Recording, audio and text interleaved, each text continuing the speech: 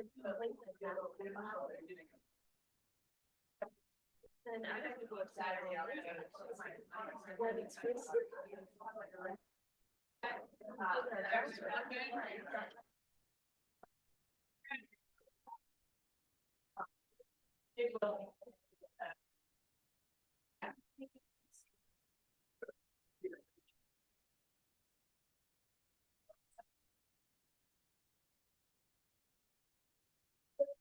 There. Okay. You want to sleep? I have to go to sleep. I was about 70. So.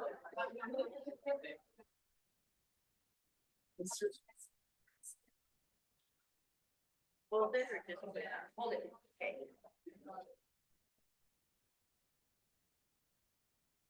Good morning, everybody.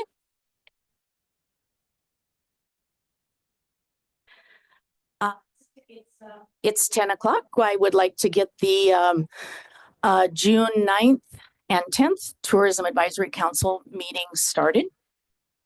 So before we begin, I have an announcement to make.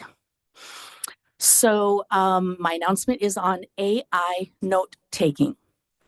The use of any AI note taking, transcription, or summarization tool is not permitted in today's meeting by any attendee, including members of the public.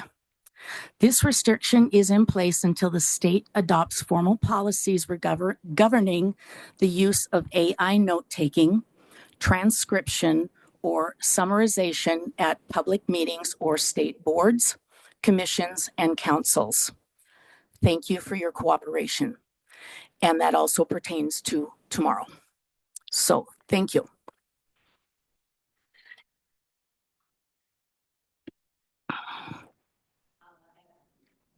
At this time, I would turn it over to Jenny with the Department of Commerce for her opening remarks.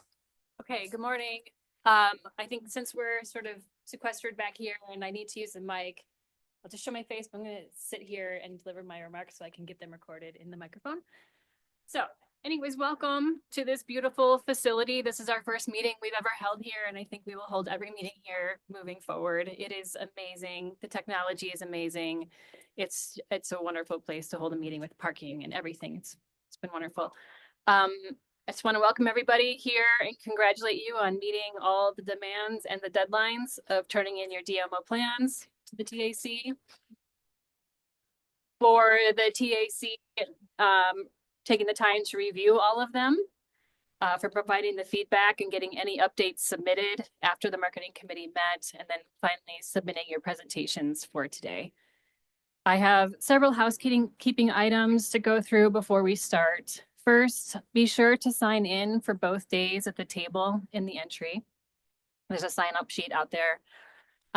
We did request in advance for people to RSVP if they were going to be attending, and we use that for our accounts for the food items.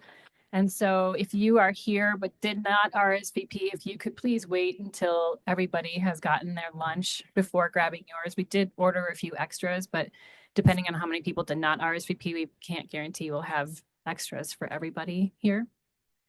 For those presenting online throughout the 2 days, you first need to remember that there's a unique link for each day. So if you are on one link today and you plan to attend tomorrow, you'll have to go to another link tomorrow. And then you will have the option to screen share your presentation on your end if you would rather have control over the switching of slides on your own. Otherwise, we've preloaded all the slides on our end and we can present them, and then you will just need to tell us when you need to advance your slides. For the TAC, make sure to turn on your mic if you're talking, and then always use the mic when you're talking, because that's how it's going to get recorded into the meeting minutes. And then when you're not talking, turn it off when you're not talking so we don't get any sort of talking over one another. It's the button on the right with the sort of human silhouette. And then for the public comment sections of this, if you do want to make public comment, we need you to speak into the mic as well, and be sure to state your name for the record. Okay, so good news, during this busy time going into the marketing committee meetings and then this meeting, we were able to bring a new employee on board. And so I'm pleased to introduce Dave to you today in the industry coordination and compliance position. And this position's been vacant since August. So I'm very happy to have Dave here, and I'm going to ask him to say a few words about himself. Oh, Stan. Good morning. I'm Dave Kelly. I guess I was asked to say just a little bit about me. I am from Montana. I grew up in Choteau. After high school, I joined the military, and they sent me during Desert Storm. I was stationed at Fort Jarusi in Waikiki Beach, Hawaii. So people never feel sorry for me, and I don't know why. Because it's a armed forces recreation center in Waikiki. It's a hotel, so it was actually very nice duty. We just had to worry about not getting sunburned. So I did serve 20 years in the military. After active duty in the Guard, I ended up back in the Montana Guard. And after I retired, I've been with the state. I did work in Alaska for the feds for a while, and then I needed to get back to Montana. So the last year I've been with housing. I do live in Helena currently. I've got 5 grown kids and 6 grandkids, which, are the benefit of having kids. So I'm excited to be here and look forward to meeting all of you. Thank you.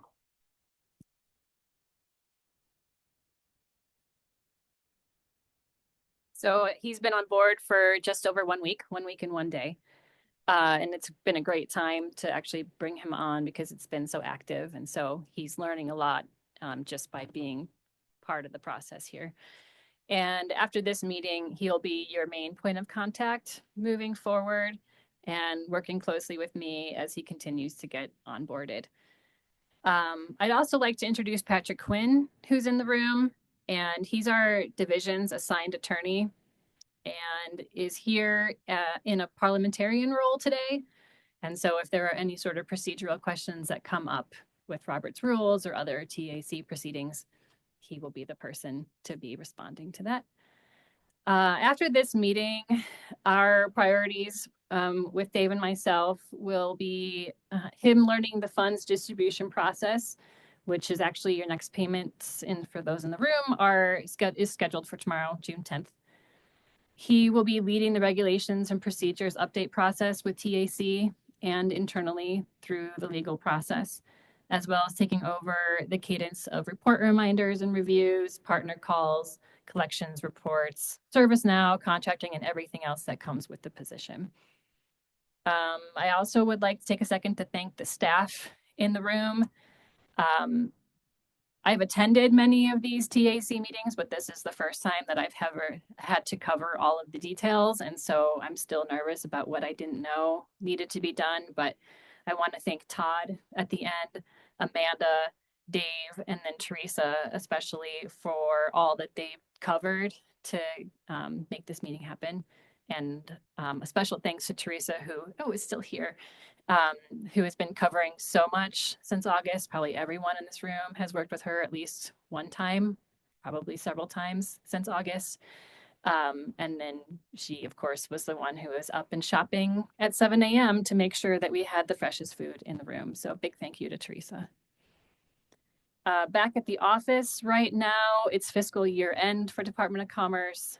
With that, we've completed all of our grant cycles for the fiscal year, which included the Tourism Development Grant, the Economic Impact and Destination Event Grant, the Agritourism Grant, the Rural Tourism Asset Grant, Tourism Development Enhancement Revolving Loan Fund, which was previously called the Pilot Program, but it's no longer a pilot, and then the Big Sky Film Grants. We also completed this year's Made in Montana trade show and are busy planning the September Governor's Conference, which will be based out of Great Falls with immersive experiences around the area. We're also gearing up at the leadership level for all of Department of Commerce to go on what we're calling a road show, and that's taking presentations on what Commerce does out around the state and presenting to legislators now that the primaries are completed. So I will be alerting you if we're going to be in your area, but just to give everybody a quick heads up on the dates that will be around the state, and to be clear that the purpose of this is for us to engage legislators on our work, and not to recruit a bunch of businesses or other stakeholders, because the audience is the legislators. If stakeholders do show up, they will not have a speaking role. It'll be more of just a support, camaraderie, chatting after the presentations are done. So June 16th and 17th will be in Havre and Lewistown. The 8th will be in Great Falls, or July 8th will be in Great Falls, July 9th will be in Butte, July 15th, Billings, July 16th in Bozeman, July 28th in Kalispell, July 29th in Missoula, August 11th in Wolf Point, August 12th in Glendive, and August 25th in Helena. So that will be a busy travel schedule. Finally, reminders to the TAC members and DMOs. Since we last met, we have held several trainings, including procurement, travel expense forms, which will be relevant for TAC after this meeting, Robert's Rules, Public Meeting Law, and TAC Authority for the Tourism Advisory Council members, ServiceNow training for the Tourism Advisory Council, Marketing Plan Evaluation Process training for the TAC, and all of these recordings have been shared out. And so if you have questions about those and you have not had a chance to watch the recordings, make sure that you do watch those recordings. And then coming up, we will be scheduling, it'll come from Dave's email actually, a training for June 24th, 10 o'clock, for Eide Bailly to provide a walkthrough of the Schedule A worksheet, which was the balance sheet that was included with each of the DMO's AUP reports this year. And this will be a training in preparation for the FY26 AUP process, which will get underway at the top of FY27. So come the change into the new calendar year. And the plan with those is to have at least 15 of those AUPs completed in advance of the October meeting. So a minimum of 15, hopefully even more. So it'll be an earlier process than it was last year with the delays that we had with getting them contracted. And that's it for my updates. Thanks, Jenny. I want to welcome Dave. I think everybody in the room wants to welcome Dave, and also thank Commerce for all your hard work and the team. Thank you very much. So, and I'd also like to welcome it.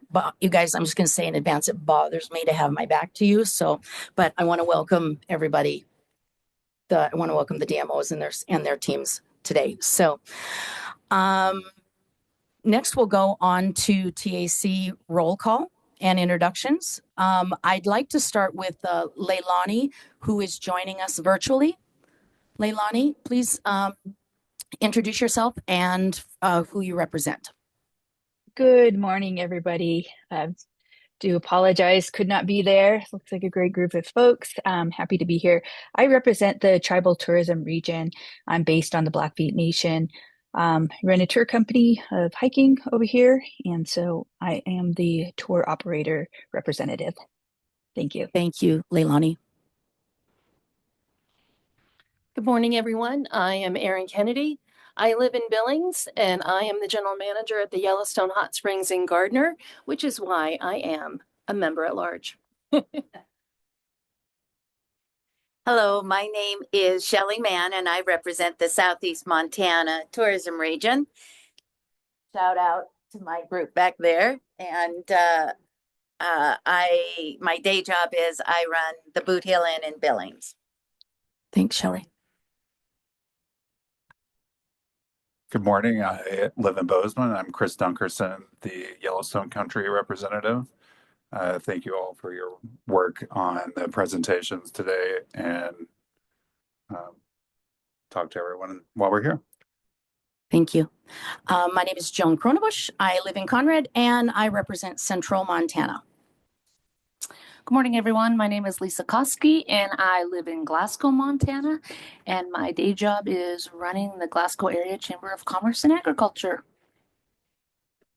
Good morning. My name is Brooke Yerb. I'm from Dillon and I represent the Southwest Montana region. My husband and I own and operate a cow-calf and yearling operation in Beaverhead County. Good morning, everybody. I'm the newest representative. I am the tribal government representative.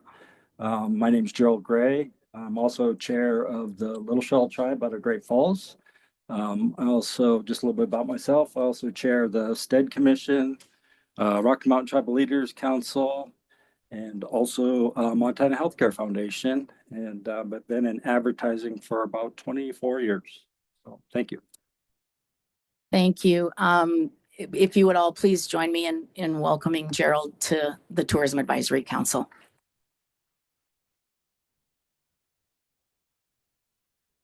Next, we'll move on to the meeting minutes from the February 18th, 2026 meeting. I'm hoping everyone has had a chance to review those minutes. I do trust that you did. At this point, before we take action on approving those minutes, I would like to open this up for public comment regarding the meeting minutes of the February 18th TAC meeting. Are there any public comments at this time?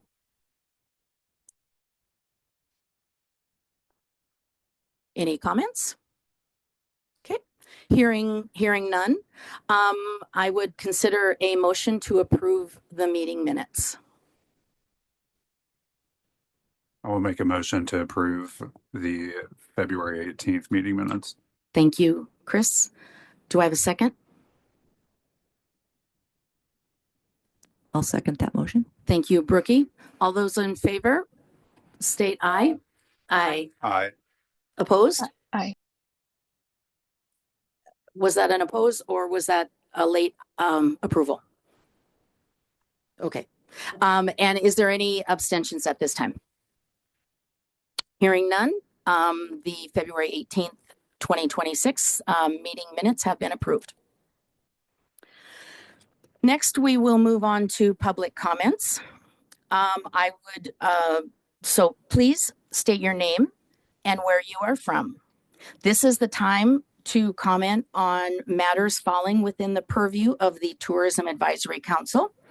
There will be an opportunity for public comment on each action item in the agenda as we go forth. So at this point, any public comments?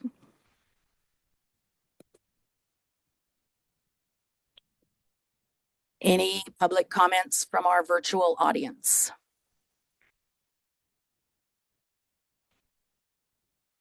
Yep. Hearing none, I have a public comment.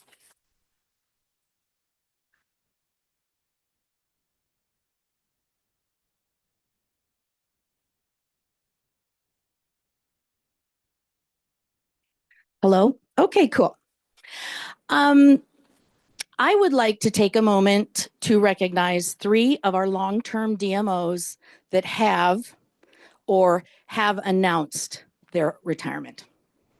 Sarah Bannon dedicated nearly 28 years to serving and promoting her region, operating the tourism office out of Deer Lodge, Montana. Throughout her remarkable career, she guided her organization through many changes, including its evolution from Gold West Country to Southwest Montana Tourism, and ultimately Visit Southwest Montana.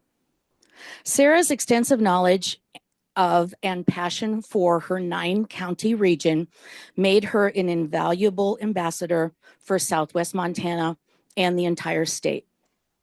Following her retirement last July, we want to express our sincere gratitude for her years of dedication and service, leadership, and enthusiasm in showcasing Montana and the visitors from around the world.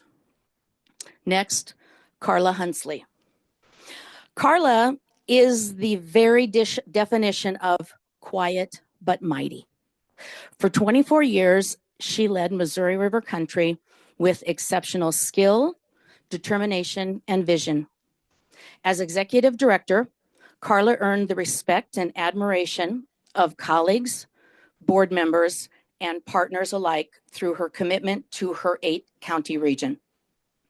Known for maximizing every resource, she consistently achieved extraordinary results with stretching every tourism dollar in her budget. Her leadership was instrumental in bringing initiatives such as Dark Skies, Talking Trails, and Beyond the 49th Parallel to life. These are just a few examples from a long list of accomplishments. Carla, we thank you for your outstanding contribution, dedication, and lasting impact. We wish you a restful retirement and plenty of great fishing adventures.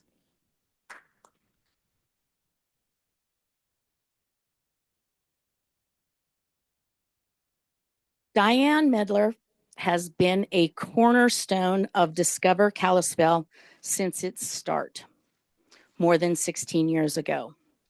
Her leadership, vision, and collaborative spirit have helped shape the success and growth of Flathead.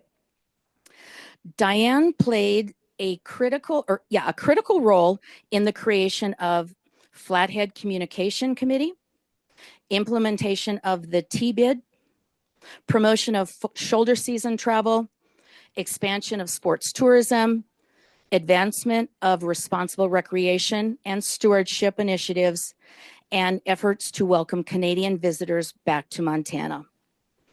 Beyond her local impact, she has been a respected leader and advocate through the Montana Travel Association and Tourism Matters to Montana. Diane, we thank you for your steadfast service, your passion for Montana tourism, and lasting legacy you leave for Kalispell, the Flathead Valley, and our entire state. And a gentle reminder, there is a Glacier Country seat open on TAC. So please join me in thanking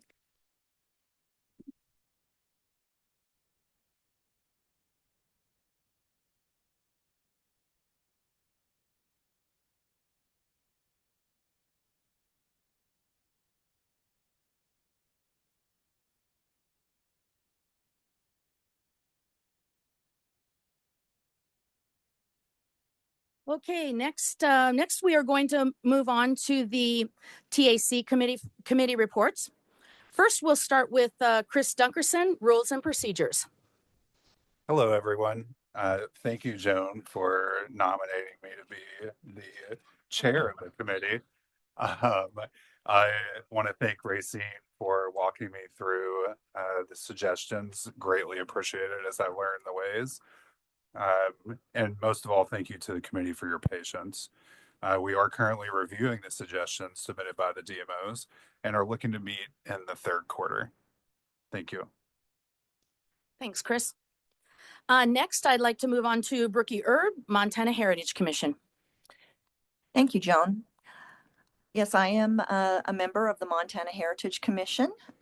We met June 5th last week, and our next meeting will be September 11th. An update on our new executive director, Joe Stasko. Joe was formerly from Pennsylvania. He's doing a great job and making a lot of progress over there.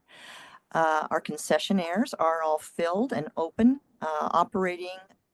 operational this week. The Opera House is open as well, and they are being run by the University of Montana Western this year. We have updated Reader's Alley, the venue rental for weddings, etc. Let's see, what else can I tell you? Oh, Stonewall Hall.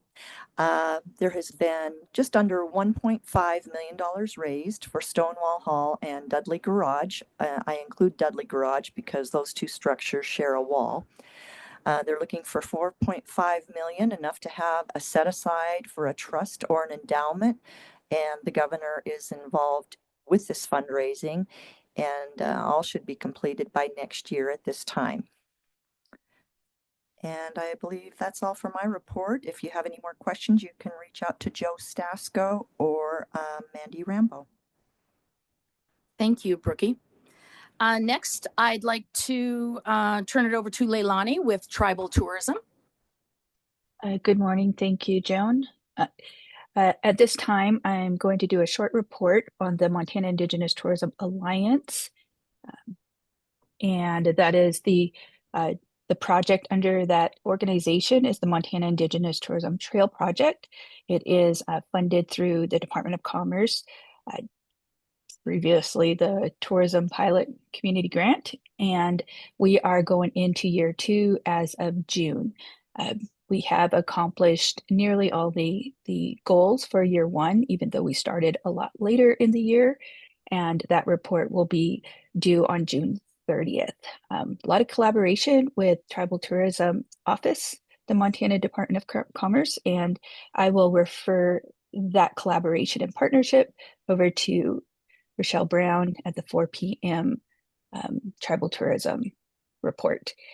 I also wanted to add anything if Gerald had anything from the SPED as far as a tribal tourism report. If not, that's all I have. Thank you. Thank you, Leilani. Gerald is shaking his head no.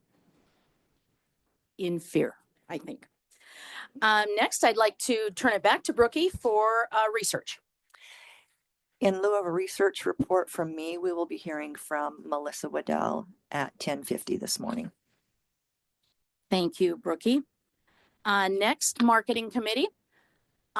We are going to review 2 audits, Glendive and Yellowstone. And before we do that, I would like to thank the Marketing Committee, Leilani and Aaron, and myself. We've worked, we had a lot of work this year. So I don't think any of us expected quite this much, but we did it. We got through it. So do we have Bailey on? Okay. Well, it'll be me. Oh, I'm sorry.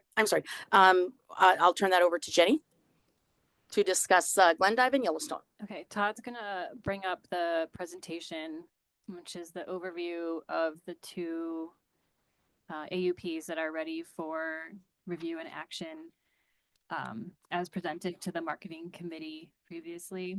And Jill Marasco and Paul Kane are our 2 leads from Eide Bailly in these reports.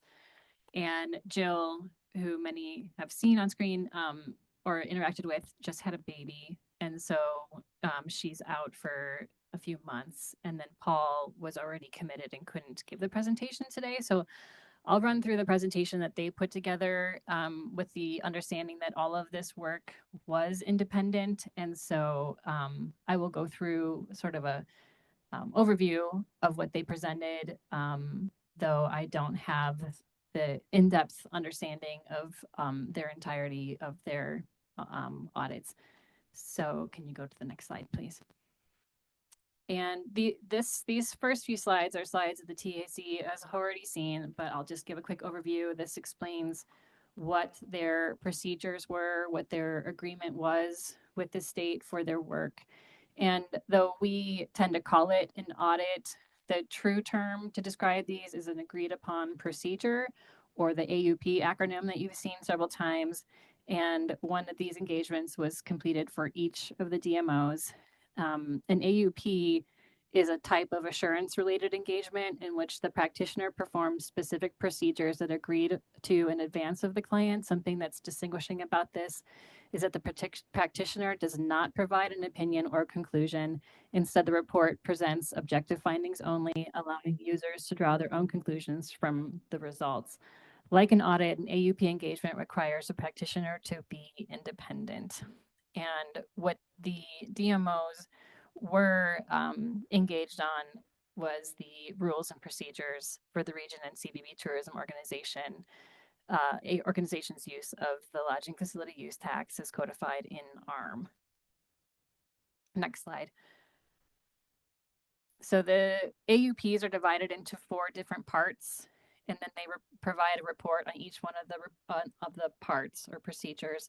One part was to review expenditures, And there's a list A through D there of what specifically that they were looking for that is directly tied to the regulations.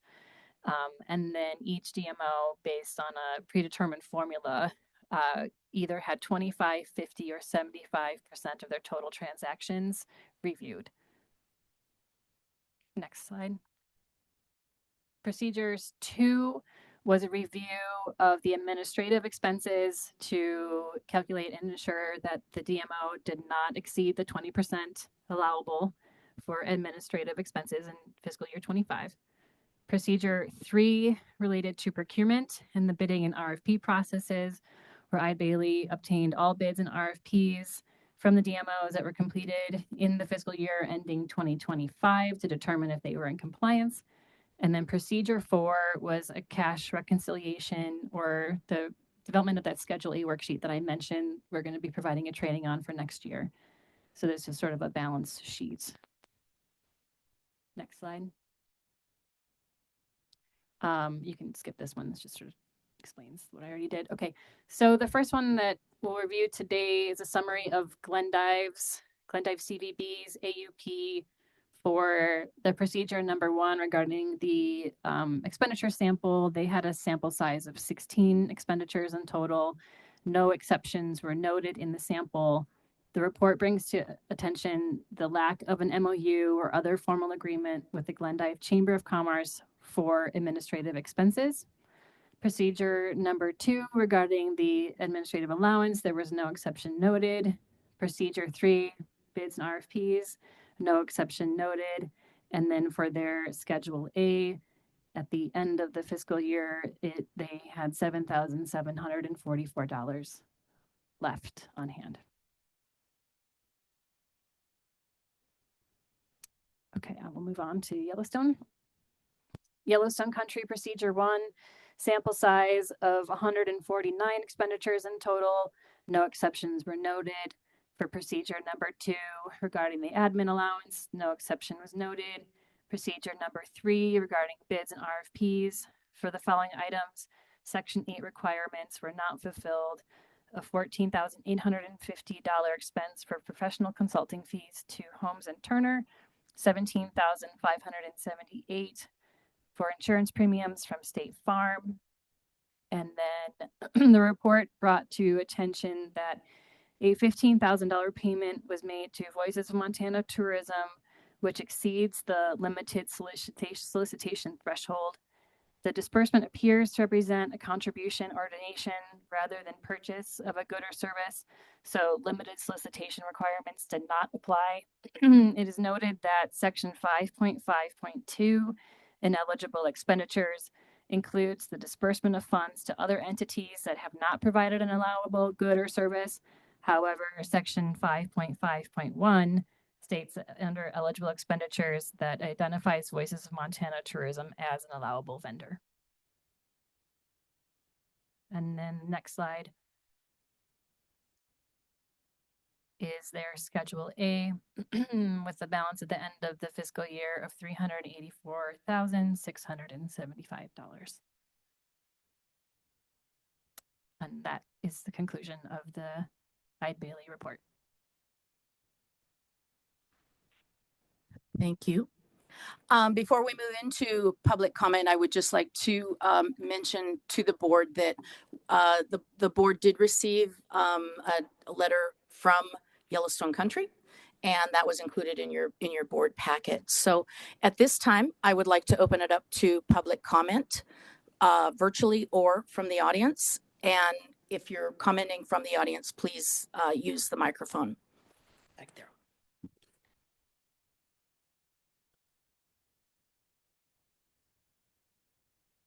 Pardon me?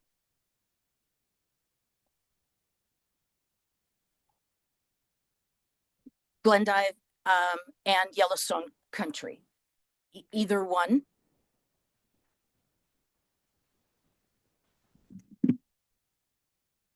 I'm Robin Hoover, Executive Director for Montana's Yellowstone Country Tourism Region. And as Joan alluded to, the council did receive a letter with my comments regarding the findings of the AUP. And I did orally provide comments in last week's marketing committee meeting. I'm not sure if I need to reiterate those. I did cover them in the comments in my letter as well. But happy to answer any questions the council may have regarding those. So, thank you. Thank you, Robin. Glendive? Or any other members of the public for public comment?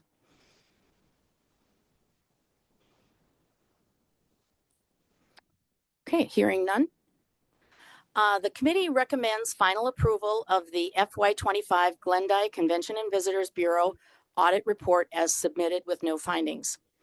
The committee recommends final approval of the FY25 Yellowstone Country Tourism Region audit report as submitted, with TAC follow-up action in accordance with regulations and procedures for Region's CVB tourism organization. Use of lodging facility use tax as adopted by Administrative Rules Montana 8.19.101. As stated in Section 12, action for noncompliance, a letter from the council chair will be issued to the organization and their president chair noting the findings related to guidelines Section 8, bidding and request for proposal process. May I have a motion from the chair or from the council? So moved. Thank you, Shelley. Do I have a second? I second. Thank you, Erin. All those in favor, say aye. Aye. Aye. Opposed, same sign. Any abstentions? The hearing none, the Glendive Convention and Visitor Bureau audit and the Yellowstone Country Tourism Region FY25 audits have been approved. Thank you.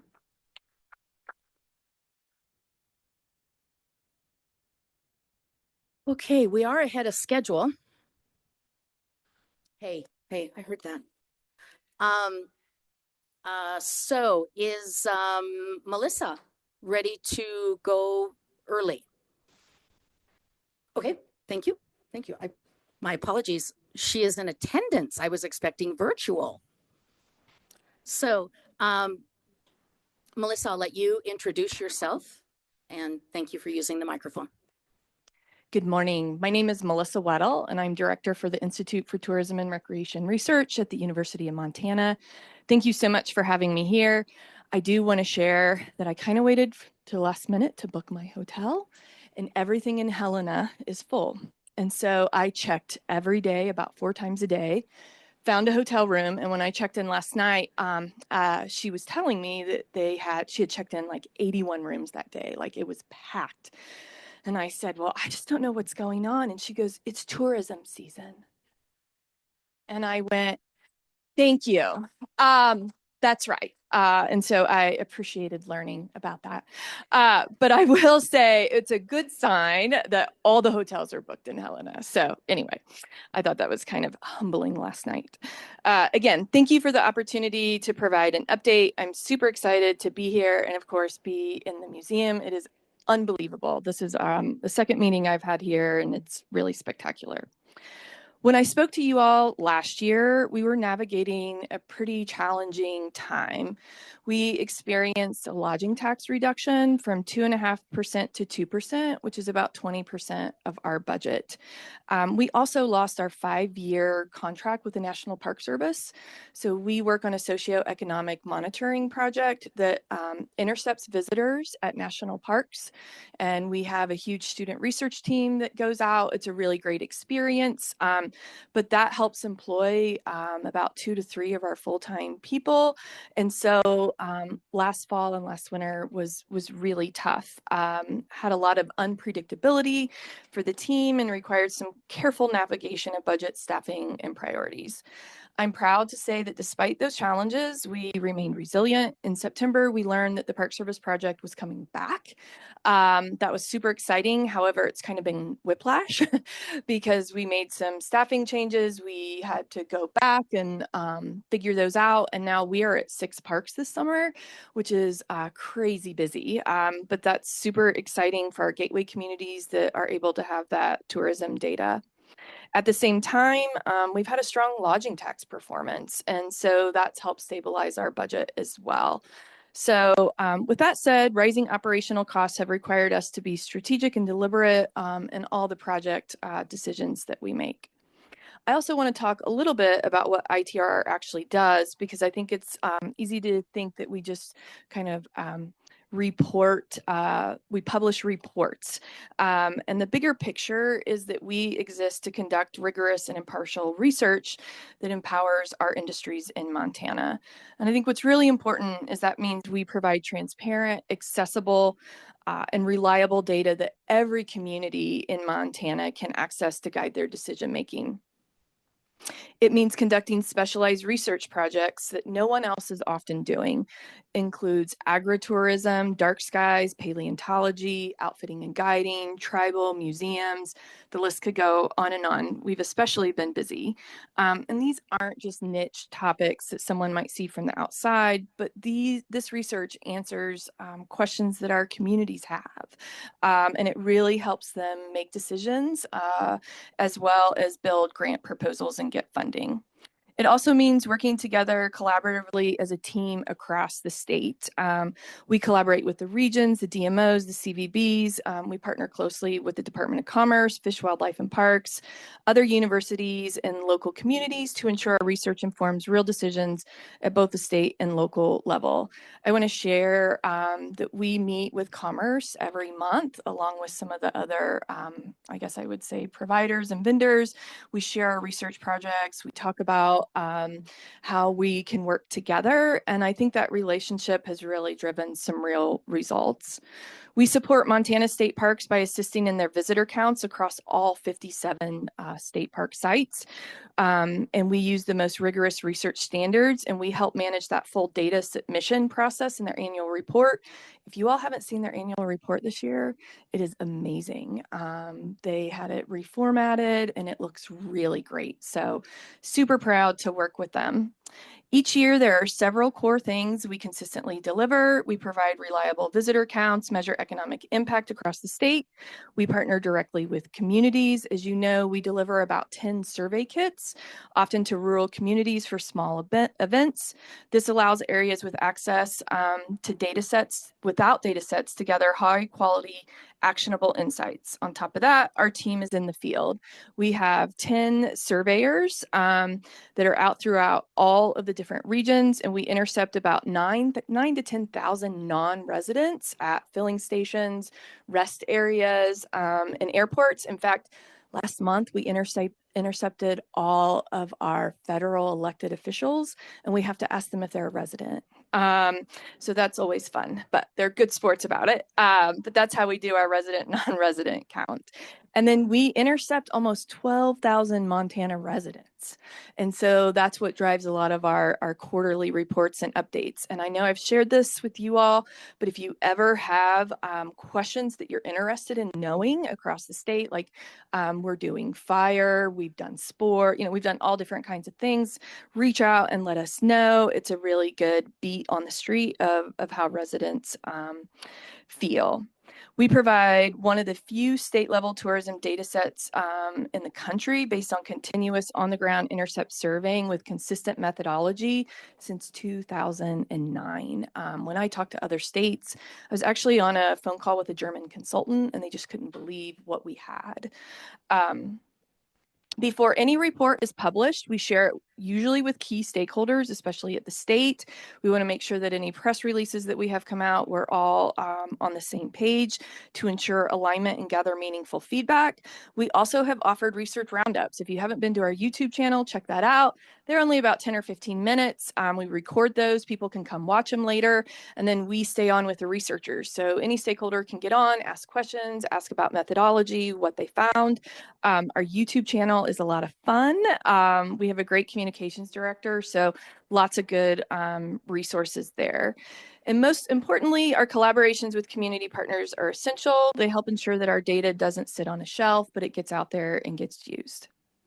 As you all know, Montana is one of the most geographically expansive and sparsely populated states in the Union, and its communities vary enormously in resources, capacity, and access to information. And so what I really want to bring to the table is that we also provide data equity. This is the principle that every Montana community, regardless of size or budget, should have access to high quality, locally relevant visitor and recreation data to support planning, investment, and economic development. And I'm proud that ITRR makes its research reports, county level visitor spending estimates, non-resident traveler profiles publicly available at no cost, ensuring that anywhere from a small tribal tourism office or rural gateway town has the same foundational information. And this is something I think that we should all really be proud of in this room. In addition, being at a university, it means building the next generation. We're able to bring in university researchers, graduate students, train people in methods, and leave the field stronger than we found it. And so over this past year, we have been highly productive. We have had more than 42,000 of our reports downloaded. And that's pretty phenomenal. Some of that is also the way AI searches, although unfortunately the university sometimes blocks that. So we're kind of working around that, but we're starting to see like major downloads. We have launched a new faster data dashboard to improve access and usability. But along with that, we are beginning the development of a new independent website off the university server. You may know, as you work with the university, we can only provide the format and the template that they do, and they build it for students. And according to them, students like to scroll, and our stakeholders do not like to scroll, and I do not like to scroll. So we're pulling it off. We're creating a different website, and it will also have some chat features that the goal is you'll be able to ask it any question you want, and it'll just go to our dashboard and pull the data, and you don't have to go to the dashboard. So we're working on making that much more accessible. We have published over 20 reports in this last year, including quarterly updates on tourism trends and resident sentiment. We have also graduated 2 graduate students. I just want to say that always feels like a big feat. I love them, but 2-year master students go through really fast and have to mature fast. And it's great to see them go on and work in the field. And we'll have at least 20 undergraduate students working in our shop. And that makes it a really fun place to work. Some of our most impactful work continues to come through the Montana Tourism Development Grant Program. We're proud that we've helped implement measurement tools to help communities better understand their visitors, residents, and infrastructure needs over time. These tools are consistent evaluation of impacts and help demonstrate the value of the grant investments to stakeholders. We continue to participate in the Bureau of Business Economic Tour across the state. You all know I fondly refer to that as the Bieber Tour. It makes me feel important, but this is where we connect with thousands of Montanans and highlight the importance of tourism and outdoor recreation industries. I'm especially proud to say that I made it through this past year's sales tax discussion, which was not an easy feat. I was relatively nervous going into that, and there was no ice on any of the highways. That felt like a blessing. We also reached more than 600 professionals through webinars, outdoor recreation summits, bringing people together to discuss shared challenges, collaborate, and identify practical solutions. And then I think there's the work that never shows up. It doesn't show up in the reports, the download, all the numbers, but we get hundreds of calls, right? Each year from community members, planners, grant writers, FEMA, managers who need help understanding what the data means for their community. These conversations about infrastructure decisions, risk assessments, visitor management, economic planning, this is really some of the most important work that we do. And throughout our outreach efforts, including presentations with Bieber, webinars, and events, we continue to engage thousands of Montanans each year with actionable tourism and recreation insights. I'm almost there. I want to also mention that it's an exciting time at the University of Montana. BBER has welcomed a new director. That's been a fun transition. The university also has a new president. He comes from student affairs. It's very exciting. And the College of Forestry has a new dean. She's internal. She's worked with ITRR, and she's really supportive of our work. So I think enrollment is also on the rise, and our students are more remarkable than ever. That's one of the things I've noticed since I've come here, how much I enjoy the students actually at all the universities we work with. So looking ahead, this coming year marks something really significant. We are celebrating our 40th year. We have some things happening. We are going to produce a kind of big report that will be done hopefully in August, and we're going to send that all to all the legislators at their home office. We also have a new infographic, hot off the press. I brought some out there. We can mail more to you. Based on some feedback, we did a bigger fold out, and then it will be also inserted in kind of the annual report, and so people can pull that out. I want to personally thank all the people that came before me that created this legacy. And so we will continue to refine our reports to make them useful for the communities we serve, continue to show up for the calls, the surveys, and the conversations and the partnerships. I want to personally thank you all for being here, for supporting us. I think our relationships have continued to develop over time. I have gotten more comfortable in my role. It's a pretty dynamic role. I work with a lot of different people and organizations. I'm also really grateful for the ITRR team, right? They are phenomenal. They really care, and they're out in the community. I want you to grab some of these, continue to share your feedback, and reach out. And I look forward to celebrating our 40th year with you next year. So thank you.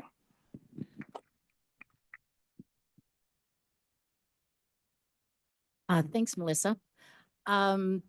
Anyone from the council have questions or comments for Melissa? Well, I do. Shocker.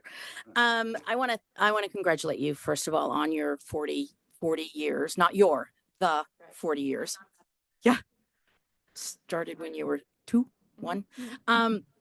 But I think every year I have said to you that while fueling up at the Conrad Town Pump, I get asked for the survey, and it is the highlight of my summer. I take a selfie and post it on Facebook, and I tag you guys. So I am looking forward to that survey, resident survey, again this summer. So, but thank you for all you do, you and your organization. Thank you. I really appreciate it. Yes.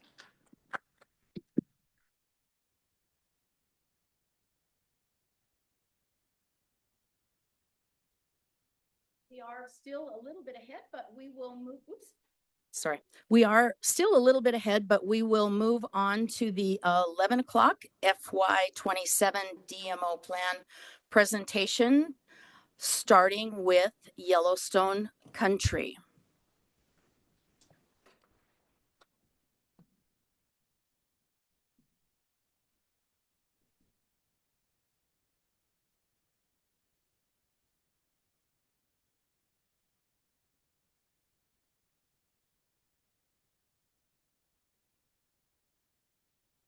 Hi, everyone. My name is Callie Gillette. I'm the Assistant Director for Yellowstone Country, and it's nice to see everyone here in person. I'll jump right into our FY27 priorities.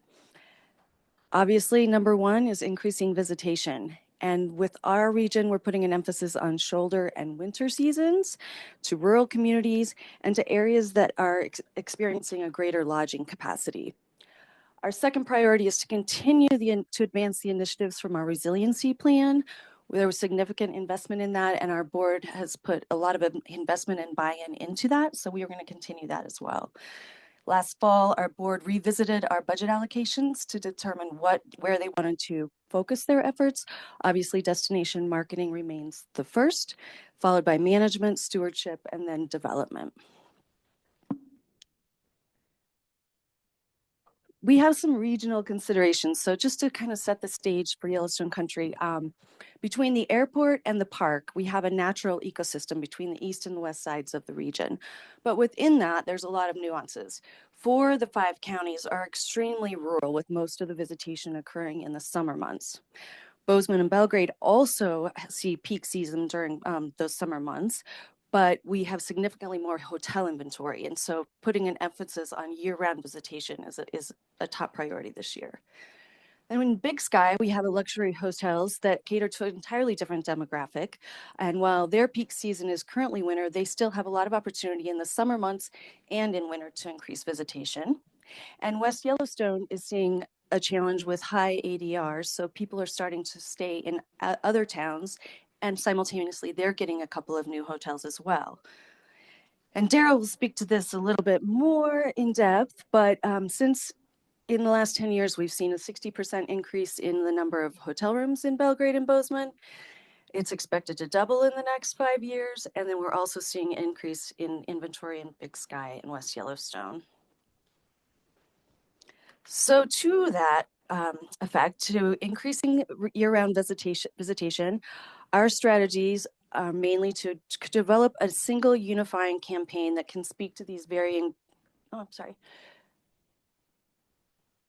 demographics, interests, and geographic areas, increase our awareness and visitation through paid, earned media, social media, newsletter promotion, and in-market activations across various interests and motivations, promote our new arts and culture audio trail product. Our region has a significantly rich arts and cultural aspect, and our board has been working for the past couple of years with our agency Windfall to develop a new product that is an audio trail. So as you go around and tour our region, you can listen to the actual recordings from artists and cultural centers that explain what you're seeing.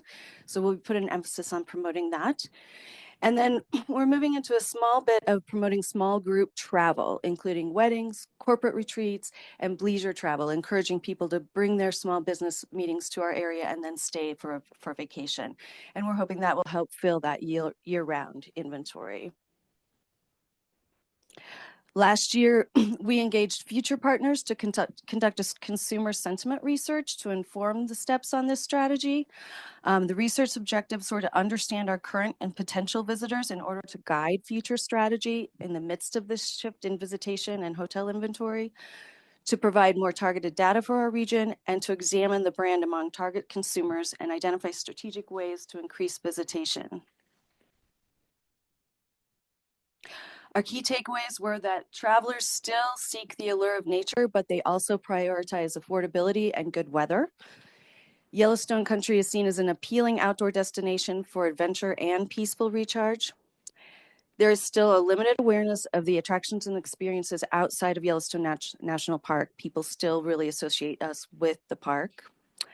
The biggest deterrents to visitation are distance and accessibility, perceived high costs such as airfare, accommodations, and concerns about crowding and saturation. Our top competitors include high-profile upscale mountain destinations and other national park adjacent destinations. Warmer months dominate, but shoulder seasons are highly appealing. However, winter trip considerations still remains low, except from a small segment of cold weather travelers. First-hand referrals are the main inspiration for visitation, and that is strongly supported by digital channels such as online search and social media. So as such, at the beginning of the year, our board greenlit the development of a new campaign that we're working with our agency Windfall in developing. You get a little teaser of it, although it's still in development. But this campaign will resonate with all audiences and promote all seasons, create a brand persona that supports executions customized by audience, season, demographic, or interest in activity. So we can make it work for all of these different segments. It will distinguish the region from Yellowstone National Park and promote dispersion across the region and communicate the region's dynamic of opposites.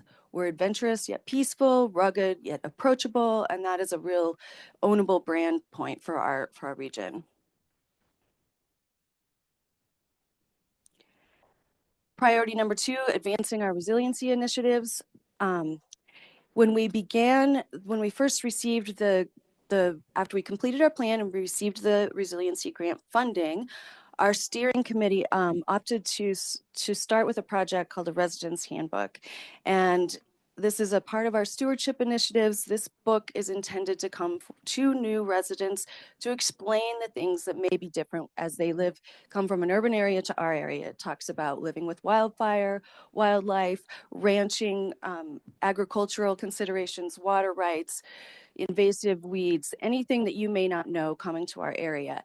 And this is an example of a really successful private-public partnership where we had environmental groups, planning departments, our own board members all come together. We had lots of meetings together, tremendous amount of content that we then passed off to Windfall that did an exceptional job of making it readable, digestible, interesting, designed it beautifully. And this is being distributed through some of those environmental groups at their tabling efforts, through title companies, the Gallatin County Planning Department, the City of Red Lodge. It's being embraced across across the region. So our next endeavor is to put this online so it's accessible to anyone. And then we can possibly take that content and put it into other uses such as videos or social media campaigns and such. And then we'll take these products and use them to collaborate on ongoing education and outreach goals with our communities and residents. I even had a hotelier ask me for some extra copies so he could train his staff, which was great. And then finally, I passed on, sorry. Our last focus will be, we've had a number of our CVB directors ask us to develop a multifaceted frontline training program to help facilitate the knowledge of our area and guide visitors through as they travel through our region. And so we're going to be working on starting the development of this program this fiscal year, and then also broaden our education and information resources to help build awareness around tourism and travel jobs. Robin and I have been working with the MSU Management Hospitality Steering Committee, and it's been really interesting to talk with the students and see what their interests are and teach them about the opportunities in tourism to start building that up. So that's all I have. Does anyone have any questions?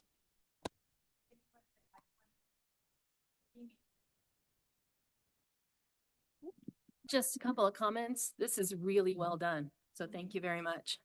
And then I guess the word didn't get out that winter came in April this year. No. Go ahead, Shelley. I was going to say the same thing Erin said about this. This is fantastic. Just perusing it quickly, it could be laid down anywhere in Montana and be applicable. So very well done. Very well thought out. Thank you for your focus on rural tourism. Thank you for that, and many of the other regions and DMOs that are focusing on that. But found it very interesting. I'd be interested to see what the takeaway of the tourist that is considering good weather. What do they consider good weather? But so that'll be interesting to read. But just a note, I am not one of your cold weather tourists. And then it'll be interesting to watch your hospitality training program. So that's going to be interesting to see unfold. Any other comments from the council? Yes, I'd just like to say I've lived in Montana 60 years and spent my life making a living in agriculture, and I am going to use this as a reference manual. Thank you. It's very helpful and very well done. Thank you. I'm sorry. I was just going to say, agree with everyone. Great job. Well done. the passion is very obvious from everyone in Yellowstone country, and really enjoyed reading all of it. Thank you. Any other comments? I just have one comment. The marketing campaign, that's really creative. I'm really impressive. I like that. That all goes to Windfall. Yeah, very good. Very catchy. Okay, now I believe we're done. Thank you very much, Kelly. Next up, Visit Big Sky. And while we're queuing that up, just want to make a comment that West Yellowstone presentation will be moved until tomorrow, the last set of presentations tomorrow.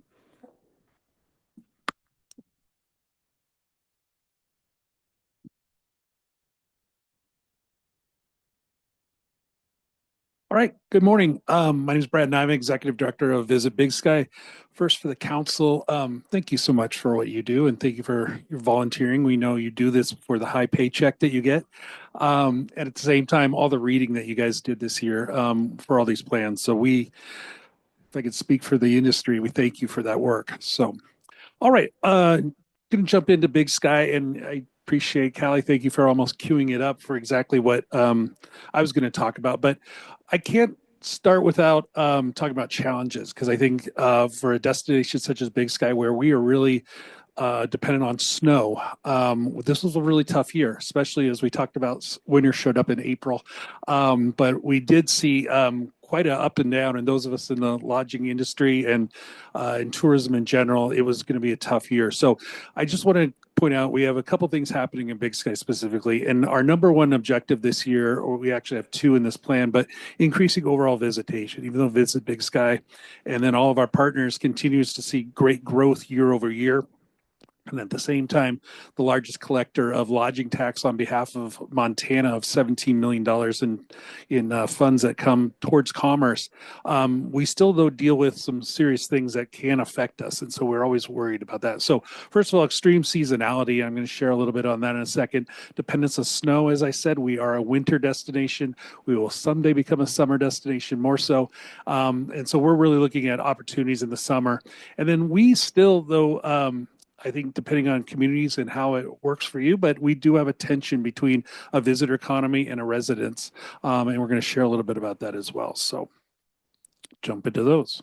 So first of all, I like to call this the Big Sky roller coaster.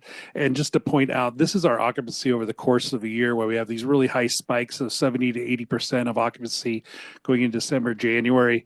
And then March is strong. And then we just see that big on slide all the way down into April and May, where we bottom out, climbs back up into the summer, July and August. And then we see that big drop again in October, November. So this is the roller coaster that we constantly are working on in Big Sky. We wish we could get visitors to come in October, November, but when you don't have snow, you have some inclement weather. And then right now we still battle with the fact that a lot of restaurants and retailers actually close for 3 to 4 weeks. It makes it very hard to kind of kickstart the economy when we have those ups and downs that happen within our community. We see that improving over time. But now this year, one of the challenges we ran into was snow. And so we've been joking a little bit that we were best of the worst in the Mountain West. Now that's an odd term. We don't normally use that, the best of the worst, but I think in this audience, in this group, you kind of get it. This was actually a picture on social media for Park City, that those are skis that you see, a little yellow ski. People are riding the chairlift over dirt. Thankfully, that did not happen in Montana this year. We did have snow. We did not have as much as we wanted. My first powder day where I had snow breaking above my knee was it was April 6th. So it took quite a while for our snow to show up, but it did happen. But this is a huge kind of eye-opening experience for all of us in the winter market, that this is a threat to our industry for foreseeable future. We see warmer conditions. We see El Nino effects even escalated more. So this is a concern. As I mentioned, again, as an economic driver in Montana tourism, if we don't have snow in Big Sky, it could be a real issue. Now, the community itself, though, is working a lot behind the scenes. Specifically, a couple of our larger partners are investing in bigger and bigger snowmaking conditions, things like that. We are getting some rave reviews or some more accolades, specifically that we're actually using effluent out of our water sewer plant to actually make snow, which is a really unique model that's being showcased around the country right now. So. All right. So when we talk about how's Big Sky faring across the board, across the industry, this is actually a comp set. There's a middle line right there. That's kind of where we are, where winter ends and summer begins. And I just want to point out the red line is Big Sky. The other greens, the top green line is Aspen. Number 2 is Vail. Then it goes into Breckenridge, Tahoe, Jackson Hole. And so as a whole, this last winter, Big Sky outperformed the whole comp set within the Midwest or in the Mountain West. So we did very good. But when you look though into the summer months of April on, this is a huge opportunity for us to have some growth in our visitation. So we are still, as I said in the beginning, a winter destination. We would love to work and focus on a summer destination, and there's lots of opportunity there. But Vail, Aspen, Jackson Hole all see higher visitation in the summer months than they do in the winter months. Big Sky just isn't there yet, but soon we will be. It's just going to continue to be a challenge for us. We, of course, are marketing behind that, but really where we have a challenge is a lack of hotel rooms. Where I see Bozeman and Belgrade growing so much, we do add a hotel almost every year or every other year, but we just do not have the beds right now to support a bigger summer business. We also are really looking at our opportunity for a meeting and convention business that we currently do not have enough of right now. And I would argue the whole state has a deficiency in meeting and convention space. So I think there's a real opportunity there. All right. So the next thing is I mentioned, back in those challenges component, we have our challenges of winter seasonality, but we really do have some friction a little bit in regards to a community that's been a ski town for many, many years. And people are like, well, we want to stay a ski town. And there's maybe some sentiment in regards to growth. And these numbers, I just want to point out, this is our resident sentiment. This is a survey. We did this in 2023, and we just now completed it in 2026. I do want to make a call out here, though.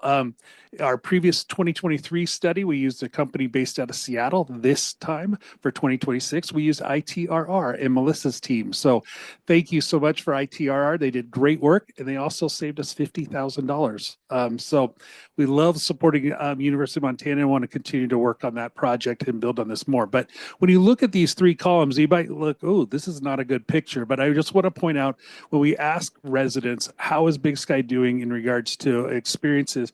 And you'll see that 41% said Big Sky is going in the wrong direction. However, 3 years ago, it was 44% said we were going in the wrong direction. So we've moved a little bit towards the positive. In the neutral section, are we like, yeah, Big Sky's doing all right? Again, it looks like 21%, but the last time we did this, 30% of those people said they didn't really have a whole lot of opinion, but we're moving forward.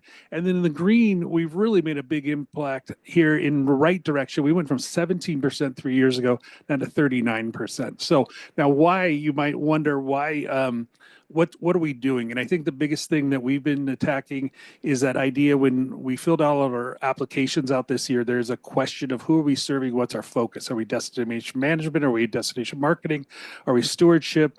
And so we've really made an effort. We are putting as much effort towards marketing to visitors, but we're also at the same time educating visitors and trying to make sure our industry is listening to our residents and making residents' opinions a priority in all the work we do. And so this we're excited. We're ecstatic that these numbers are starting to shift. So it's taken 3 years to really start making a difference, that our residents hopefully see that our tourism industry is listening and watching and making changes and trying to educate our visitors. At the same time, looking for the right visitor to come to Big Sky. So really happy with these numbers and continue to move this forward. So, all right. Next is opportunities. We can't, Big Sky does not work without an airlift. And so we're going to talk about that in just a second. Collaboration is a real role that we're really shifting more into now. And then in case it always been focused on data. So I just like to point out this map. This is the map that is produced by the Bozeman Airport every year in regards to our direct flights. And I need to, I can't say I've only been in this role 5 years, but Daryl has been really leading in this focus for years of Bozeman, leading this effort to increase our direct flight lift coming in and out of Bozeman International. But if you look at the black destinations here, these are all year-round direct flights, and then the red are all seasonal destinations, and that's how we continue to see great lift. The biggest thing is the tourism industry has really been the ones making this happen, and so we try to keep reminding our residents that, you'd like that direct flight to Nashville. Do you love that direct flight to Austin? You can thank the tourism industry. The tourism industry continues to put the money up front to generate revenue guarantees to make these flights happen. And what I really like to then point out is exactly what happens in regards to those visitors. So this is actually Visa View data. A lot of you already use this data. Number one dollar spend in Big Sky is actually Bozeman, which is not exactly our marketing target, but as you can guess, that's our workforce. So 88,000 credit cards, Visa cards were used in Big Sky. This is actually a swipe count. So this is a Visa debit card or a Visa credit card. And so that makes sense. 72% of our workforce in Big Sky commutes in every day. And so it makes sense that this is lunch. This is hopefully not a beer to drive the canyon on their way home, but this is what is happening there. But number 2, New York, then 3, Chicago, Los Angeles, Seattle, San Francisco. If you go back to these flights, guess what? Biggest flight lift right there comes right into visitor spending within the market. A great example is the second to the bottom, Washington.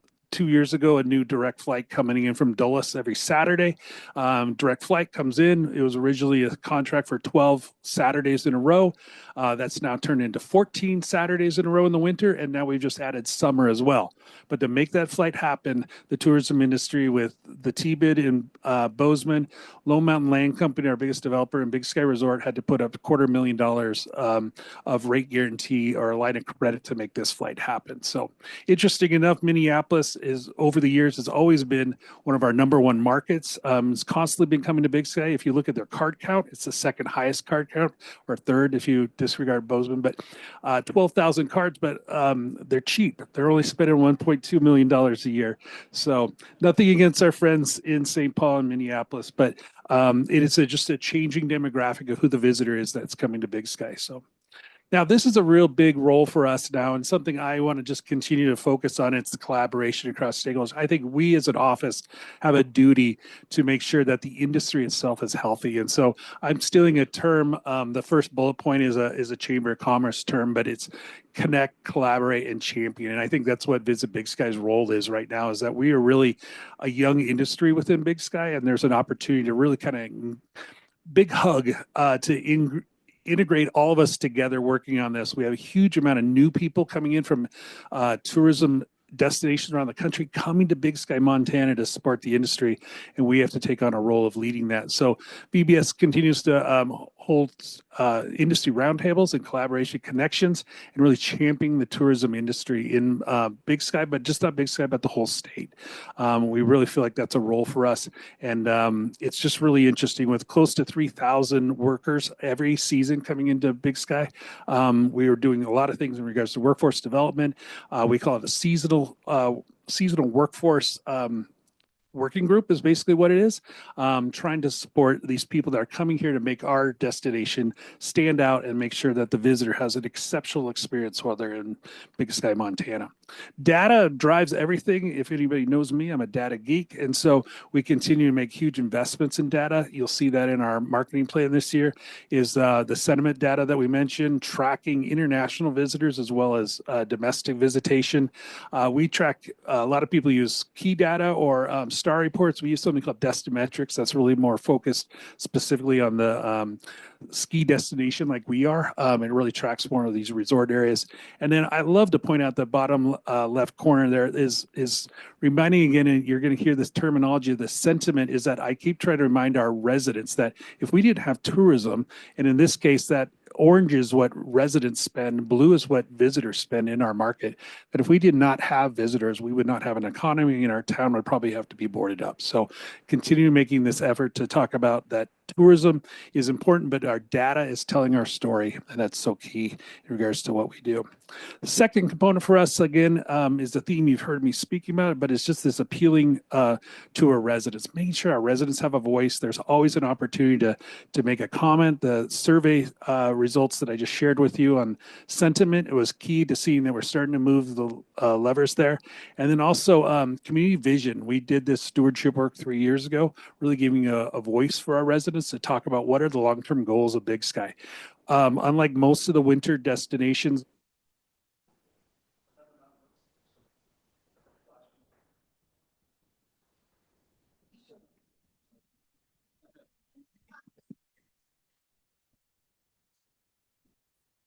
turn off Brad's mic. We'll swap it out. I'm almost done. Big thing was community vision. And I think so many different destinations in the Mountain West, where a Vail or Jackson Hole or an Aspen, those were all originally started as mining towns and then developed themselves into a tourism destination. For us, we don't have that to fall back on. And so we've always been a tourism destination, but we can also still have time to write the book or paint the picture of what we think tourism should be, but at the same time, what our community wants to be. So residents have a voice. And honestly, in my opinion, our residents have an equal voice of what our tourists have. Some may disagree with me, but making sure that our community stays livable is a key component. We are not solving that problem right now, but we are actively working, and there's always a voice in the room to make sure that the residents have a voice as much as the tourists do. So thank you very much, and I'm open to questions. Thanks, Brad. Anyone from the council have a comment, question for Brad? I'll go. Very interesting spending information. Just wondering if the, Bobcat home games had anything to do with the Bobcat spend or the Bozeman spend, but just putting that out there. But thank you. I appreciate the data.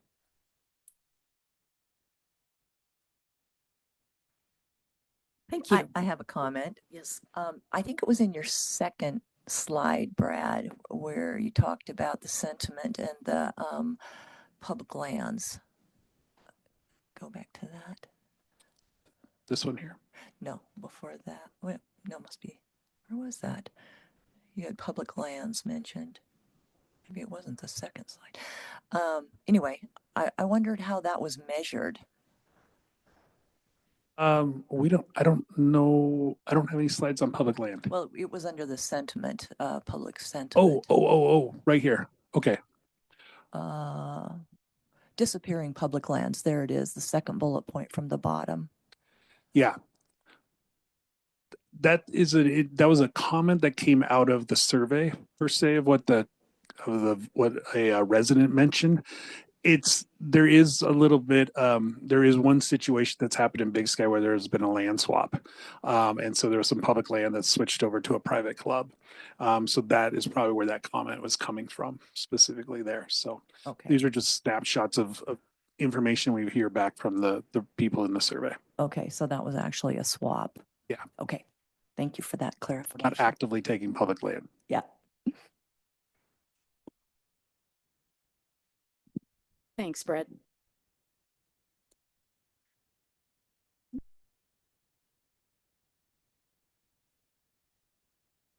Next up, we have Belgrade.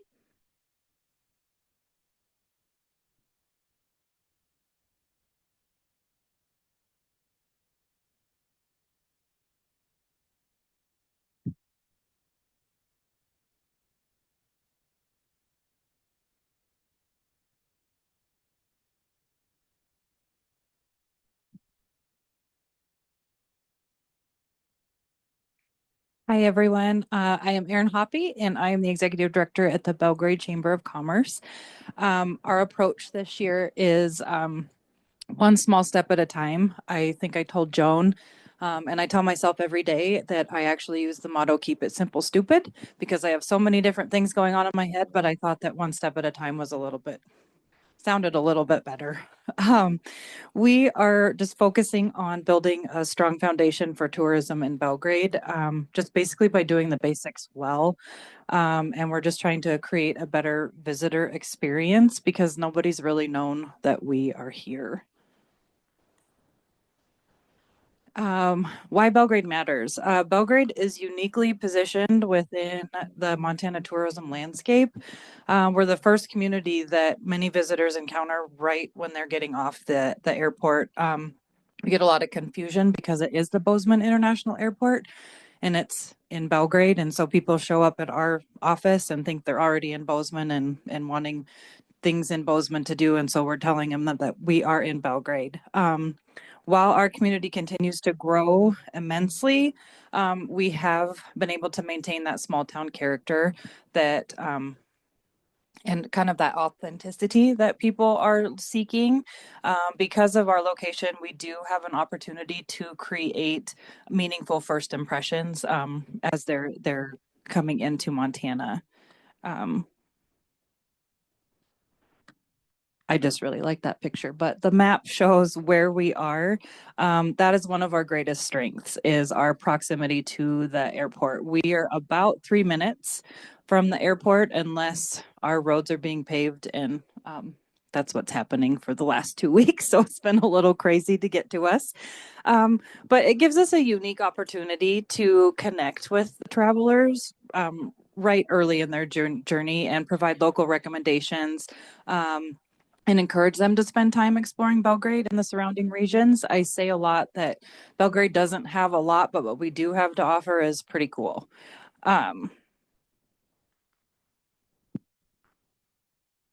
Our strategy is really straightforward. We want to build slowly and intentionally. Our focus this year is strengthening visitor experiences, supporting our local businesses, encouraging visitors to stay longer, and kind of positioning Belgrade as a base camp to exploring Yellowstone country and our entire state. Rather than trying to do everything at once, which I really enjoy doing to myself, apparently, trying to just slow things down. We're focusing on projects that are measurable, achievable, and sustainable that we can build on going from here, kind of using this year as our baseline year.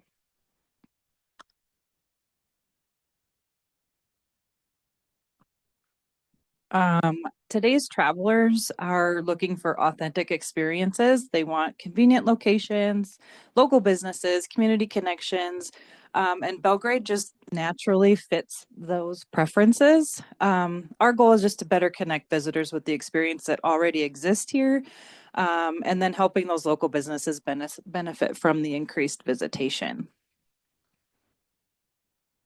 We have a new photographer this year for our website, so I've been utilizing a lot of their photography. Our first major objective in our plan is increasing awareness and visibility of Belgrade through improved wayfinding and signage. We're planning to install just strategically placed wayfinding signs near the airport corridor, near the interstate, and then getting a little bit more visible visitor sign at our information center. Hoping that we will measure that success based on, we just put up airport signs. You can see them in that last photo, and that actually increased our visitation to our center from 2024 to 2025 by 67%. So just having that signage up at the airport was a huge thing for us. We're now using door counters, guest sign-ins. I have a great visitor service representative doing visitor inquiries. We have the guest book that everybody loves to sign there. And we're just kind of hoping that we can understand who's visiting Belgrade and how we can improve their experiences from there. And then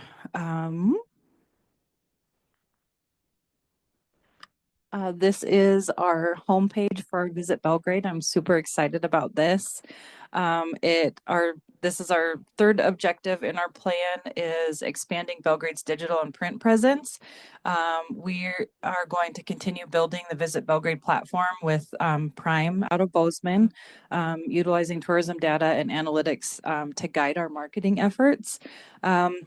And we're also developing Belgrade's first visitor travel guide with an initial goal of distributing 1,000 copies during the pilot phase. And then we'll be measuring that with our website analytics, guide distribution, and visitor engagement. Ultimately, we just want to tell Belgrade's story in a way that encourages visitors to stay longer, explore more, and then return in the future. That's all I have. Thanks, Erin. I was in your office a few months ago, and I picked up one of the Belgrade stickers. And, Yes. you know, for about 10 minutes, I gushed over it. That's awesome. I did put it on the slide just for you. Just for me, thanks. But I had to laugh at your the proximity map. I didn't see the airplane right away. I just thought I saw the Mint bar right across the street from your office. I thought that was yeah. But congratulations on your airport signage project. That's Thank you. Very, very impressive number. Thank you. Anyone else on the council have a question, comment? Just a quick question, and what a great name you have, Erin.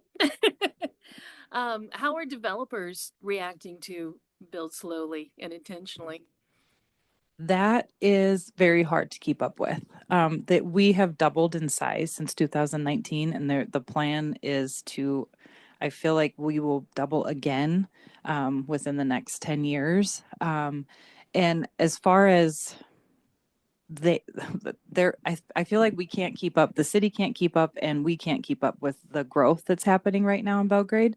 And so we are actually all collaborating and meeting just to kind of make sure that we're all on the same page and kind of keep trying to keep that small town feel, even though we're getting huge.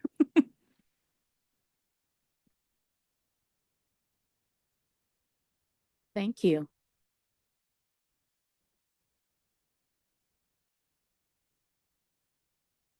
Next up, we have Bozeman.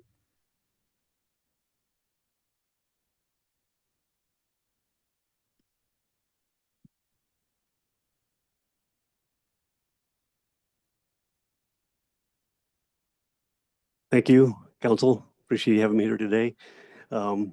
So first of all, I want to thank you for all your hard work and all of our partners. And Brad, thank you for the shout out. And Erin's been a great joy to work with over in Belgrade too. Hardest thing that her and I have is that we sit in with our hotel groups and they say, Daryl, how can you separate yourself from the Bozeman hotels when you're sitting in with the Belgrade hotels and dispersing TBID dollars and working on their marketing plan? People don't realize I have a Belgrade address. So even though I work at Bozeman, so it's been a great partnership. I just want to let you know, I think that's been the biggest thing that Robin's brought together from Yellowstone Country and bringing us all together. So Robin, thank you for your leadership of always including us and trying to keep us in line. I know Brad's the only one that misbehaves, but we'll go on from there. You know, I want to come up and tell you a tale of two Bozemans. I want to come and tell you Chick-fil-A on 19th Avenue is going to open. They're preparing for a second FCS championship team, and that everything is going great. But our report is you be careful what you wish for. We wish for a lot of years to have more hotels, more tourism, more things that are coming in. And that's the opportunities we're going to be facing over the next year. Not just us in Bozeman, Belgrade at the same. And I know Big Sky continues to want to build out their market with hotels to build the summer up. But that will be something that we're going to lead off with. I mean, our KPIs, we just cannot keep up. If you look at the hotel owners, I would be a little bit concerned if I were them. Our ADRs have only dropped $10.54 from 2024, but the biggest thing for investors, RevPAR, is down $17.57 a night, which is huge. Even though we see some positive things coming out of it, we have over 5,126 more visitors booked in 2025. We actually had over 18,000 hotel rooms added into the market for the number of stays, 554 hotel rooms. So we're being outpaced 3-1 from product coming online to visitors coming in. Now our analysts say that we're going to be fine, but it's going to be a 5-year run before we get that market back with the types that we're bringing in the hotels that are there. So we definitely have been spoiled the last 3 years, I would say. And now marketing teams, sales teams are really having to find and sharpen their pencil to bring things in. And we're doing everything we can to do that. Our chart here basically is going to show our hotel supply. If you look at the demand that had come up from ADRs, you look at the Bozeman occupancy, and then you look at the demand the final bottom slide show that would be down there. And that's the biggest concern right now. Even though we see increased demand, we're still seeing an additional 20% addition rooms coming this year, an additional 20% next year, and an additional 20% the year after. So we're going to see 120% growth in hotel rooms over a 7-year period in the market that we're serving right now. And again, trying to market to pick up that pace is very hard. We're doing a lot of things. I think that we're doing it. We should have had a convention center a long time ago. They're still back in the drawing board to have that discussion. I'll go a little bit more into that on the next slide. Increase occupancy year round. Our budget to joint ventures, paid advertising for direct flight markets. And I think Brad brought that up. That's one thing I think that we've done a very good job of working on with the airlines. But it's our partnerships that make that come together. For example, the $250,000 guarantee for Newark to be able to have winter flights coming in for United. The first year it cost us $186,000 for our investors. This year we did the same exact guarantee. It cost us $0. So we start to look at where it pans out that in year 2 and 3, we don't have to pay those minimum revenue guarantees, but we spend the marketing dollars to make that happen. It's good for all of our markets, including Belgrade, Big Sky, and Bozeman down there. And our partnership with Yellowstone Country in hosting different fam tours and things coming in. Storytelling, we'll do more of that in creating itineraries online. Our website, I think we're doing a very good job of keeping up with informing people what they want to have in our market. Additional strategies to help fill. Unfortunately, we're back at hosting at the end of August. I want to thank Michaela and Robin in partnering with that, and Brad at Big Sky will be visiting up there too. We'll be hosting all 13 of the major airlines in Bozeman for the first time. We normally take them to Yellowstone Club, or we hold that at Big Sky. This will be the first year we're holding them in our downtown Bozeman. The Bozeman Yellowstone International Airport's taking the lead on it. And we would have announced Air Canada WestJet if our elected officials on both sides of the border would learn to play nicer. Unfortunately, until the tariffs and the price of fuel and things start to change out, they've been put on hold. But we will be making them an offer, looking at direct flights either with Air Canada or WestJet to Canada for the first international flights into Bozeman sometime in October of this year. We'll be meeting with them to hopefully seal that deal coming in. And then long range plan, I know Brian doesn't want me to get out in front of it, but I tell him we have to let people know. We've actually been reached out to by Condor Air looking at a direct flight to Europe. So 4 years from now, when we add the additional 4,000 feet to the runway, at the Bozeman Yellowstone International Airport, we will start dialogue. It took us 10 years to get Southwest Airlines into our market and $1 million. We know that it's probably to get a direct flight to Europe is going to be somewhere near the $3 to $5 million minimum revenue guarantee to be able to have that happen. But we do think Air Canada or WestJet would be good. I think it opens up the Asia Pacific rim. I think we can get that tourist back with the Yellowstone National Park being able to come in. And then if we can continue to work with international direct flights, I think that will help our market to position us back where we were before the pandemic had hit us. And we just got back from IPW that they went to this year. We'll continue to do more and more marketing that's out there. And I think the last part had the question was supporting initiatives in the Chamber and TBID. For those of you that have seen the old Kmart site for years, we finally have a new developer, Erwin Barkin, that's taken that on. They recently signed on with Lincoln Properties. So we're having conversations about the fairground, building a convention center, a performing arts center, and sports facility center that's going forward there. An initiative to do that, our Tourism Business Improvement District just increased from $2 to $4 a night, similar to what the rest of the state major cities are doing. And we're actually looking at an $8 SID to the hotels in Bozeman, which would generate about $6 million a year that we could put toward debt service to possibly build the convention center and have that hopefully completed by the end of this year, at least where it would go, what that model would look like. So I hate to put it on the back of the hoteliers, but it seems like that's the only way we're able to get things done through tourism and when it comes to meeting places. The reason the Vim Hotel with the Cross Harbor at the training center for Montana State University. That was started by the same collaboration to get the workforce training done out there. So we're hoping with all the hotels we have, we now will have some programs put together at Montana State University. We're also doing some improvements in our visitor center inside to make it easier coming in. And if any of you have an opportunity to do BearAware, it's a pain in the rear for your front desk person, but I'm telling you, the foot traffic gets brought through our organization for renting bear spray is amazing by the numbers in there. Again, it's very annoying for the front desk person. They have to be in the right position to do that. But it probably has increased, almost doubled our visitation, especially with the news of bear attacks and stuff coming out for the visitor center. So we're trying to do some improvement up there to make that nice for us. And that's it. Thanks, Daryl. Yes. Interesting comment about BearAware. I was a user of that. So thank you. Any other comments from the council? Well, thank you.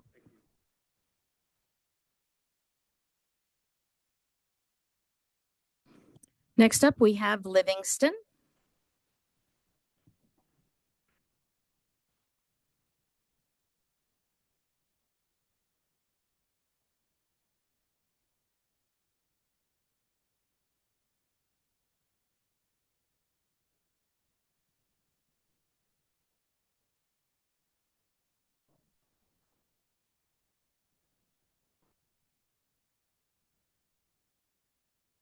Anyone from Livingston here, or will this be a virtual?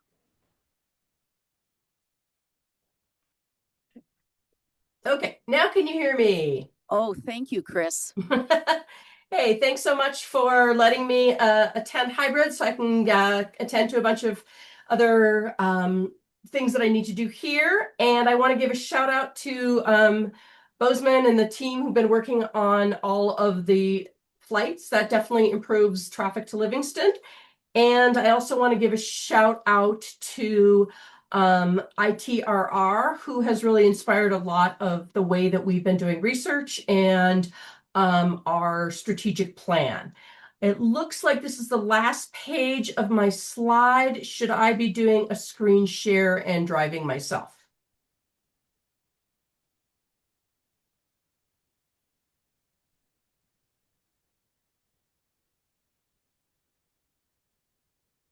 Okay, maybe back one more. Is that, I think there might be one more. Beginning. I can share my screen too.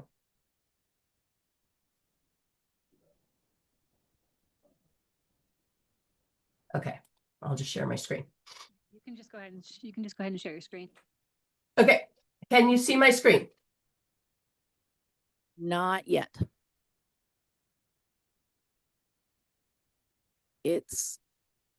There we are. Okay. You should see a picture of a painting in front of a mountain. Yes. Okay, great. So one of the reasons that we are use this as a beginning is that we've really leaned in for the last 5 years of changing the way tourism marketing has been done, which previously was everybody come in the summer and go to the rodeo. And the feedback from locals is that summer is over busy. There's no tickets available for the rodeo. The hotels are full. Yellowstone Park is full. And so with the management and direction from my 15 separate board members, all who run tourism related businesses, we focused on arts in the Cool Center, which gives us a little bit more of a year-round destination appeal that stands out from our other beloved neighboring communities. And so we are really increasing our arts events. And so I just wanted to give a call out for that in this beginning. We spent years and have just recently completed our strategic plan, which we are calling economic resilience through collaboration. And we worked with a bunch of different partners in order to come up with our priorities, and we shared all of their data. So instead of us just reinventing the wheel, we partnered and got data from 40 different collaborators who shared their plans and their data. And that's how we came up with these primary 5 issues. And each one of these, as you can see, we'll talk in the next couple slides about some of the data summary. This, again, inspired by ITRR. Thank you very much. And so there's some little high-level data points, and then the different partners that we're going to do to address some of these incredibly complicated issues. One I want to give a shout out to that we don't spell out because it wasn't developed yet, but as far as attainable housing, which is a huge issue, in Park County, over half of our population is cost burden, meaning they're paying a larger percentage of their income for housing than is feasible, and that directly affects their food security. And so the increase to our food resource center has more than doubled. And so that is a massive issue. We did just approve a housing project that is going to run under market value, but we are starting a pilot project this summer with just 5 hotels and tour businesses. And that is going to be initially called the Give Local. It's based on, we looked at a lot of different models with the Park County Housing Coalition, but it's based on whitefishes, 1% for whitefish. And that will be adding 1% on to places like Sage and Chico. And then that will go into a housing fund that our community foundation will make available to housing projects that could address specifically workforce housing. And as obviously tourism is our #1 economic driver, those housing and tourism are inherently tied together. We figured out our ROI for tourism in the county is $490 for every dollar spent on tourism. And so this infographic is also to help inform residents about how important this tourism industry is to the entire community, and then also how we hear their primary issues. And so we've been investing for 5 years. All of our paid marketing has, with the exception of flood years and things like that, has been in the cool season. And so we're happy to say that our hotel occupancy is up 34%, and that's based on TBID, not just so that is a straight $2 a room. It's not based on the dollar amount as the bed tax is. Our slower season lodging is up 111, and Yellowstone Park cool season is up 102%. So that makes a huge difference to show that we are investing in this cool season, and we're starting to see some improvements.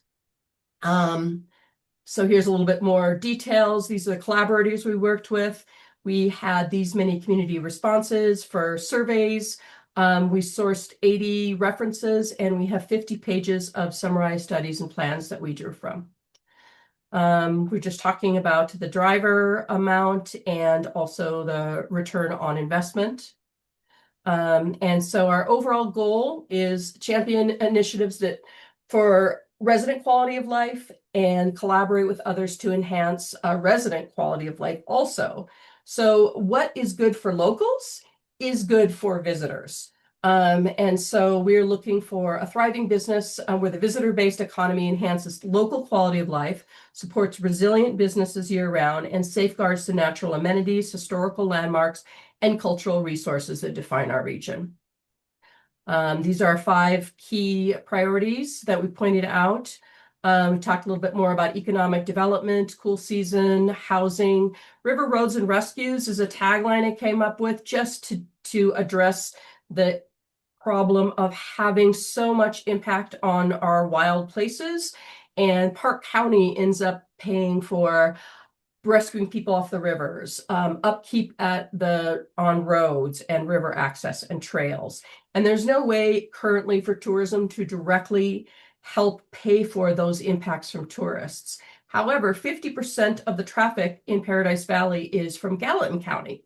And so there's also not a very direct way for our neighbors to help pay for the resources that they're using in our, and so looking at sources for helping offset that Park County budget is a huge issue for us. And so we're always looking for partners to address that. And this informed and responsible practices is going to be our Livingston Like a Local, which I'll talk about. And in general, we're constantly in meetings and talking about resilience for the next flood, fire, and pandemic. Another thing that about the arts is that they are kind of weatherproof. So if there is a flood, fire, or pandemic, not always as much, they can go to live theater, music, museums, book readings, all of that.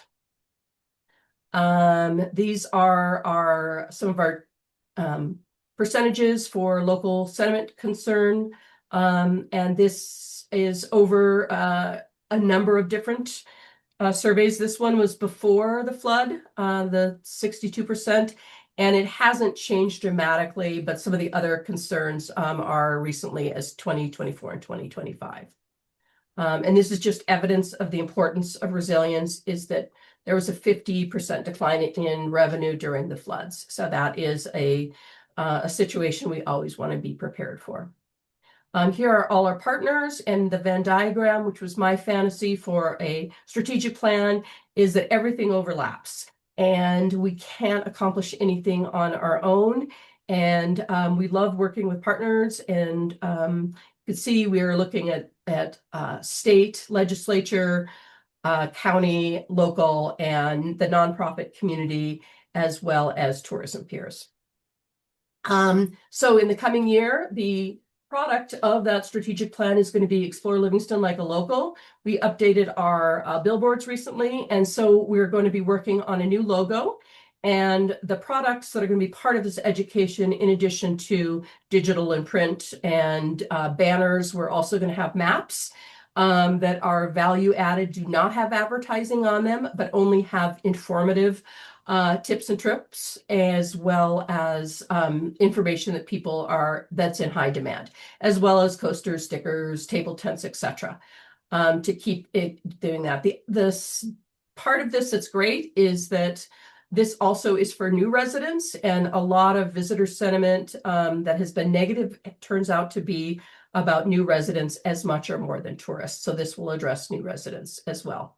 We're investing in big updates on our back-end computer, SEO, PPC, and all of this, so that we will be in a good position as people increasingly plan their trips through AI, that we will be much better aligned to give information that is necessary.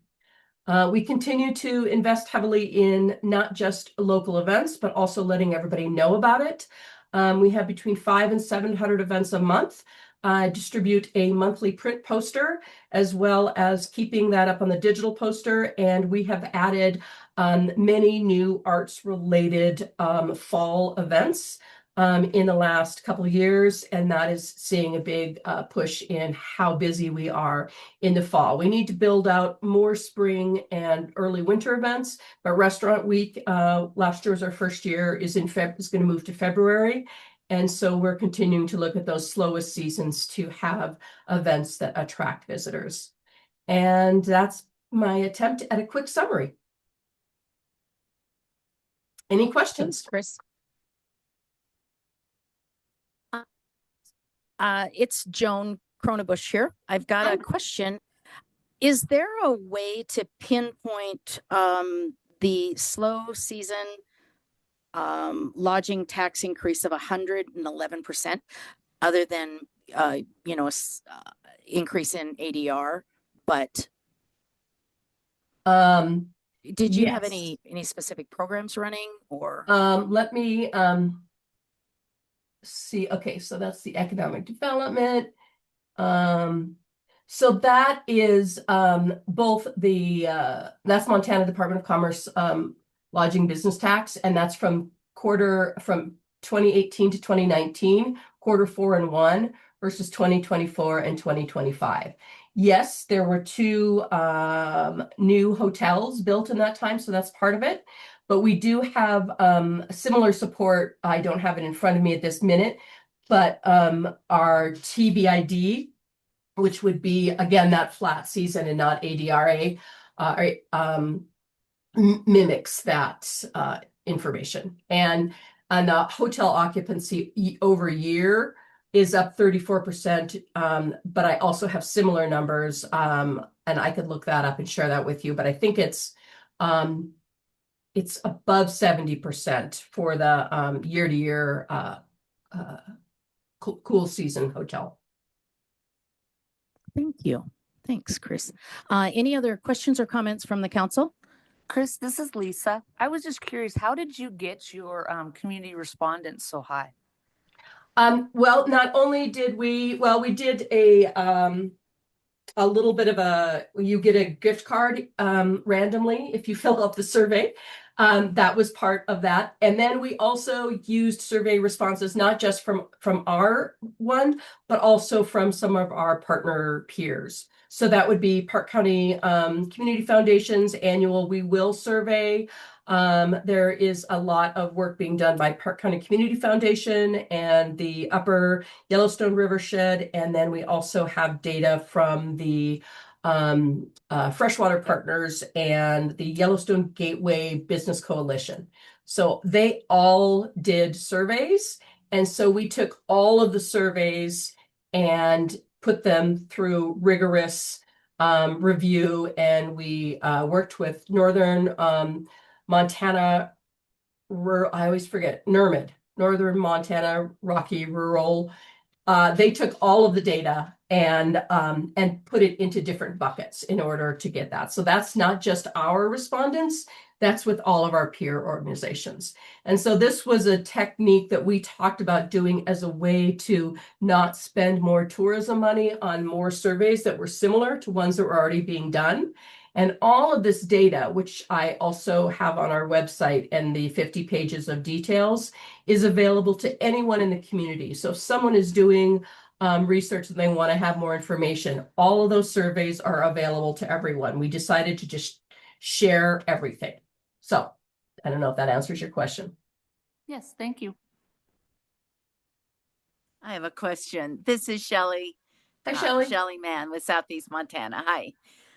I'm having trouble wrapping my head around 500 to 700 events per month. That is crazy. It's mind-boggling, but a lot of it, and this is where we're talking about, like Belgrade was mentioning, small, local, authentic experiences. A lot of it is going to be weekly bingo, open mic, jam session at the senior center with bluegrass musicians, sewing nights, all sorts of different things like that happen every week. So in my poster, I have the first third. These are things that happen every week. The next third are music events that happen every week. And we have 12 music venues. And then the last 12 are just highlighted special events. So the amount of arts and entertainment that is happening, even in the cool season, is really astonishing. And that's another way that not only is it an attraction and kind of a special thing that we have that stands out among some of our peers, being a small town with this many arts. We have more writers per capita than New York City, for instance, is that it also means that this is available for locals to have a higher quality of life. And getting Live from the Divide here, that just came over from Bozeman, and they're now working with the Old Saloon. And so the music scene is just blowing up here. And Art Week was new last year. That was huge. There was already over 50 events in 1 week. And they did it with the Fringe Festival last year. And this year, the Fringe Festival is going to be the week before and after. And that's a lot of live theater. They did some really interesting things. Like they did some live theater with kids in the playground at the park. And we're on the third year with our Livingston Songwriter Festival, which is also huge. And those are all in small downtown venues. There's not like a big performance. This is very small and intimate. So of those events, for instance, the ones that I just mentioned, there's multiple events from each one of these particular things that are happening. It's not just one event. There's always layers. Thank you. And that's largely, but not entirely, supported by funds from the Tourism Business Improvement District. Thank you, Chris. Nice presentation. Thank you all. Next, we have Gardner.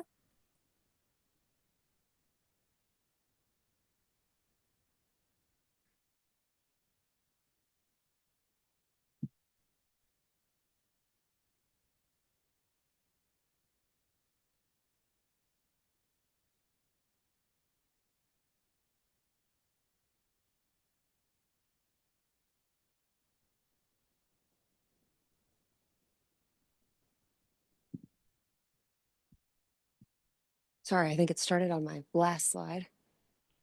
Here we go.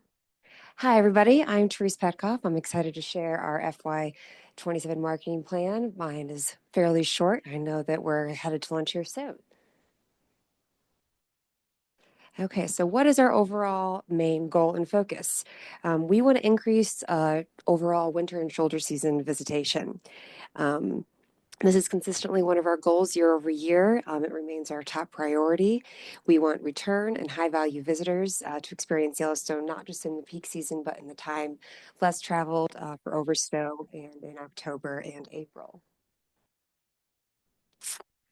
And how did we get there? When looking at total recreation visits, so not total traffic counts, but total recreation visits through Gardner, the north entrance of Yellowstone, from January 2025 through April of this year, we had a little over 1.3 million people come through our gate. But out of this, just under 30% of those visits were in the months of January through April or October through December. We see this again as the area with the most opportunity of growth, and our community still has a lot of services and amenities through this time. We've been lucky to have more dining establishments open, so I think we can really host those people in those shoulder season months. And so now, how we're going to get there. This fiscal year, we're taking on some pretty heavy lifts. Our bed tax collection has increased 73% when you're looking at FY22 through FY27. So this year's projections. So we want to make sure that we're putting our best marketing efforts forward. And with that, we're going to begin the process of issuing an RFP for an agency of record. And we're going to finish and begin implementing our strategic plan since we have grown so much in terms of lodging tax collections. We'll also continue with past proven successes with consistent social media posting and joint ventures with Yellowstone Country and digital advertising. And then on a different note, I'm going to speak to what Daryl said about Bearware. It will drive a lot of traffic to your visitor center, and Nesta can attest that it will take up your front office staff time, but it is well worth it, and it'll bring a lot of people, and it's been really fun to have them. And that is actually my presentation. I want to thank the TAC for all the comments that you had on my presentation. I really appreciated reading those. And we're looking forward to FY27. Thank you. I have a comment, or actually it's a question. You referenced recreation visit. Yes. What is a recreation visit versus? Yes. So Yellowstone, I take these from Yellowstone National Parks database from when they release their visitor statistics. So their recreation visit would be somebody who's not an employee who works there that would come through the gate. Oh. Yeah. So I don't look at the overall traffic counts. They're slightly different, but there's probably a couple 100,000 or a couple percent when you're looking at those month to months. Wow, that's interesting. I never considered myself a recreational visitor, but yes. Thanks for that. Any other questions or comments from the council? I'm just going to mention Gardner's one of my favorite hangouts. Thank you. And I typically am one of those shoulder season visitors. Thank you. And the staff in your visitor center have always been fantastic to talk to. In fact, all those stores. I am happy to hear that you have added a restaurant that will hopefully stay open in those quieter times. But well done. Thank you. And congratulations on the agency on record. Yeah. That's a big step. Well, say that when we get one. So. All right. That's great. Anyone else? Thank you very much.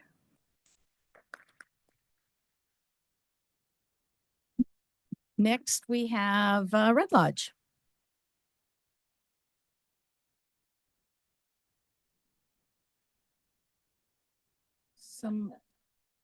Somebody is screen. Is that Brad? Brad. Oh, two Brad. And I'm glad it's yeah. Okay.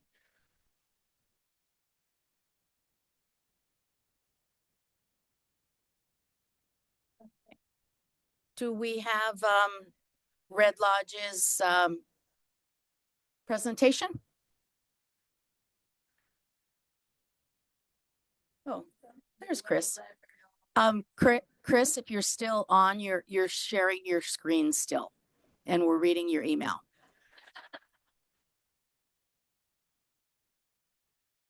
Whoops. Oh, there we are.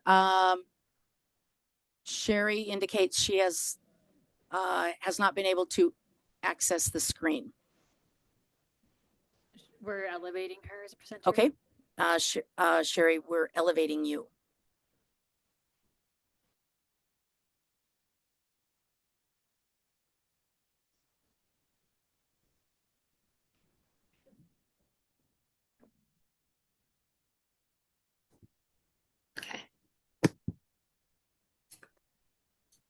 There we are. Hi, Sherry. Are they going to show my presentation from there?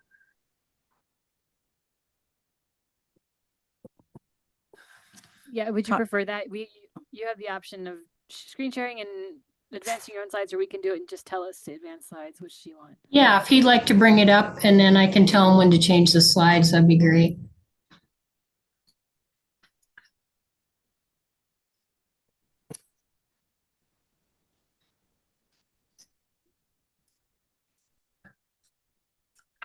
Perfect.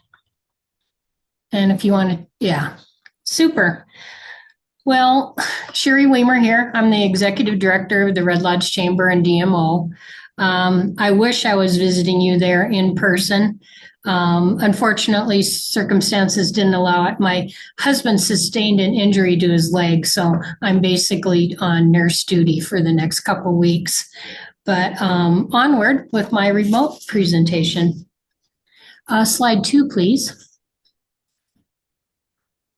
The primary focus of the Red Lodge area DMO's FY27 strategy is to increase sustainable year-round visitation by strengthening digital engagement, expanding the visitor contact database, and improving visitor conversion through enhanced website performance, social media engagement, and travel planner distribution.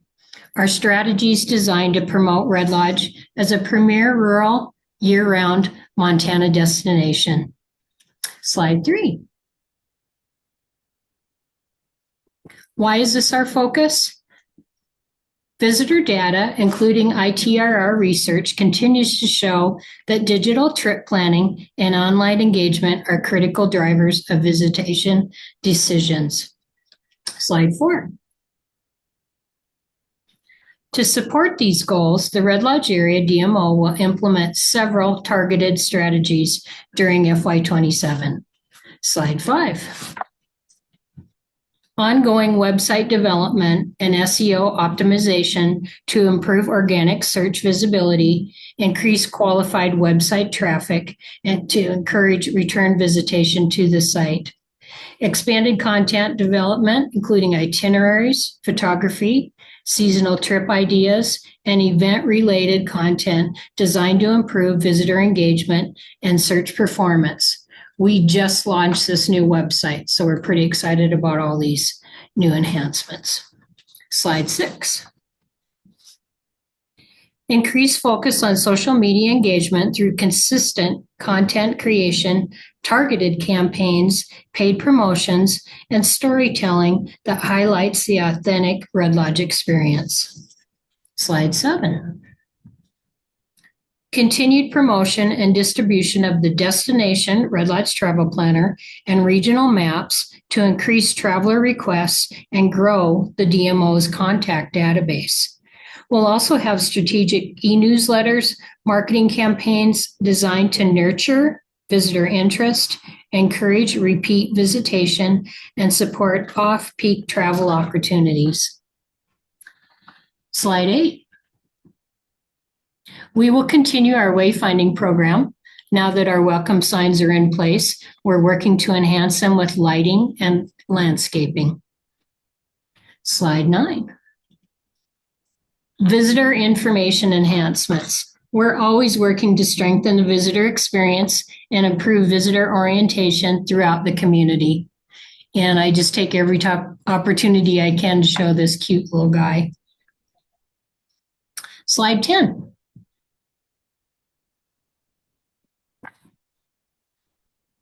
Expanded FY27 efforts include an even stronger emphasis on cooperation. We already work well with our TBID, City, and many other organizations. Slide 11. The billboard that's located just before the Red Lodge exit is a great example of cooperation. Red Lodge Mountain takes the winter months, the rodeo fills in for summer, and then we sprinkle in events and other happenings to fill the year. Slide 12. We share the costs on many of our print and digital campaigns. Slide 13. And events, which are so important to bringing folks to town.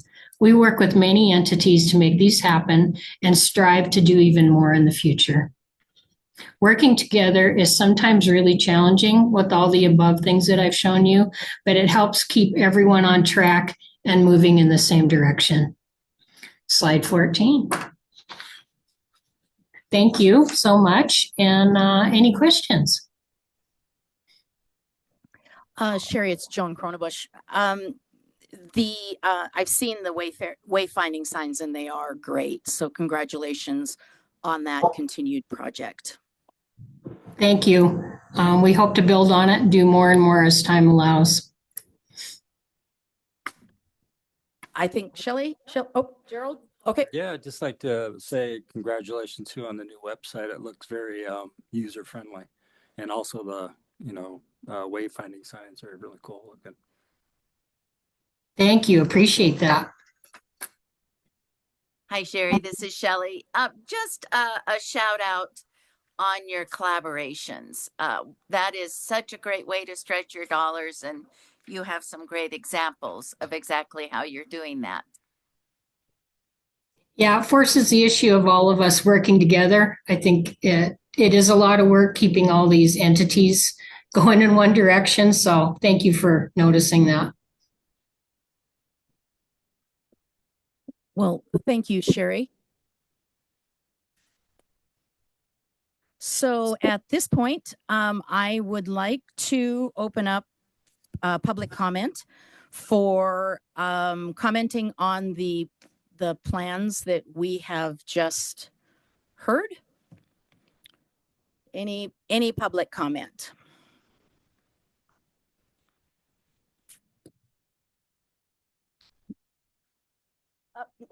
No, we had announced earlier that West Yellowstone will go tomorrow after Billings. Yes. So, any other public comment? Okay. The committee recommends final approval. Whoops, wrong one. Wrong. Boy, I had two motions here and I read the wrong one. Okay.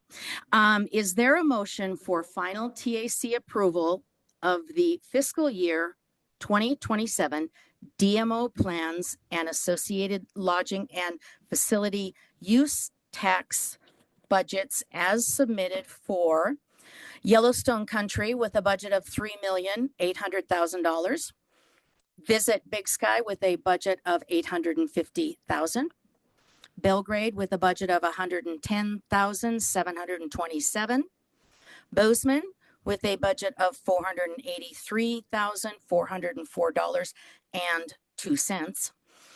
Livingston with a budget of 66,350. Gardner with a budget of 117,738. Red Lodge with a budget of $48,074. Do I have a motion? I'll make a motion. Thank you, Lisa. Do I have a second? I'll second that motion. Thank you, Brookie. All those in favor say aye. Aye. Aye. Opposed? Same sign. Are there any abstentions? Chris Dunkerson abstains. Thank you. The DMO plans that we have just heard have passed. So congratulations to all the presenters on our 11 o'clock time sign. So it looks like we have lunch and 12:30. Any comments about lunch?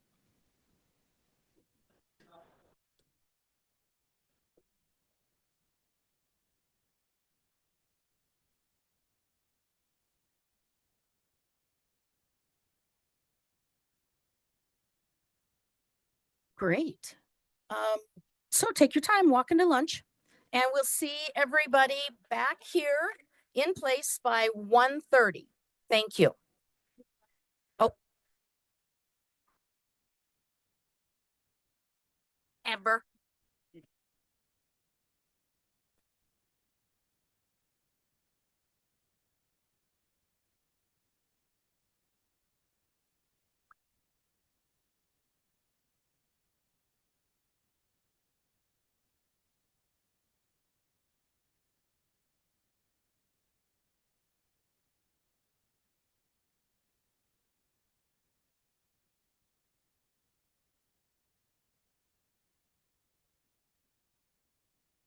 Welcome back, everybody.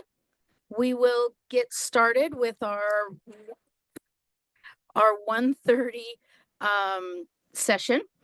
So first up, we have Glacier Country.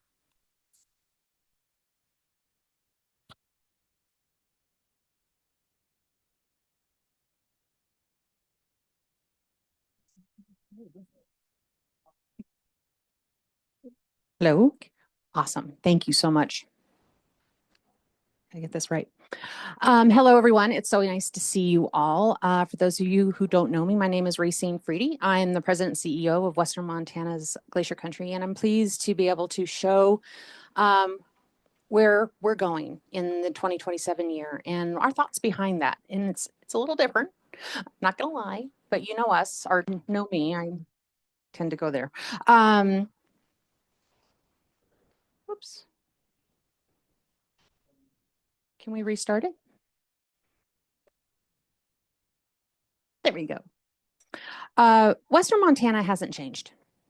The landscape, the communities, the way of life we work to protect, that all stays constant. What's changing is how travelers are finding us. The way people discover and plan a trip is shifting faster than it has in a generation. Glacier Country is meeting that shift from a position of strength, building on the foundation we've spent years putting into place. We're not reacting, we're evolving with intention, grounded in the communities we serve, and that's what this next year is all about for us. These three strategic efforts aren't equal weights, and the distinction matters.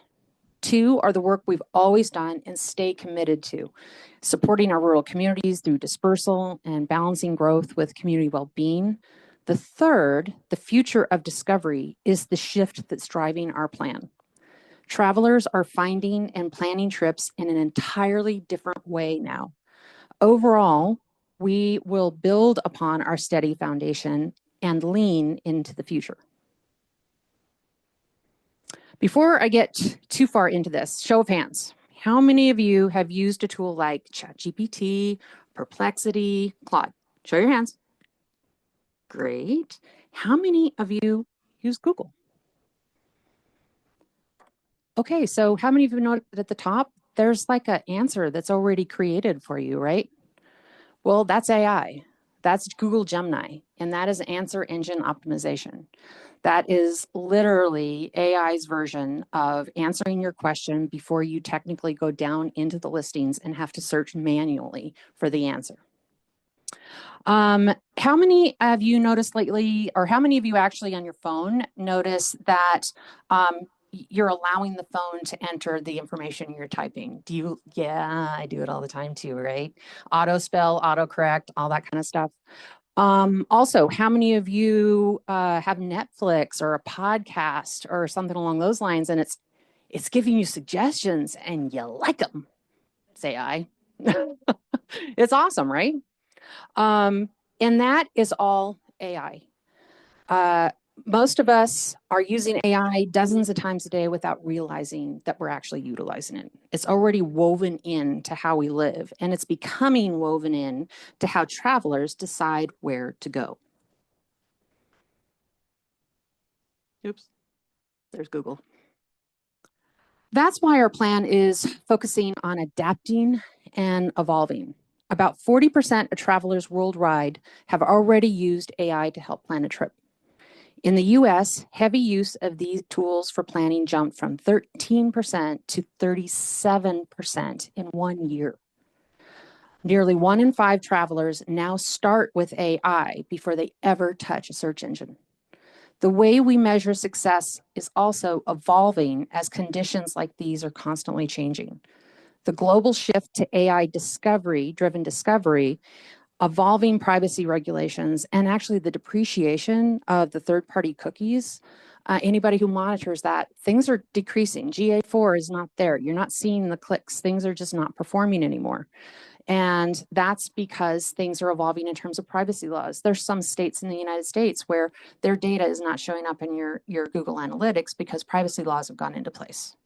So this is stripping our ability to look at things, look at the metrics like we've looked at it in the past.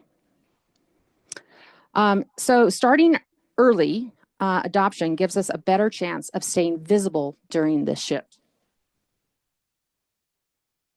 The work centers on generative engine optimization, GEO, and answer engine optimization, AEO.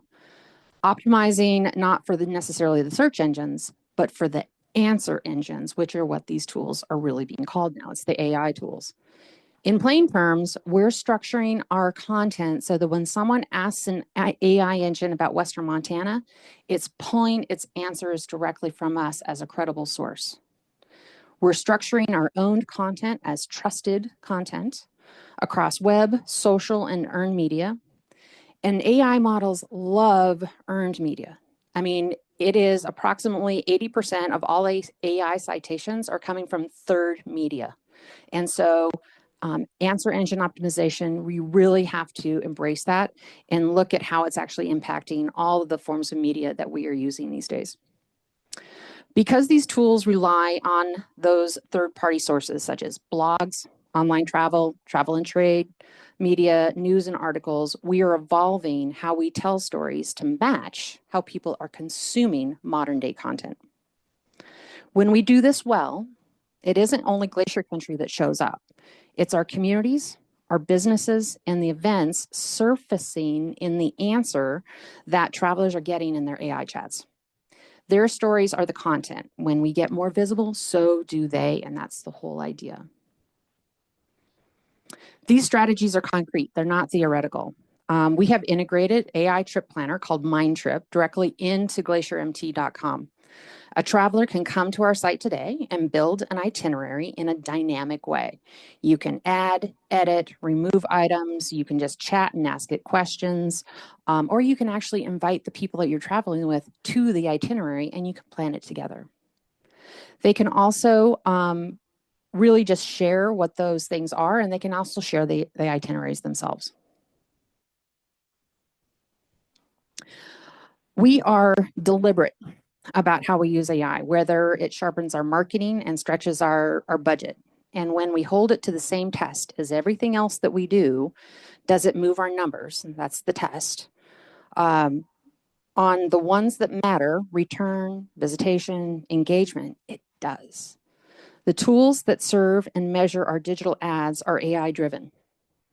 They let us fine tune campaigns as they run and pull more out of the same dollars. In one recent campaign, that fine tuning lifted measured visitor spend from 4.2 million to 7.6 million on the same investment that we made. Same spend in, more visitation out. And on engagement, as AI tools answer more questions directly, website traffic and time on site have been trending down. People get their answers without ever clicking through to it. That's one of the biggest challenges with it. Ours moved the other direction. Year over year, visits to our website are up more than 80%. Engaged sessions are up 110, and average time on site is up over 70. Not just more traffic, but deeper engagement at a moment when the broader trends are actually running opposite. Behind the scenes, we're going to be utilizing AI to help make our team's work go further, helping our communications, travel trade, and marketing team research and build itineraries faster, sharpening our content and communications. And this is going to allow our team to spend less time on repetitive tasks and more on the relationships and the decisions that only they can provide. Because in a time of AI, humans are still incredibly important. In every program area, especially community engagement, the relationships are the most critical piece of the puzzle. And as AI-generated travel informed spreads, providing accurate and timely information matters more than ever for travelers and for business travelers. Through it all, stewardship remains first for us. Recreate responsibly, visitor dispersal, community well-being, and economic resiliency. The tools are new, but what they're amplifying is the work that we've always believed in and we continue to do.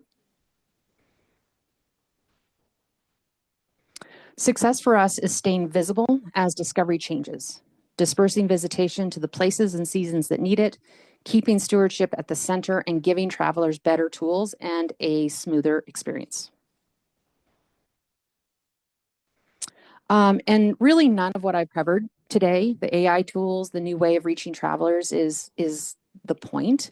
It's actually the point is the people in the work. It's our communities. It's our team who pour themselves into the work. It's our partners across the region who it's their businesses and what they do that travelers are coming here for in the first place. And our communities whose actual voices are keeping us pointed in the right direction, listening to them and making the moves that they want us to make based on their wants and needs. We're embracing what's new because it lets us serve all of our communities and our people better. And our team makes this happen, and they're critical to everything that we do. And I want to take an opportunity to acknowledge them. Christy McNeil, Director of Operations and Accounting, Debbie Picard, Director of Sales, Lucy Bigley, Director of Communications, Ariana Scrutvold, Marketing Project Manager, Megan Hill-Sunday, Community Liaison, Raylene Ryder, Office Assistant. I also want to thank our Board of Directors whose trust, support, and vision make this work possible, because I will tell you, I do push their limits a lot. And they play an essential role in everything that we do. And I will say that Windfall is an absolutely critical partner because they're right behind us and they're pushing us as well. And they're helping us make what we do happen. And I also want to thank all of you in this room because without us all working towards the same goal, making the visitor economy as strong as it is in Montana, none of us will succeed. We all have to work together.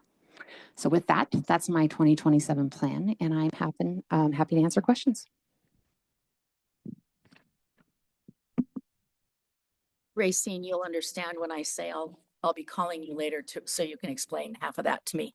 But no, thank you. Thank you for that. Any comments or questions from the council?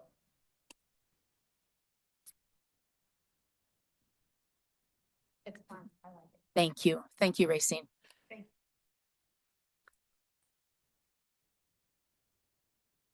Joining us virtually, we have Columbia Falls.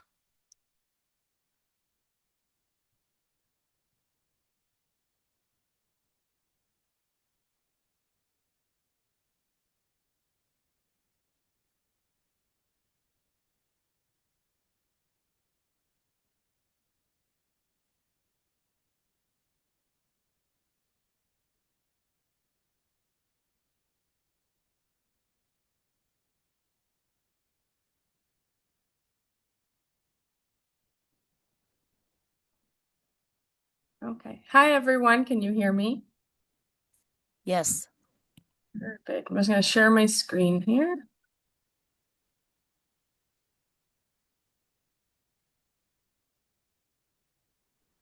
Okay. Hi, my name's Laura. I am the Executive Director for Discover Columbia Falls in Columbia Falls, Montana. And I'm also the Director of the Chamber of Commerce in Columbia Falls. For FY27, we have two focus areas. We're going to focus primarily on destination stewardship and then also focus on destination marketing. For our data for destination stewardship, we did a resident sentiment survey last year and we had 200 responses on that, which is great for a small town. And through those surveys and our community meetings, we had several overarching themes that were identified. The first that came up continually was the overcrowding, especially in the peak season. The summer months for us are the peak as people are visiting Glacier National Park. And that caused quite a few concerns about quality of life for our residents during those summer months. The second concern that was consistent was environmental concerns. So a lot of people and sustainability want our local, we have the Three Forks of the Flathead that goes right through our city. So looking at the rivers, we're surrounded by national forest land as well as Glacier National Park. And so looking at not just our town itself, looking at the wildlife, forests, and public lands was big for our residents, as well as responsible recreation and stewardship education and long-term planning for that. So a lot of the people also were interested in strategies that help that seasonal strain and spread out the visitation. It was interesting because a lot of people, when we asked, out of 200, 172 of them said how important is tourism, as 172 out of 200 said either somewhat important to extremely important, which is great. We just need to make sure that we are helping contain and educating our visitors. The third theme that came up through this survey and meetings was focusing on our community first.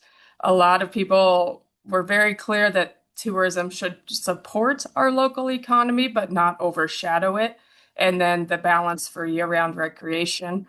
One of the quotes that came up was, it starts and ends with the people who live and work there.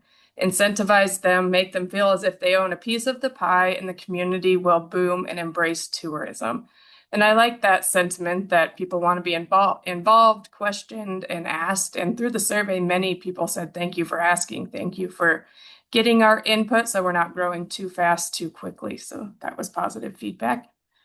The fourth was infrastructure, parking, traffic, and transportation, especially during the peak season. The pressure on our roads and parking is pretty significant in Columbia Falls. We have two main streets and we have about 50% of our town under construction right now, which is great. We're getting a bike path that goes from east to west of the town all the way through, which will be wonderful, but it has caused quite a bit more congestion currently.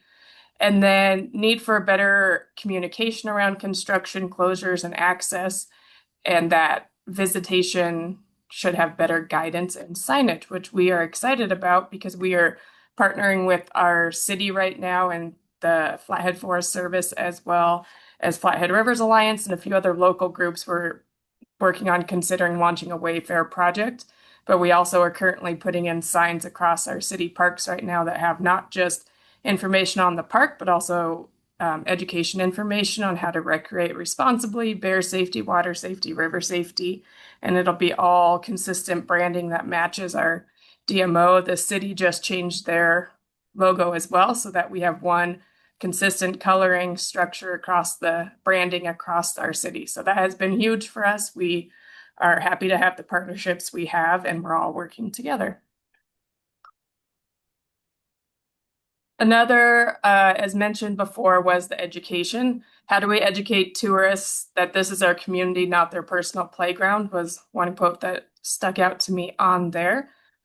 One of the things that we did last year, we started distributing last year, I should say, is our destination recreation map. And so on the front is recreational information about our town, but also all of our local city park street maps as everyone else. But then we also have a high emphasis on areas, Cedar Flats Trail System, and things outside of this Columbia Mountain Trails that help disperse that tourism outside of Glacier National Park to help spread things out. And these have been a big hit. We have flown through, so we will be distributing and printing more in this next fiscal year. As far as destination stewardship continues to grow, the goals for things that we plan to do for FY27 is to distribute the use of our educational bags and information by 5% over FY26. So in addition to that map, we also are handing out and created these Discover Columbia Falls tote bags. And on the back of them has bear safety, water safety, hiking safety, as well as our website and information. And what we've been doing with them is taking them to our hotels, our short-term rentals, to all of our tourism-based businesses in the area and in our town, and they can hand out. So they have our maps, our community guides, any information. They're reusable, and they are flying out of our chamber and visitor center. People are loving these, and it's just a reusable way to get that information out there in another way. We are also looking to distribute 2 different educational resources for our community in FY27, continuing to work with our partnerships to enhance signage and printed materials. And we are looking forward to that quite a bit this year. We're pretty proud of the partnerships we've been able to develop. And then providing additional information on lands, river access, weather, and seasonal conditions as they arise. And the other thing we get a lot of questions is the reservation system. So we are happy to be under the umbrella of Glacier Country and our other local Discover Kalispell and Whitefish that help us disseminate that information as well. For destination marketing, the data that led us down the destination marketing path overarching was dispersing tourism outside of Glacier National Park. So areas we focus on are Cedar Flats, the Hungry Horse Reservoir, Flathead National Forest, as well as our local parks and river access.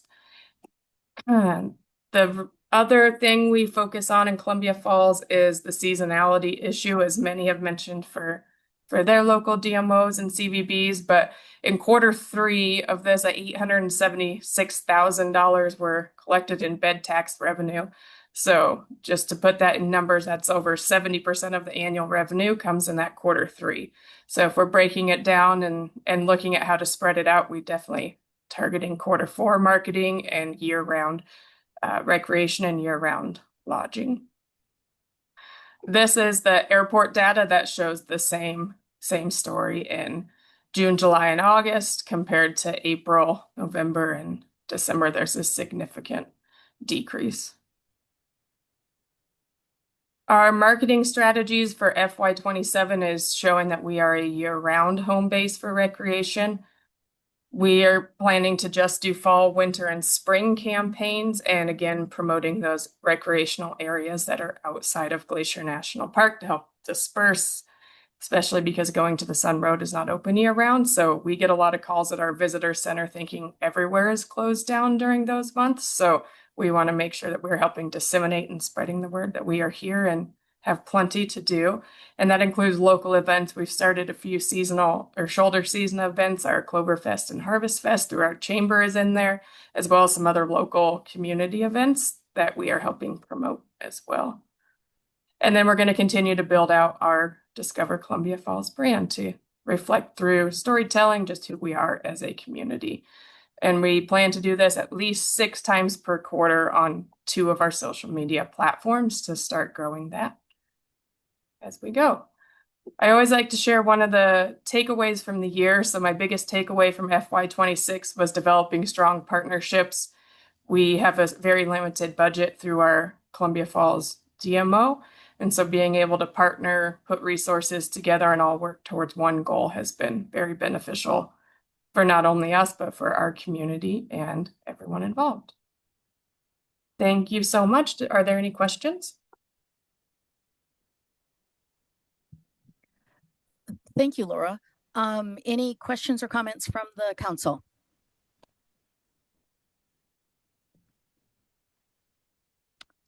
Hearing none. Again, thank you, Laura. Have a good day. Thank you.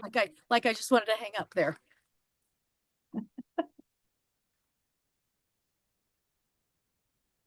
Next, we have whitefish.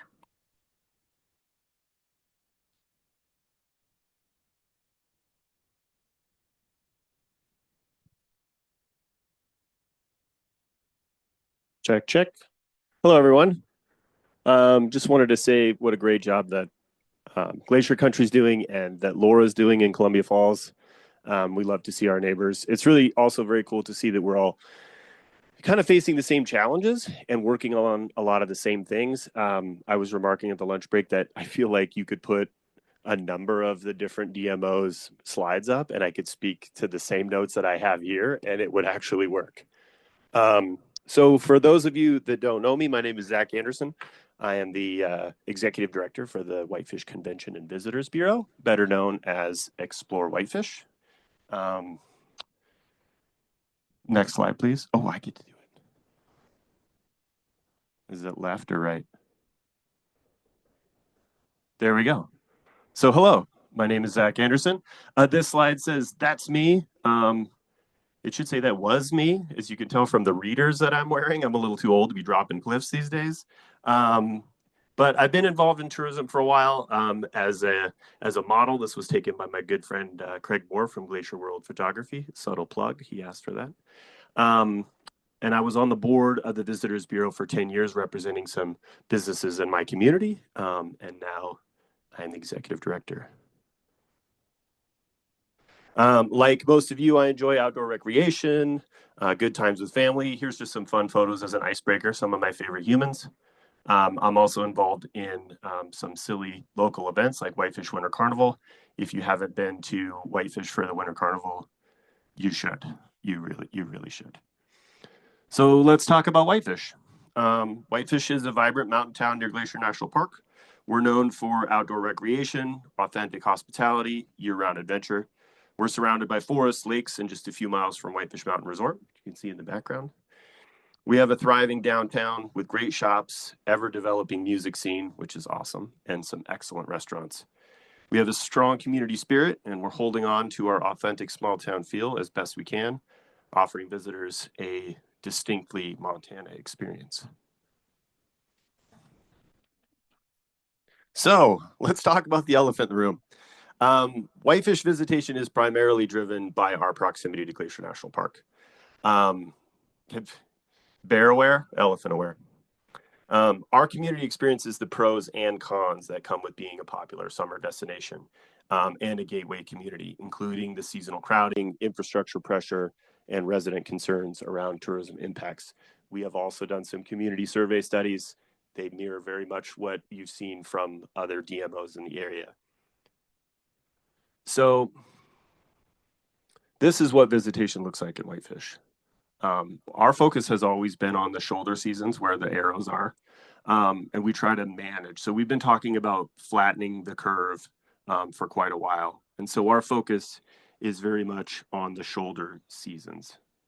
And we hope to improve the quality of the distribution throughout the year, thus protecting the community, the visitor experience, kind of really everything, and obviously keeping the doors open to businesses in the shoulder seasons. So shoulder seasons, our fall larch season and spring secret season continue to resonate with travelers seeking that quieter, authentic experience. Although we do market winter and we have a very robust co-op with Whitefish Mountain Resort, the majority of our focus is on the shoulder seasons because, as you saw from the previous slide, that's where businesses need it the most.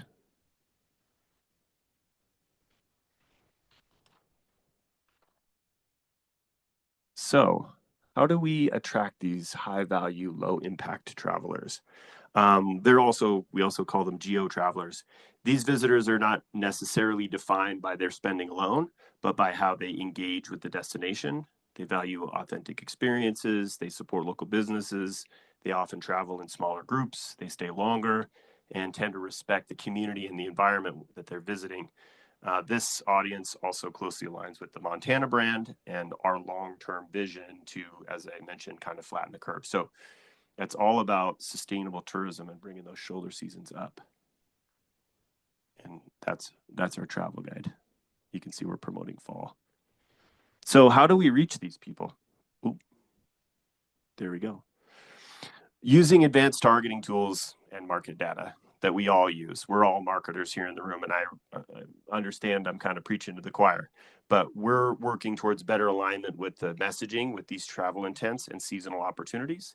This includes refining our digital advertising and programmatic campaigns to improve effectiveness. This slide provides an example of that kind of measurement. We're looking at some of the demographics from visitors to Whitefish from markets targeted with the 25-26 winter campaign. So this is just kind of scratching the surface. And what we're really looking to do is zero in on the specific audiences and not just the origin markets. In addition to trying to be more precise, we're shifting to a year-round approach with always-on paid media and search. I think this is a much better strategy. The stop and start is expensive, as you all know. So rather than concentrating our efforts during certain booking windows, we'll run year-round. Like I said, this is more cost-effective than the start-stop approach. Helps us reach potential visitors regardless of the season that they're currently in or the season they're planning for. Raise your hand if you recognize some of the screenshots from this dashboard. Thank you. All right. I have to mention opportunity marketing. I just want to highlight that we found that opportunity marketing to be a key resource to respond quickly to emerging opportunities, market shifts, or partnership initiatives that arise throughout the year. It's a rapidly changing environment, and this flexibility increases our ability to kind of move with it. I just thought the space travel was funny. Maybe some AI will help us get there. So measuring success. You know, ultimately, our success will be measured by more than just elevating the shoulder seasons, but on our ability to communicate with local stakeholders. The last 6 years have brought tremendous growth to Montana, and you can see that with all the communities that are represented here in the room. And with that came a lot of pushback against visitation, communicating the importance of destination management, which is really, in my opinions, like tourism management and economic balance. Communicating that to our residents and the local workforce is the key component to that long-term success. A natural resource that we don't often talk about is our people and the friendly Montana vibe, and working to educate our community on the benefits of tourism and travel, and not just focusing on the negative impacts, I feel is key to mitigating misconceptions and hopefully preventing a lot of jaded attitudes. So this is part of why our strategy includes community outreach through partnerships with the City of Whitefish, various nonprofit organizations. We work with a bunch. In fact, we allow all nonprofits in the Whitefish area to be part of our organization for free, and they can get access to a number of tools, and most importantly, the events calendar. So in summary, our strategy is not simply about attracting more visitors, it's about attracting the right visitors at the right times, supporting our local economy while protecting the character of our community, ensuring that tourism continues to benefit the community. So I realize that you all know that, and I'm saying a lot of things you've already heard today, but I think it's a really interesting time to be in the field. The last year as the executive director, I feel like I've been drinking from the fire hose. I learn a lot from everyone in this room, and I just want to say thank you for all the little nuggets of wisdom.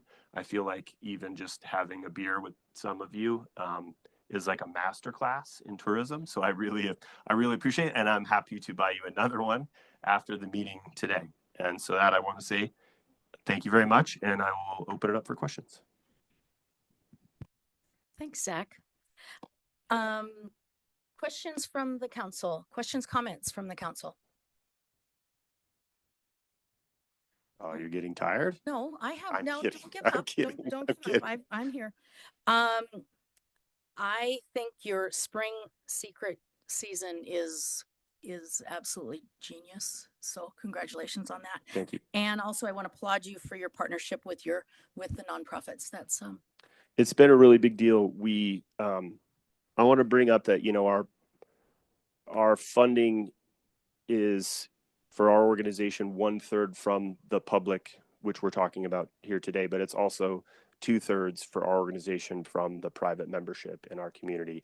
And that allows us to invest quite heavily in market research and community outreach and things like that. And we, over the last 3 years, have been able to use funds from that part of the budget to fund Housing Whitefish, which has raised over $500,000 for workforce programs and initiatives. I also serve on that board. I'm a former restaurant, from a restaurant family, worked in restaurants from dishes to bartending. So that's really important for me to see that money benefit the community. It also benefits the businesses. It also benefits the visitor experience. So it's like a holistic approach to doing the right things with the dollars. So thank you. I do have a quick question. And I'm one of those large season travelers up there. I love it. But do you have any challenges with businesses staying open during those quiet times? We did historically. So when the CVB was first started, that was a big challenge. Was we're trying to get people in the fall, but businesses are closing for, almost the entire month of November into December, and then opening up as the mountain would open up. That was the time. And a lot of businesses would, use that time under the auspices of like, we need to clean. But I think the reality is there was cleaning and there was payroll. And so they needed to close. So the more that we could slowly build that up over time, they were able to remain open. So it was kind of you got to take a step back and just kind of slowly build it up. And I think we'll always be up against just the time of year that it is. So we're really trying to lean into those different events and helping nonprofits and musicians and all those kind of events that are like, we've heard like those indoor opportunities like Chris talked about. It's really important.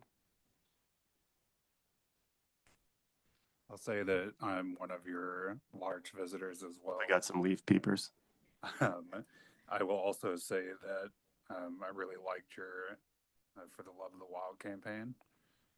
And your comment about giving nonprofits the free enrollment, did you see that increase your engagement in the community? It did, and it also takes time that staff and myself show up for some of their meetings, and we're involved on some of those boards. I'm on the Flathead Avalanche Committee board. I'm the current chair for that. So involvement and offers, and then giving them access to the tools, helping them with like a digital asset management, library access, and those kinds of things is big, because photography can be very expensive. So if we can help them with those things, then it helps us really. Good job. Thank you. Okay. Thank you very much. Next up, Kalispell.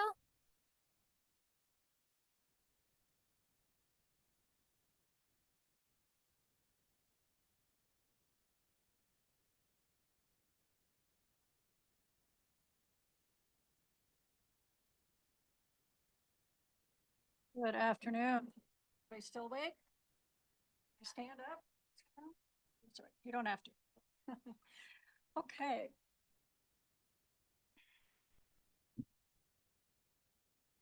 Here we are. All right.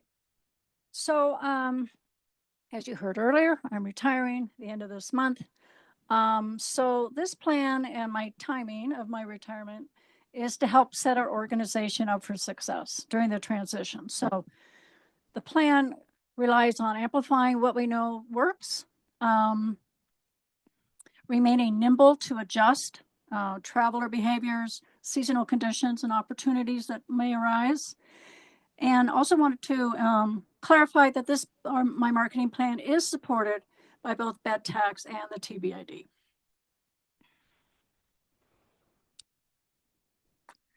So balanced tourism is kind of our North Star. That's what we always focus on. So we want to welcome visitors in a way that strengthens our community and protecting the reasons why this is a special place.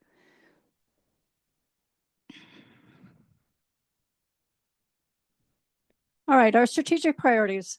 Destination marketing remains important and the largest sector of our priorities. We use a targeted data-driven strategy, high-performing digital with evergreen and seasonal campaigns, partner media to connect with niche markets and national markets focused on our direct flights, We, particularly this year, are being cognizant of having some reserve funds. So again, opportunities identified by new leadership. Earned media remains an important component for us, both with influencers and traditional media. Building shoulder season visitations has long been our goal and priority. We've seen improvements over the past 2 years, but we are also seeing declines in summer occupancy. And I think that's due to increased supply of short-term rentals. So declines in summer occupancy at our hotels due to increased supply of short-term rentals and the fluctuation and uncertainty and logistics around Glacier National Park's visitor management programs. So maintaining summer occupancy and visitations has become more of a priority for our hotel stakeholders and other tourism businesses. Destination development, continue to secure group business, including sports and events. We rely a lot on grant funding, and this is primarily funded through our TBID, to increase youth and adult traditional sports tourism, as well as adventure sports events. And stewardship, so visitor education remains key. We support our local nonprofit programs around resource management, so we help to sponsor and fund programs that they put on, such as Flathead Waters Cleanup or the Flathead Trails Association Trails Day, where they train and educate people to do trail maintenance. Help to fund community projects, working on with our downtown group on some wayfinding parking signage for our downtown. So always taking that community first approach. And visitor services provide seamless year-round resources with multiple touch points.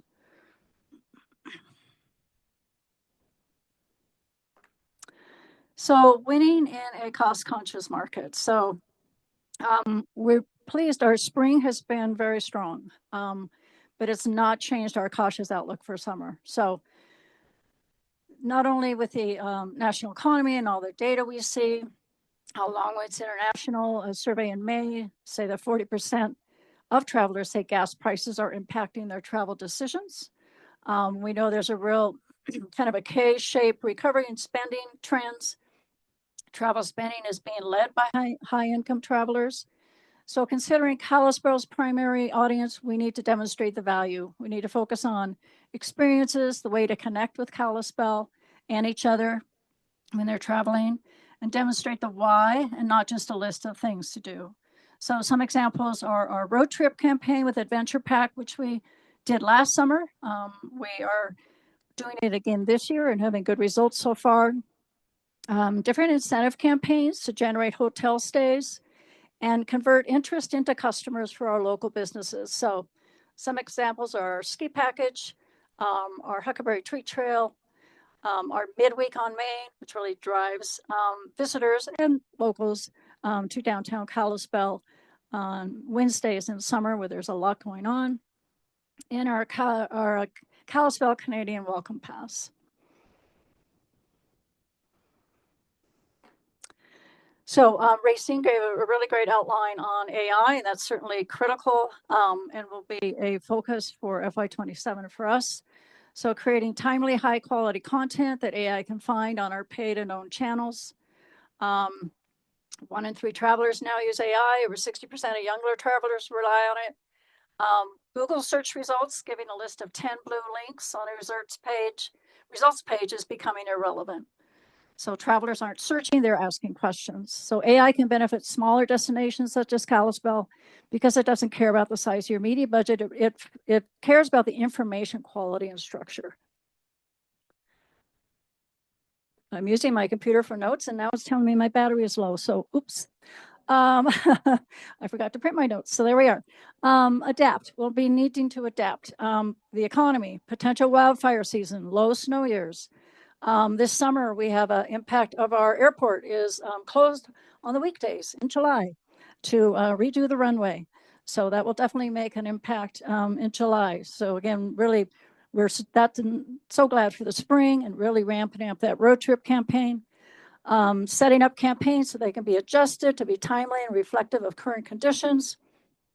Lessen the reliance on outdoor recreation is a key driver for visitors. I think we all struggle with that. One project that we're working on with other partners is Downtown Kalispell Forward. So helping to make downtown vibrant, 18-hour vibrancy. And that will help to give people other things to do as in addition to more sports facilities and particularly indoor sports facilities and conference facilities. Adapting also includes informing and building travel industry workforce. So we work a lot with high school interns. We're going to be launching the Discover Kalispell Insider program early July, a kind of ambassador learning program, not only for our high school and community college, but also for our front of house workforce. And so they have clear access to all the information and tools that they need when they're speaking with their guests and their customers. And visitor services. We're launching an AI web chat for always on communications. We're doing some enhancements to the VIC on the main street, some visual enhancements to drive people in and help engage.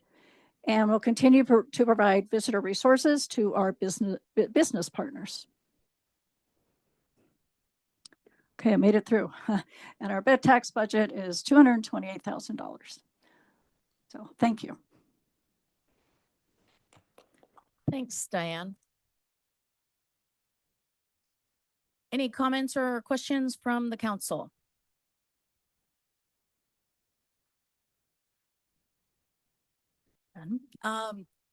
I hope you knew this.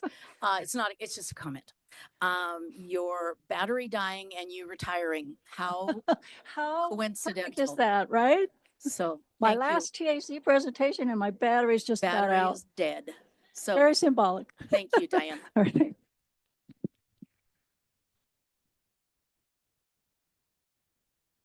And next we have Missoula.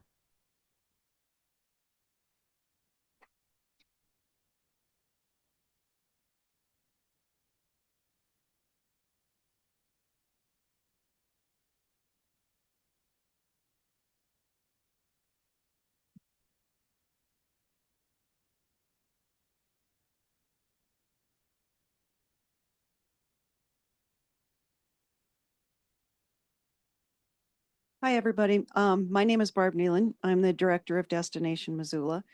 You're hearing a lot about stewardship from Western Montana, and you're going to hear it again. So I hope you're not getting tired of it. Our top priorities for 2027 are to advance destination stewardship, to promote Missoula's sense of place, to increase visitation, and to strengthen our community alignment.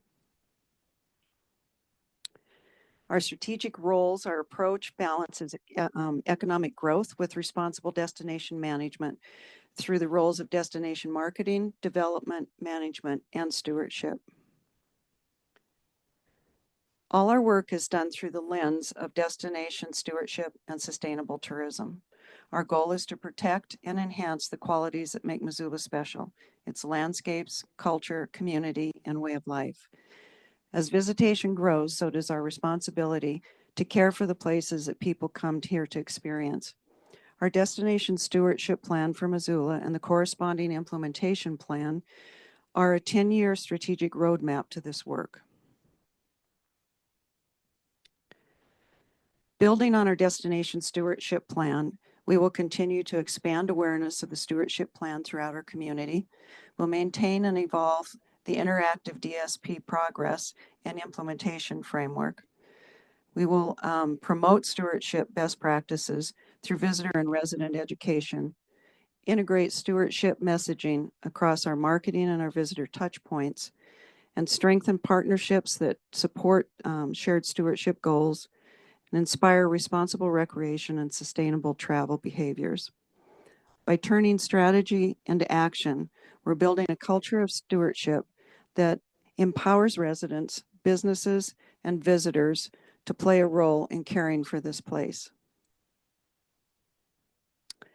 Our stewardship best practices will be promoted through targeted digital, print, and community awareness campaigns designed to reach both the visitor and the resident. By promoting Missoula's sense of place, we will differentiate Missoula through authentic storytelling while also implementing strategy. We have stopped just running ads and have started building a visitor journey. The first step is discovery. I've heard of Missoula. The second step is consideration. I'm thinking about taking a trip. And the third step is conversion. Send me a guide. Each stage works together to guide visitors through the planning journey. By building a stronger visitor funnel instead of relying on the broad approach, we will identify specific audience segments, serve the right content at the right time, connect channels strategically, measure engagement throughout the funnel, and optimize toward visitation outcomes. So far this year, our funnel has produced 25% more engagements from our website visitors, 3 to 6 times the industry click-through rates. 32% of our visitors are from the cities that we actually have targeted. 44 to 93% growth on our planning pages on our website. 784% growth in our travel guide page views, and 160% more travel guide requests. Strategic visitation growth strengthens Missoula's economy while supporting quality of life. Our goal is to drive sustainable growth in visitation, overnight stays, and visitor spending. Tourism should reflect the community, not compete with it. We need to ensure investments benefit both our visitors and our residents. We want our residents to feel represented, community partners to be engaged, visitors to understand local values, and to strengthen local pride.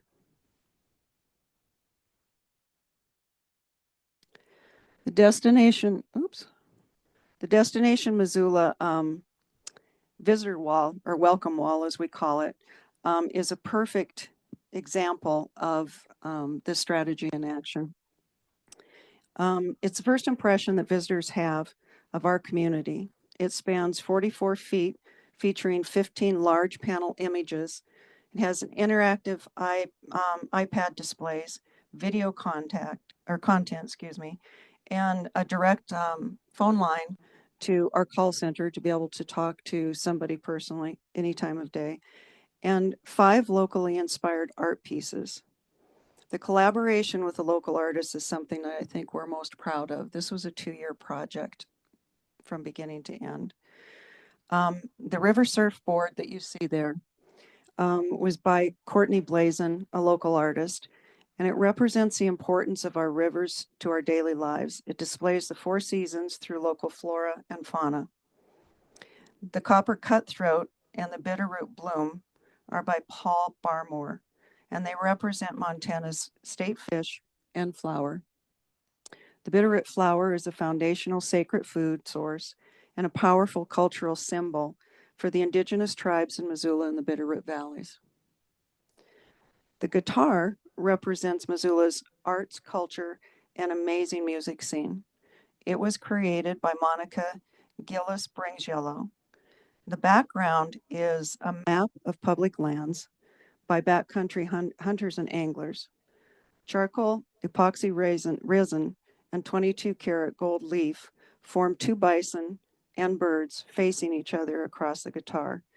They are depicting Mount Sentinel and Mount Jumbo. It pays homage to the Native American tribes who lived, visited, and passed through the Hellgate Canyon to get to Missoula. And last but not least is our carousel horse that was carved for us specially by the Missoula Pony Keepers. And it really is to celebrate, I guess, one of the jewels of Missoula that we are very, very proud of. And our carousel was completely hand carved by Missoula residents. It's absolutely beautiful. So our desired outcomes from this strategy is a thriving tourism economy that's supported by stewardship, authentic storytelling, and community partners. Thank you. Do you have questions?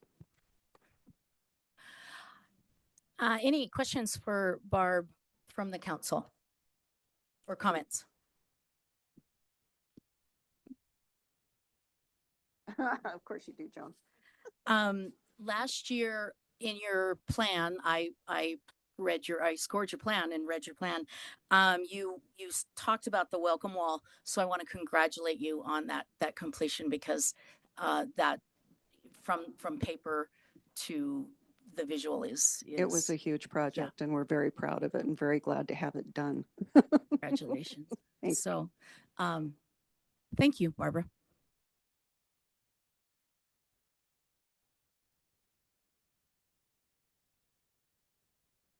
Now I'd like to open it up to public comment, commenting on the DMO plans that we've just heard from or heard about. Public comment? Okay, hearing none. Is there a motion for final TAC approval of the fiscal year 2027 DMO plan and associated lodging and facility use tax budgets as submitted for Glacier Country with a budget of $4,200,000, Columbia Falls with a budget of $32,512, Whitefish with a budget of $281,000, Kalispell with a budget of $228,000, and Missoula with a budget of $228,499. I'll make the motion to approve presented budgets as are. Thank you. Thank you, Chris. Do I have a second? I will second that. Thank you, Erin. All those in favor say aye. Aye. Aye. Opposed? Any abstentions? Thank you, and congratulations to the DMOs. Next up, we have Southwest Montana.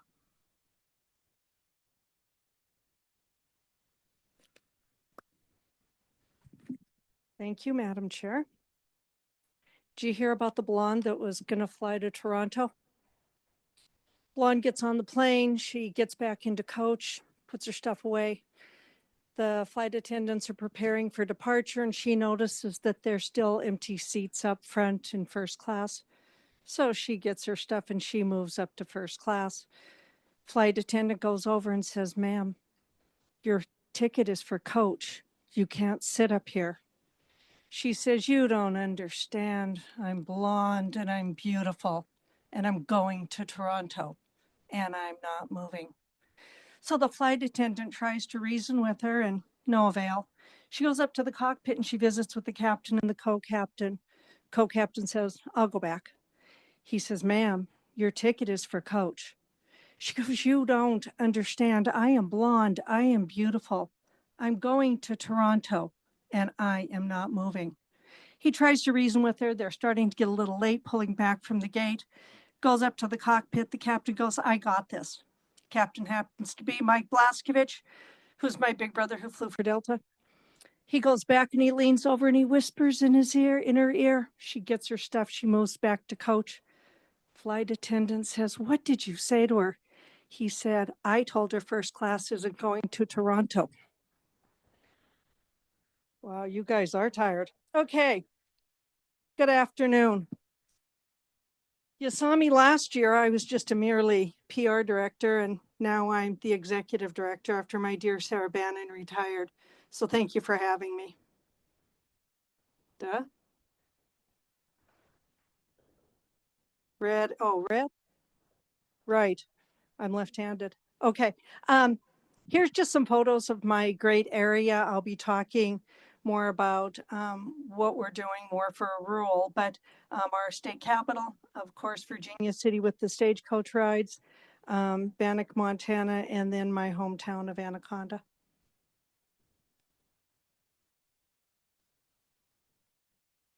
There we go.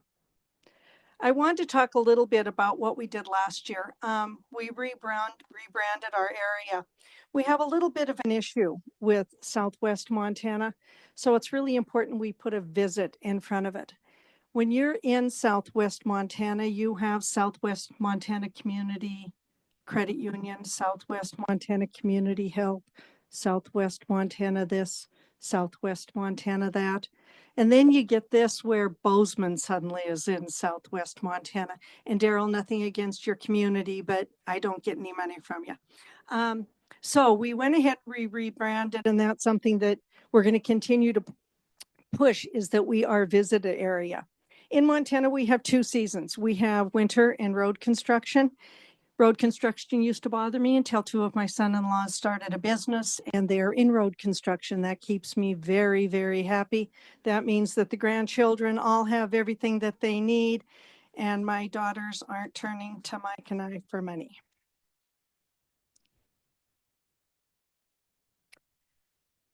I got a kick out of Western Montana, or for Montana's Yellowstone Country, with their new campaign that says, whoa, okay, we went a little further. Starting this warm season, we'll be carrying you through. We'll be let curiosity stop you in your tracks. There's a bit of an issue, and so many of us say it, right? People aren't staying long enough. They're driving through. And on top of it, in our region, we have 2 interstates. People are just cruising through our area. So we want to go ahead and give you those images and those ideas to our travelers to stop and take just a little bit more time. What the idea with the tracks will be, is it going to be snowshoe tracks? Is it going to be horse hoof tracks? Is it going to be hiking tracks? ATVs? Is it going to be walking through a community? We can go so far with this and we're very, very excited. I've got too many things going here. Along with this, and I was hoping we'd have videos, but let's not go there. So let's just move on from that because that's not. So one of the things that we have been doing with great success, and I have minions. Where are my minions handing out things? Oh, you've already done your minion job. Okay. We do a lot with haunted history, and it encompasses all parts of our region, whether we're talking about our ghost towns, we're talking about the ghost tour that starts at the Pioneer Bar nightly in Virginia City. Of course, it's in our bigger communities such as Helena and Butte with Chris Fisk doing his Spooks and Spirits, down in Bannock with their ghost tours. It started where it was just sort of something in the fall and the off season, and now it's carrying us through the entire year. And we're starting to see more people jumping on that bandwagon. And of course, once you jump on, you got to be able to stay on that bandwagon, because once you give the perception that you're just a little bit haunted, man, you're going to be haunted.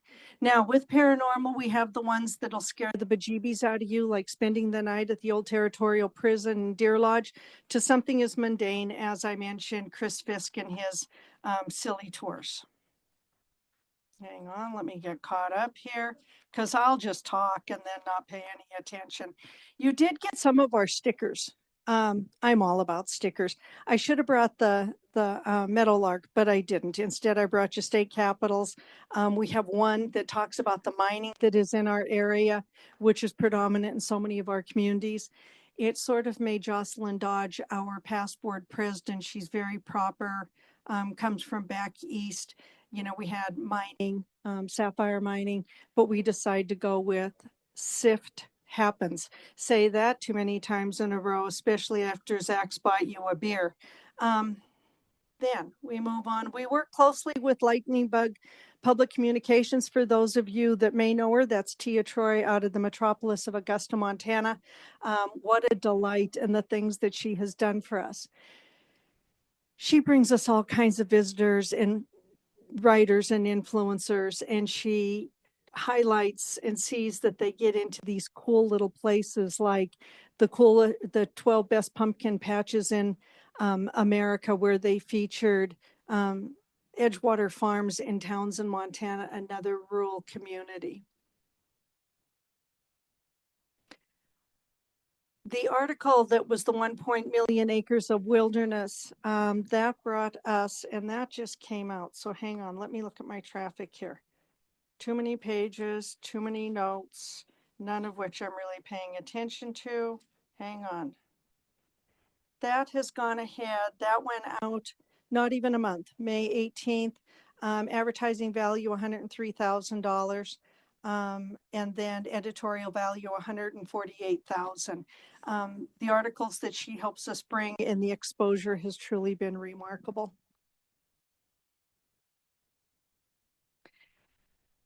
Nancy Mueller was imbued on St. Patrick's Day, and although sometimes I give the impression, like John Laney used to have, that I spend too much time drinking, and I said used to have because I know that you're not drinking anymore. Nancy Mueller. Nancy Mueller was in Butte for St. Patrick's Day, the 16th and 17th. The driest St. Patrick's Day I have ever had in my life. But man, did we have fun. We haven't seen the article from that, nor Johnny Motley or David Mueller on their Glaciers to Geysers, which is a co-op that we do, or a joint venture with Yellowstone Country and Glacier Country.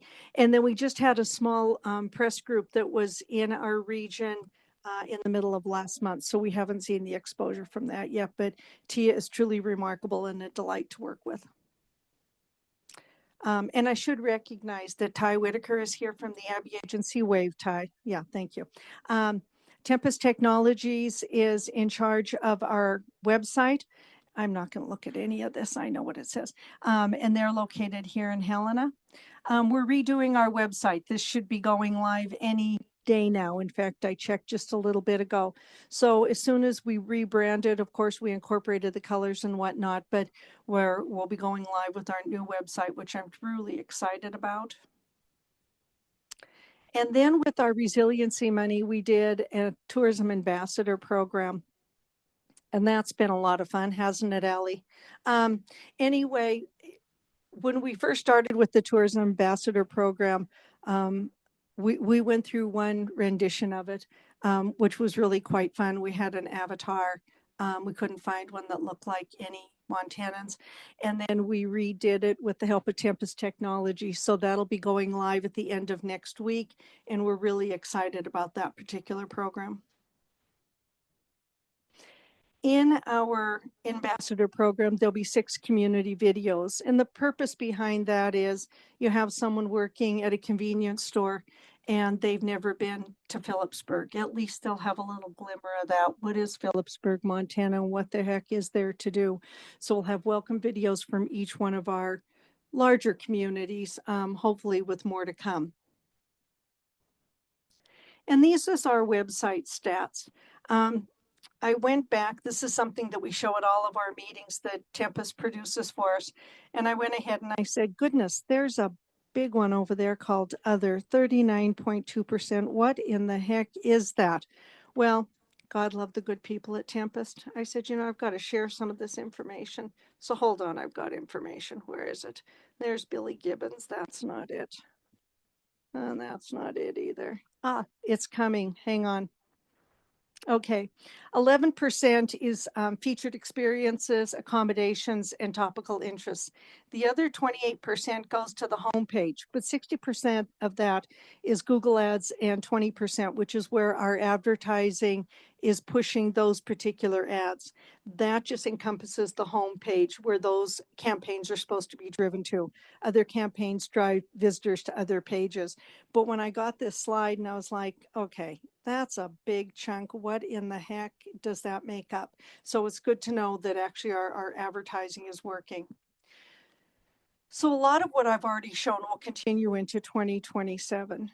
But more importantly, we are still creating, we'll continue to create shoulder season itineraries. We will continue with not whoa in your tracks, but stop in your tracks. We will promote our smaller communities, which we will always continue to talk about Butte and Helena, but we have a lot of great footage that we'll continue to use for our smaller communities. We'll work on our hospitality training program. And after Racine's visit, I won't go into any depth, but the importance of AI and personalized itineraries. With the new website, ongoing keywording and proxy creation. And then we'll be developing content for our short-term rentals. I guess you could have read that. Every year we do a little trip. Ours is going to be next Tuesday for anybody who's interested in going down to Virginia City. get a hold of me, I think you can find me on the Montana Department of Commerce website under CVBs and regions. But last year we did Beaverhead County, and man, did we have fun. We stopped with Billy Gibbons, wasn't there, but he is part owner of the Wise River Club, and the other hairy dude is Tim Montana. So we took a great little photo. This year we're going back to Virginia City. I don't know if the slide is there. We're going back to Virginia City and Nevada City. And the reason behind that is we need to be able to share with our visitors that it's open. And despite any of the comments, good, bad, or indifferent with regard to concessionaires and leases, et cetera, it'll be open for visitors, and a visitor should never know the difference. So we're going to go down, spend the day. We're doing a scavenger hunt. And if everyone goes to every single stop they're supposed to, they can put their name in for a drawing for an overnight at the Fairweather Inn, Cousins Candy, and Brewery Follies. And that's it. I don't even, oh, there we go. I'll take any questions. Thank you, Maria. Any questions or comments from the council? Yeah, I just have a question. I like the video idea. How long are the videos? Like each one of them? Oh, I can't even think how, they're not. They're like maybe 30 seconds. Okay. They're pretty, no, they're long enough. They're probably about a minute. But you have a answer. The video should be about a minute, and I've seen them. I've seen all of them. It's someone from the community that we just really enjoy and has a great personality and hits the highlights. And since we have so much video in the can, it was really easy for us to produce those. So they're very engaging.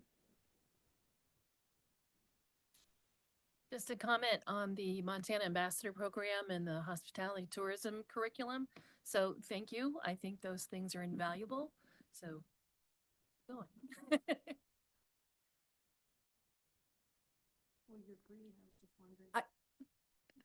Thank you. Thank you, Maria.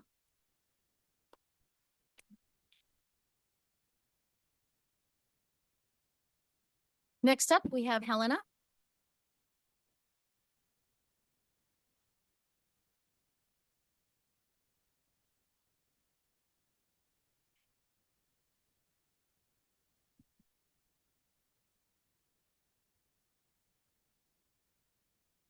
All right. Good afternoon, everybody. My name is Callie Asham. I'm the president and CEO of the Helena Area Chamber of Commerce and CVB.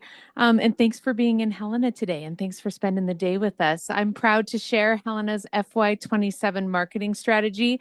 We feel that it builds on our momentum, sharpens our message, and positions Helena not just as a place to visit, but as a place to reconnect, recharge, and truly experience Montana.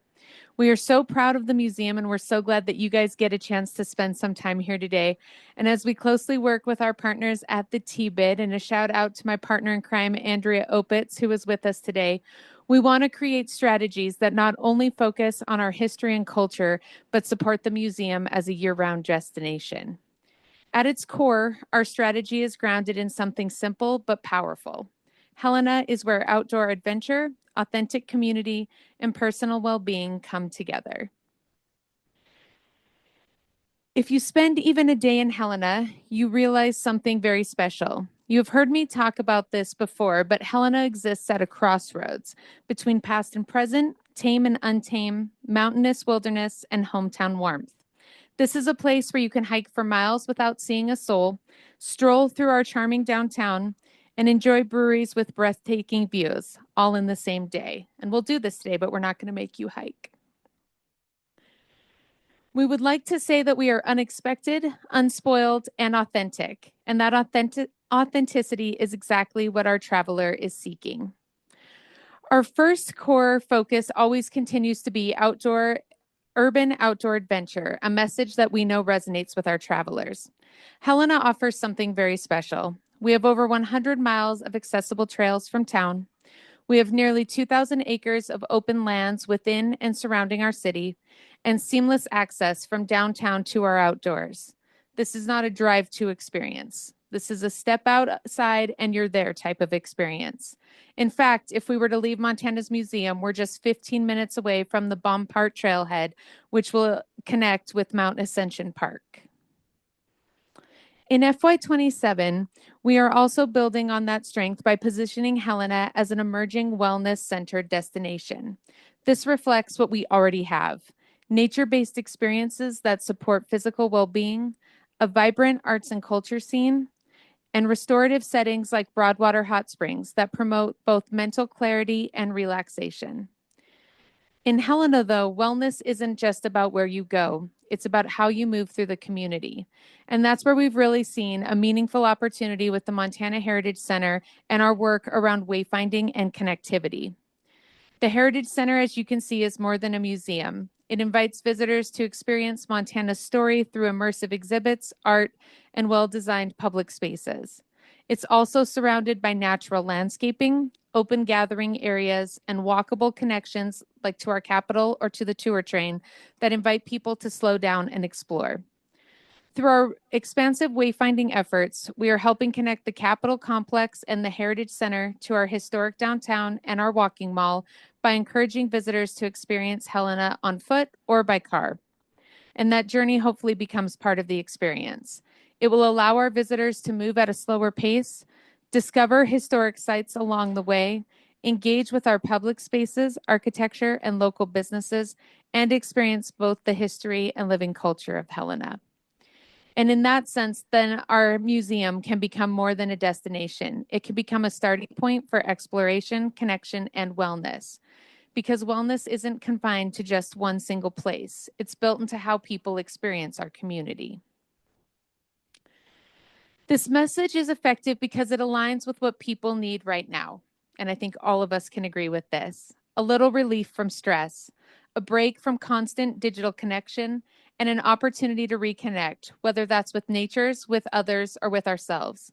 And Helena can deliver that naturally. It's not just something we are creating, it's something we are elevating. To bring this message to life, our FY27 strategy emphasizes strategic storytelling through public relations. Through this approach, we are hoping to expand our reach through credible, earned media, build deeper connections with potential visitors, and ensure Helena's story is told with authenticity and consistency. Visitors don't just choose destinations, they choose stories. And building off our FY26 PR campaign, which was our first one we've ever done in Helena, we partnered with downtown businesses to help with visitation by hosting social media campaigns and a giveaway. Which brings us to this year's new public relations work. In FY27, we're launching the Helena Places campaign. This campaign does not stand alone, though. It directly builds on and expands the storytelling that is already established through the Faces of Helena campaign that Andrea launched earlier this year. And you can find all of our Faces content on our Visit Helena socials or at helenamt.com. On the website, Faces of Helena introduces audiences to real people, individuals who reflect the spirit, values, and lifestyle of this community. These stories help answer the question, who is Helena? The Places campaign takes the next step and answers, how do you experience Helena? Together, they create a complete narrative. This connection allows us to move beyond traditional destination marketing, and instead of listing the attractions, we're going to share personal perspectives, highlight lived experiences, and allow visitors to see Helena through a local lens. We're doing this through using our place guides, local voices who bring both personality and place to life. These include an entrepreneur and a mother who, for some of you may know, the famous Chantel Schaefer, who's wife of another celebrity, Dax Schaefer, a retiree and Canyon Ferry sailor who used to run the Montana State Fund, a history walking guide, and a Carroll College student athlete, which as a Montana Tech graduate was very painful for me. These individuals reflect the same authenticity showcased in the Faces of Helena, but they're guiding visitors through their Helena, showing how our visitors and residents can all vacation like a local. We support this campaign with a focused outreach strategy. We're going to have curated itineraries that allow visitors to plan like a local, regional storytelling that amplifies these voices, social takeovers with our partners at Visit Helena, and interactive campaigns that inspire action. The goal is simple, to turn inspiration into visitation and visitation into connection.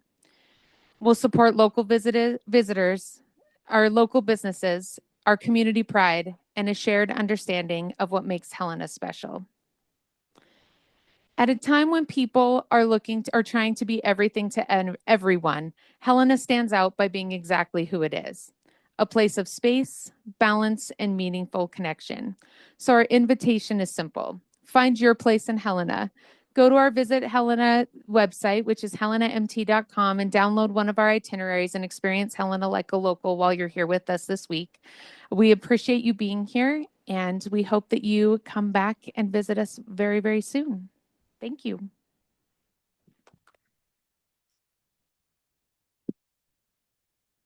Thanks, Callie. Any questions, comments for Callie?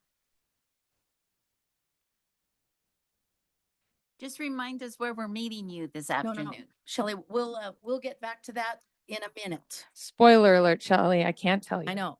Oh, I'm sorry. We're not gonna vary from the agenda on my watch. So she gets her own time slot. Next we'll have Butte.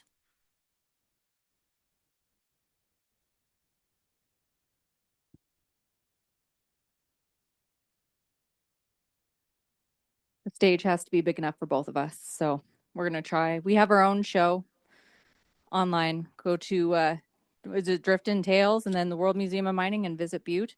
Jeanette Koff and I have our own little talk show once a month. All right. Our marketing plan for 2027, I did hand out to the board and they are available to grab our Visit Butte guides that we produce every year. This is the latest edition with some edits. It does reflect our website. I've done a lot of streaming of our brand, so I just wanted to make sure the board saw that before we begin our presentation. Oh, are we already on the first one? Well, here we are. This is great news. So our 4 goals was to increase domestic tourism. We are looking at Montana, Washington, Utah, and Idaho from our data from ITRR, sorry, Melissa.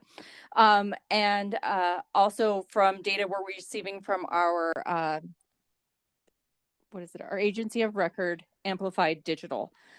So they said Colorado and Oregon are currently, they have the same tourism, the same kind of values that we have in Montana. So we are also looking at those areas presently with our agency of record. Increased length of stay or visitor spending. That is something we're going to talk about as we further ourselves into the presentation with Jeanette here. Strengthen brand identity. We're not Nike, but we're trying to be. We're just go for it, just do it. And then promote sustainable tourism. I hear a lot of us in Montana, how do we keep people in Montana? This is what Maria Porchavina started with, and we use this in our office. If we can't get them to stay in Butte for longer, we have them stay in Southwest Montana. And if we can't have them stay in our tourism season area, then we're going to keep them in Montana. So that's something we really preach in our office. We have different guides from different places. So I think sustainable tourism starts in our offices. I think when people come in, it's us saying, hey, you're here in Butte. We want you to stay here. Oh, you have to go to Southwest Montana. You're going to Helena. We got to make sure that we have all that proper information and get them handed off to Helena. If they're like, well, we're going to go somewhere else. Well, let's try to get them to stay in the state. How do we do that? So that's what our office tries to do. Our visitors information office tries to do daily. So with increasing domestic tourism, Placer AI and ITRR play a huge part of what we do when we're looking at our research, how we're going to move forward. And along with that is Amplified Digital. So as somebody who comes from a researcher background, these are important numbers that I'm putting out there. There's other numbers along with that, and I'll certainly answer those questions too. But here's the general numbers. So Butte approximately has about 487,000 stays from last year. So every year we always want to keep going up. And this number is from our TBID. My other half of my job is with the TBID, our Tourist Bureau Improvement District. And we want to continue that. We want to continue to add heads and beds, more people staying in Butte. So how do we get them to increase their time? And that's another thing that Jeanette and I will be going over, is how do we get them to stay longer? Again, strength, branding, identity, the streamlining of our website with our materials, everything has the same images, everybody's working together for the same purpose. And then our Amplify Digital is also doing that with us. So we're strengthening our branding. Everything looks the same. You go on the site, you're like, oh, it looks exactly like the brochure.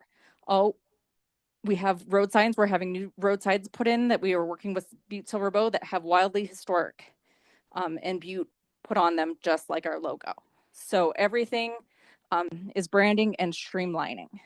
And then we're promoting sustainable tourism. You know, how do we get people from the 3.2 million people that are on our roads to convert them to into our town? And 92% of those are staying on the roads and going through Butte. So we know that 92% of our traffic is just cars and trucks and people driving. And we're aware of that. Our airport population, we're trying to get up right now. We're working with our regional airport for that. Shout out to the Burt Mooney Airport in Butte.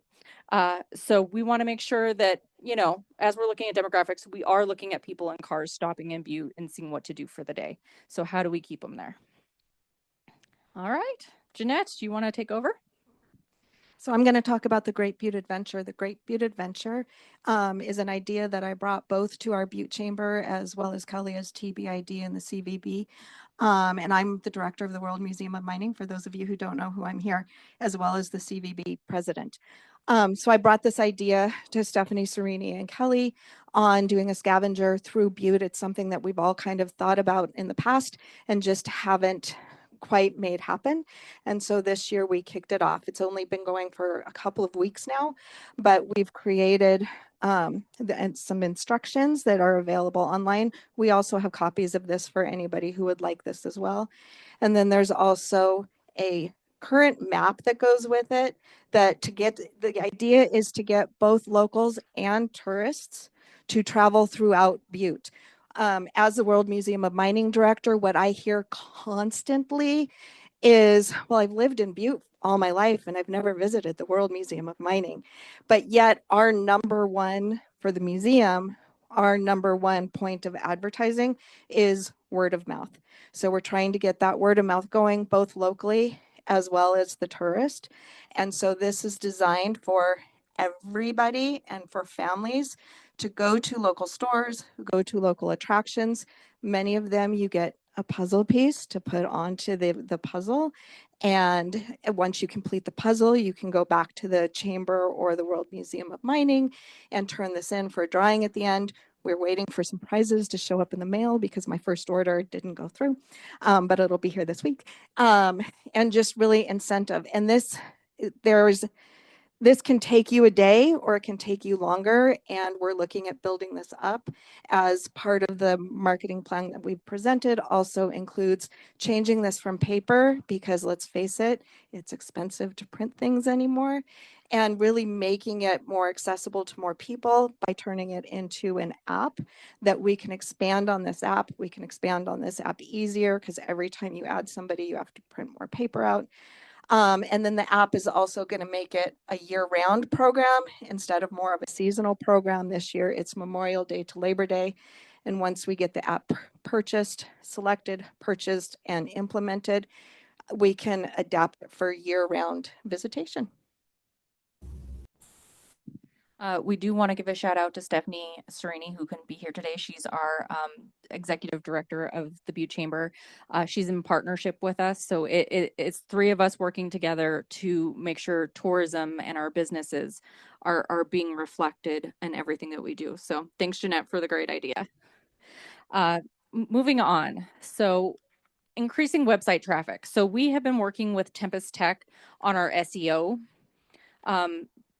So basically search engine optimization. So we have been working on different pages, everything from, you know, what you need for a day trip in Butte, what what would you plan, etc. They come up with what the people are searching for. They contact us and say, we need a page for that. So we have been doing a whole lot of that. We have the Great Butte Adventure. We also did a history page. Jeanette and I got the history together, well, mostly Jeanette, and we got that put up. So just know that everything's evolving and changing. You know, change is sometimes not a bad word. People go, oh my God, this is changing, oh my God, that's changing. If we can continue to change and help visitors stay how they want to stay, then we can keep on top of keeping them sustainable and them coming back throughout the year. Our retargeting marketing ads, website pixel clicks, and Google ads.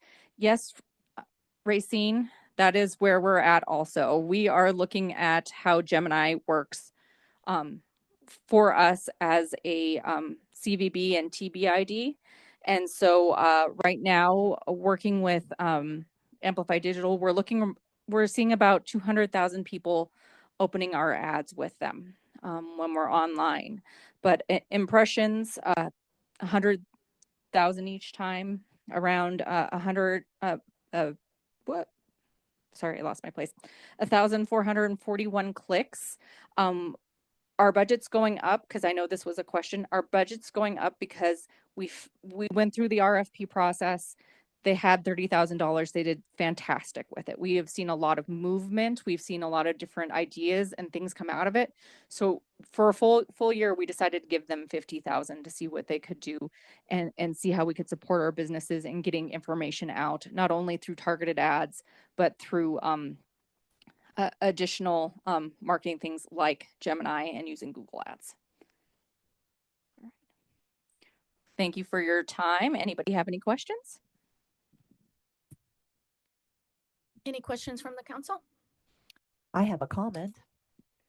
One of the things I would do if I were you would be to promote that sweet little airport you have. The new decor. I could never have imagined mining decor and Art Deco just being so swanky. It is gorgeous. And then free parking to boot. Shortest TSA lines in the state of Montana. It is wonderful. I love that place. Thank you, Brookie. Any other comments? Thank you, guys.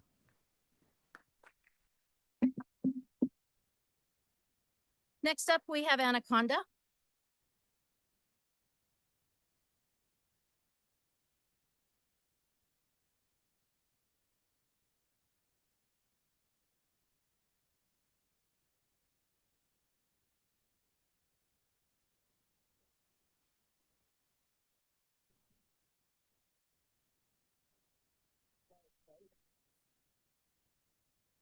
I'm Ruth Moen. I am the chamber manager of Discover Anaconda.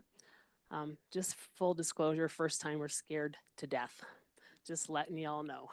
It's like, so I have been with Anaconda 4 years, but just a couple months in this position, and it's been baptized by fire. I'm just letting you know, okay?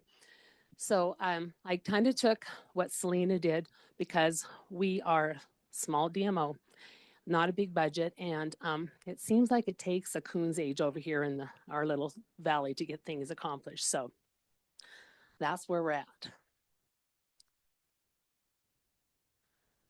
Okay, can I stand over here? Am I in your way? Okay, thank you. So one of our biggest challenges is to make ourselves a year-round DMO, right? And how do we do that? Number one, location is our biggest obstacle. We got to get people off the interstate. So if you think Butte has trouble getting people in, we have trouble getting people in. If they're not going to the ski hill or going up to Georgetown, one of those gorgeous houses they have, they might not come in. And once they come in, how are we going to keep them there? Okay. So I just found out that I can mention the RAP funds too. Is that true, or just CVB money?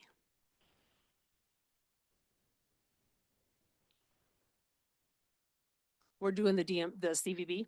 Okay. Okay, so thank goodness we get to partner with another agency because that helps expand our little thing. So that's what we're doing is getting them off the interstate. Okay. Shoulder season is our biggest one, you know, because it's summertime, everyone wants to go to the trails, the outdoors in Anaconda, they want to go to the lake. That's easy, right? But what do we do all year long? That's when the hotels are struggling.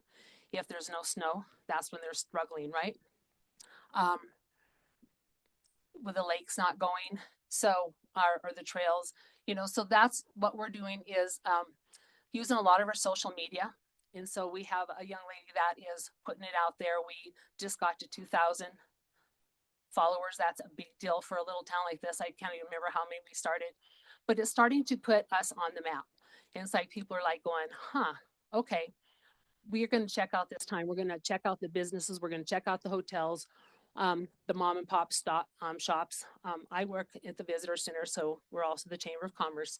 And so I hear what people are saying. They're like, you know, once they come in, they're like, we're so glad that we're here.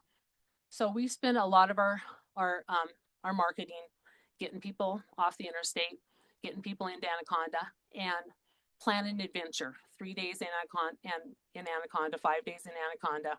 What would you do? Okay. Two of our biggest festivals is the Winter Festival and then the Winterfest. Winterfest was a challenge this year because it was just the warmest Winterfest we've had since I've been there.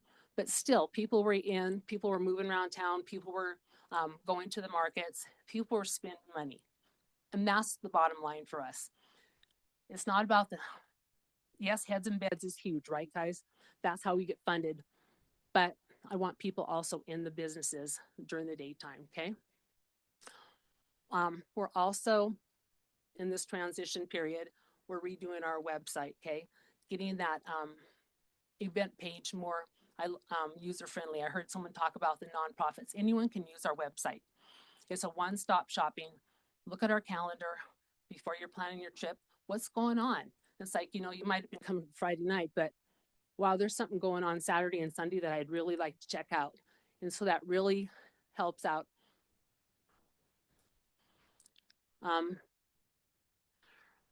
We also, a couple years ago, redesigned our brand. And again, the way things work in Anaconda, we've changed hats a couple times. We're not quite got it completely, but again, we want to have it as secure as Butte, you know, in Southwest Montana, that this is who we are. Come discover who Anaconda is. Discover who we are. Come discover our businesses. So a couple years ago, when Kathleen was still around, we got that winter tourism grant. Well, due to just situations in the world, we finally got all the materials. It was literally stuck in customs. So by this winter, we'll actually have ice at the Commons. Again, that year-round destination. Hockey people are playing, ice skating people are playing. And it's a big deal for us because if people come and there's nothing to do in the winter time, if they don't always want to go up to Discovery or they want to do something in the evening, it doesn't keep them staying very long.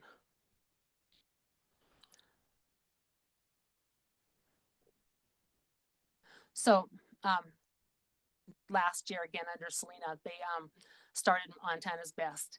And Julie Mack came with her crew. They showed Anaconda from the bike park to the zip line to the historical places to so many events downtown in the businesses. And we've got the digital. So we're finding out that we're also getting response back from that because we're spreading that all over now. People have access to that. We're putting it on YouTube. And again, people are like, it's not necessarily just the big events. It's things that people never thought about Anaconda. They didn't even know we had a bike park. Some people didn't even know we had a zip line. And so we're getting a lot of positive feedback as that has now gone live in March. Sorry, thank you. Any questions? I'm so sorry, guys. Thank you.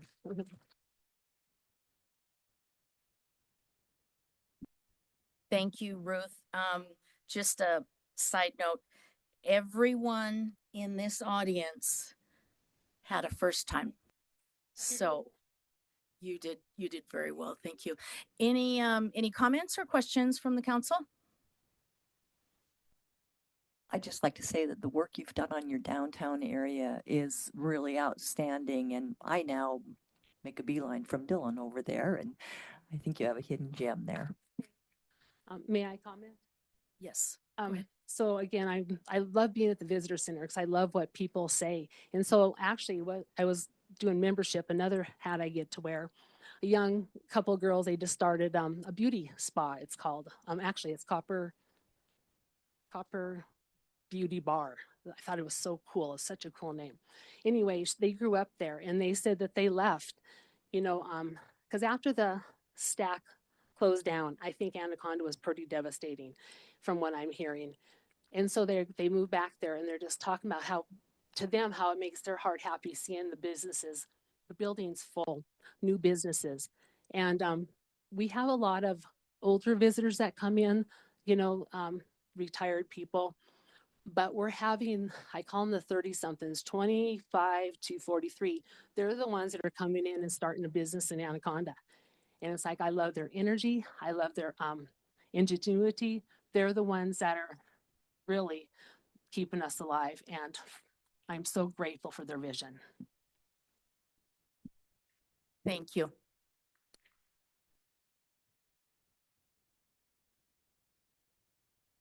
Next up, we have Dillon.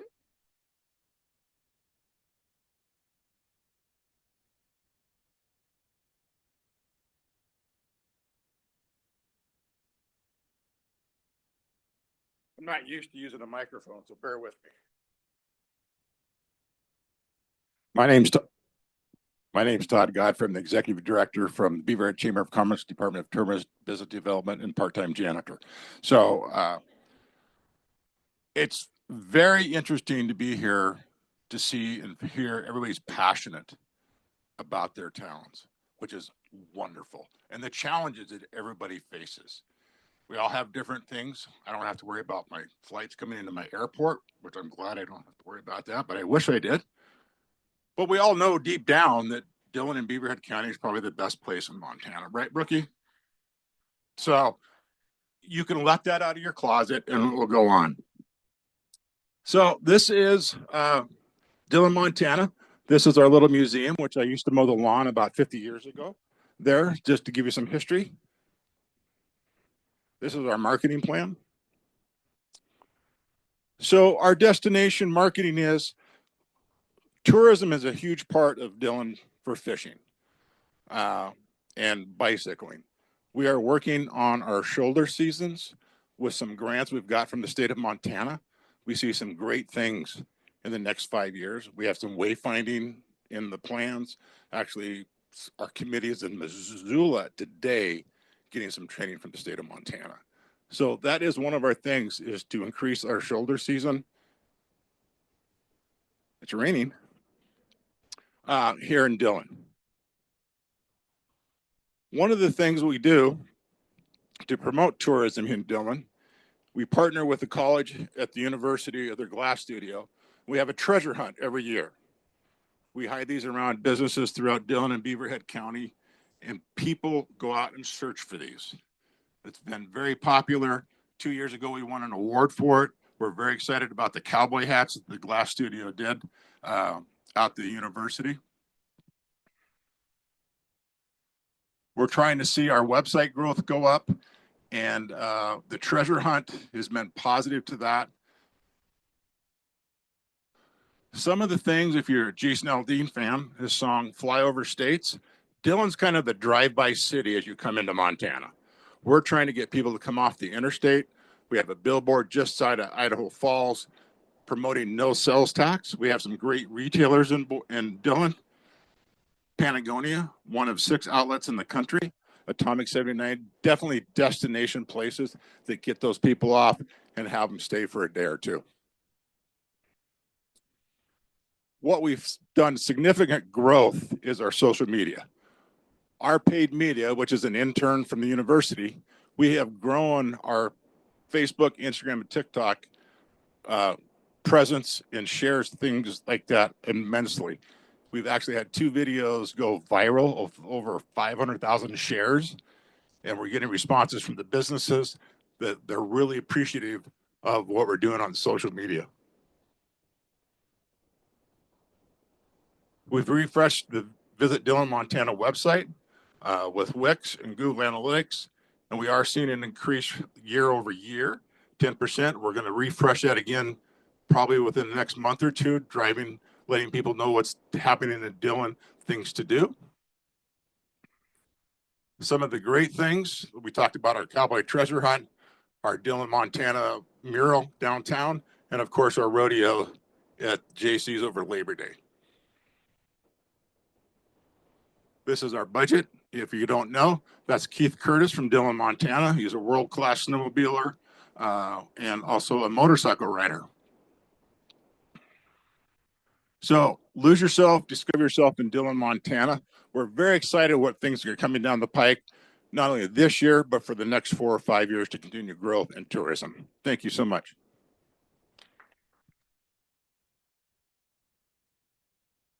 Thanks, Todd, and welcome. Congratulations on your social media success. Those are impressive numbers. So thank you so much. We have fun doing it. Any questions or comments for Todd? I just have a comment, Todd, on your scavenger hunt, treasure hunt that you guys do every year. Great idea. And how do you pick what theme it is going to be every year? Well, I'll tell you a story on this one. This is kind of funny. Apparently about 4 years ago, the studio did a cowboy hat. It was in a mold, and it was really painful to get out of the mold. Very time consuming. So when I was talking to Ruth King, the professor at the university, I said, you know, I understand you did the cowboy hat a couple years ago. It'd be super cool if we could do it again, but I understand you can't. She goes, well, we can blow cowboy hats. I go, what? She goes, yeah. So she took a blob of glass out of the furnace. 15 minutes later, she'd blown her first cowboy hat. So her and I think about 25 students, I think we finished up about 162 usable hats that we can show that I've been taking around Beaverhead County. And the whole thing about this is we take them to the business, give it to you and say, hey, you hide it. And it drives people in looking for it to drive traffic to the retailer. And and I tell them, once I give it to you, you guys can put it out whenever you want. You can do it in July, whenever. But the whole concept is we have people coming all through the state and locals going to the businesses looking for the hat. And so the businesses, and this is a partnership with the university. It doesn't cost us a dime. The foundation pays for all the glass for it. So it's really productive and it's fun. Mm-hmm.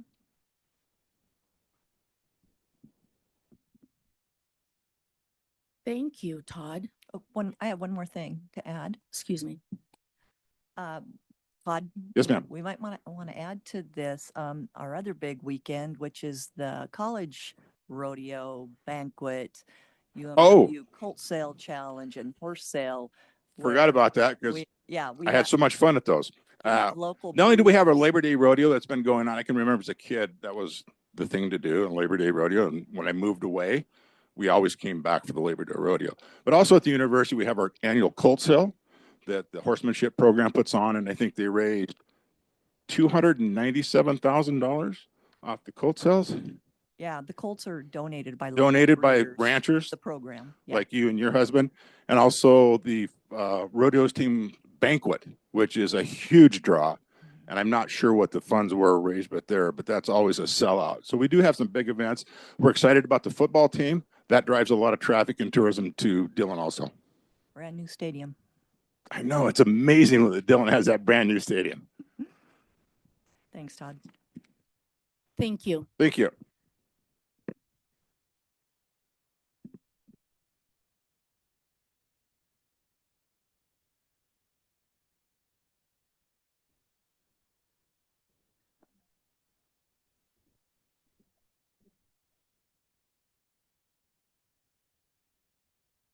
Okay, thanks, Todd. I need to open this up to public comment regarding the DMO plans, 2027 DMO plans that we've just heard about. Is there any public comment?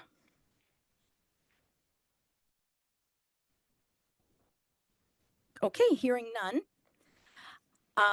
Is there a motion for final TAC approval of the fiscal year 2027 DMO plans and associated lodging and facility use tax budgets as submitted for Southwest Montana, who have a budget of $969,322, Helena, $208,694, Butte, $183,731, Anaconda, $29,677,000, and Dillon with a budget of $40,440.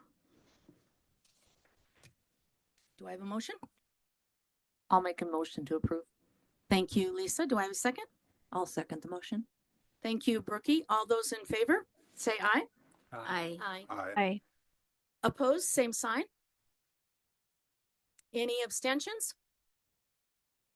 Thank you. Motion passes. And before we move on to Central Montana, I know this shocks everyone, but I made a mistake. And it had to have been with Missoula. So, to the council, I am going to need a motion for final TAC approval of the fiscal year 2027 DMO plan and associated lodging and facility use tax budget as submitted for Missoula, who has a budget of $528,499. Do I have a motion? I'll make the motion to approve Missoula. Thank you, Chris. Do I have a second? Seconded. Thank you, Aaron. All those in favor? Say aye. Aye. Opposed? And any abstentions? Missoula's budget stated properly has passed. Thank you. And if I make a mistake, if I've misquoted anybody else or moving forward, anybody's budget, I throw something soft at the back of my head, please. Now we will move on to Central Montana.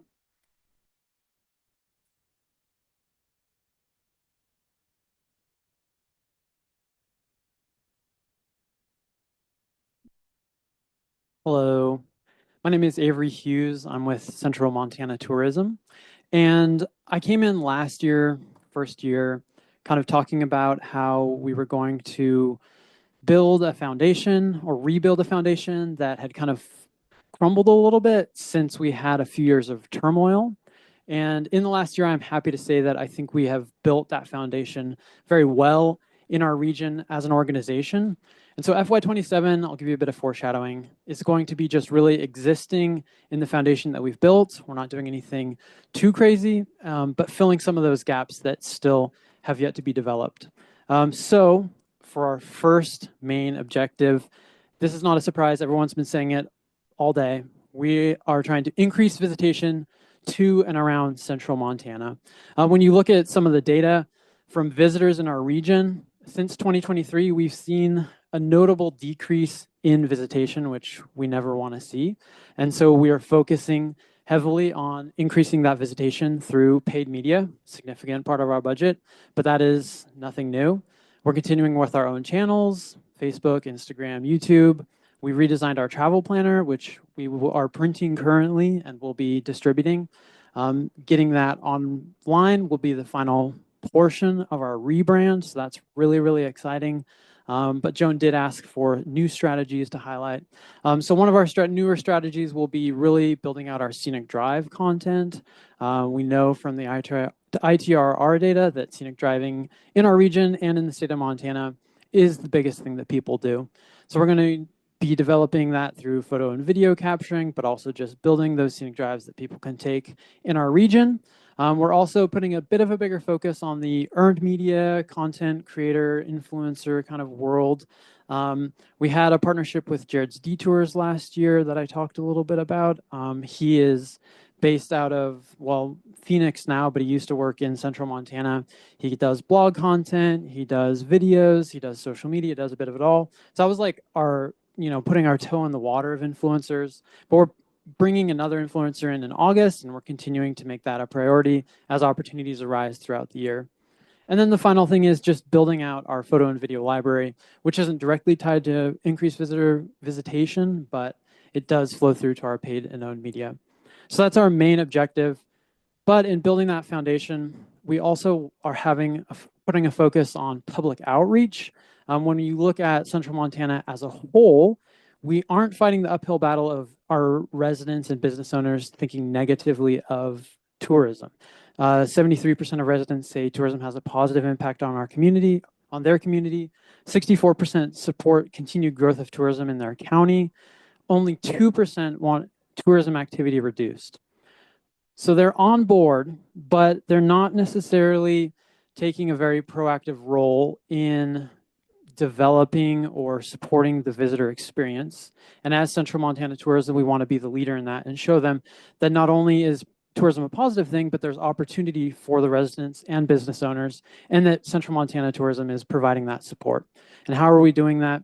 We just completed a partnership with ITRR and RRC Associates through the Resiliency Grant that provides economic impact data on a county level. So every single one of our 13 counties has economic impact data of how tourism has benefited them. And on top of that, what visitors are doing specifically in their county and where they're coming from. So we have that to say, here's the opportunity, here's what's going on. We have our different grant programs. I won't dive too deeply into that. We have our Exploration Central Montana, which is our hospitality ambassador training program, very similar to Southwest Montana. So we have that as a resource to say, hey, if you feel like you're lacking in training, give this to your staff, help boost that visitor experience. And then we also have we just developed a crisis communication plan. So that if something does go awry in our region or in Montana, we can communicate with those partners and keep that tourism going. So with that being said, our budget is $599,303, and that sums it up. Any questions? Anyone have any questions from the council for Avery? Questions or comments? And wait. Mine might be a question or a comment, and you decide. Okay. Pertaining to the tourism activity reduction, 2%. Any idea what industry or sector that 2% was from? The 2% that didn't want to see the tourism, I don't know exactly, no. We're going to find those people. Okay. Yes, maybe they're from Conrad, I don't know. Not from Conrad. We love. Jokes. Well played, Avery. And I did want to say that Great Falls and Havre are both presenting virtually. And I got a text that they were wondering about privileges for speaking or talking online. I just want to give you a heads up on that. Thank you, Avery. Next we have Great Falls. They will get elevated. It just takes a second to bring them in. And then we'll need to know if Rebecca wants to share her own screen or if she wants us to advance the slides. Okay.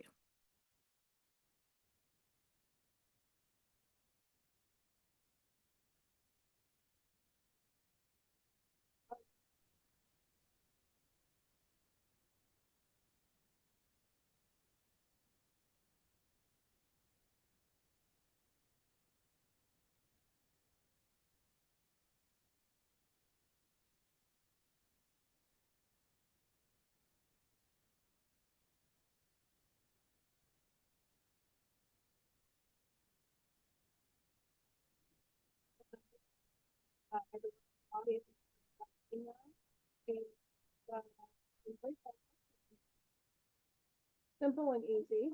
So that's what you're going to see here. Rebecca, are you there? Yep.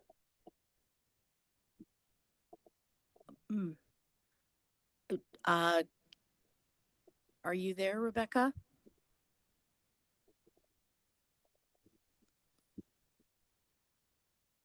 Okay.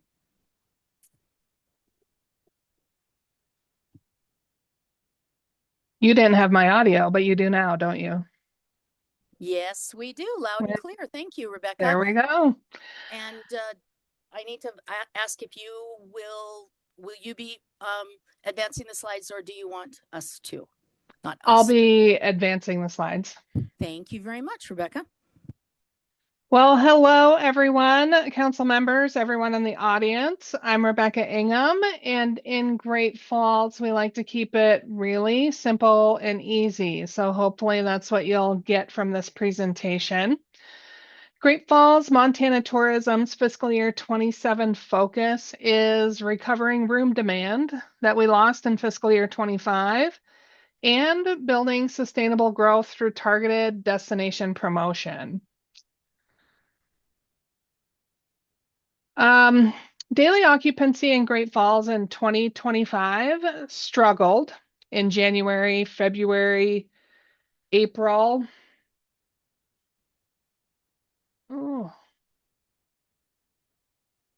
And in October, November, and December, with occupancy at 50% or below for over half of the year. As these charts you can see, I don't expect everyone to read them, but we do monitor our daily occupancy through Smith Travel Research to get a general idea of where we should be focusing our efforts in growing our local room demand. Great Falls had recovered room demand to pre-COVID visitation levels in fiscal year 24. That is the yellow line. However, in fiscal year 25, which is that red line, we gave quite a bit of it back, recording declines month after month in 2025. We are beginning to see some of that recovery in fiscal year 26. You're going to see that it's kind of a half scour green color. So as part of that fiscal year 26 recovery, we are currently ahead of 2025 by 4%, which honestly is great to see, but not really hard to do with fiscal year 25 being so down.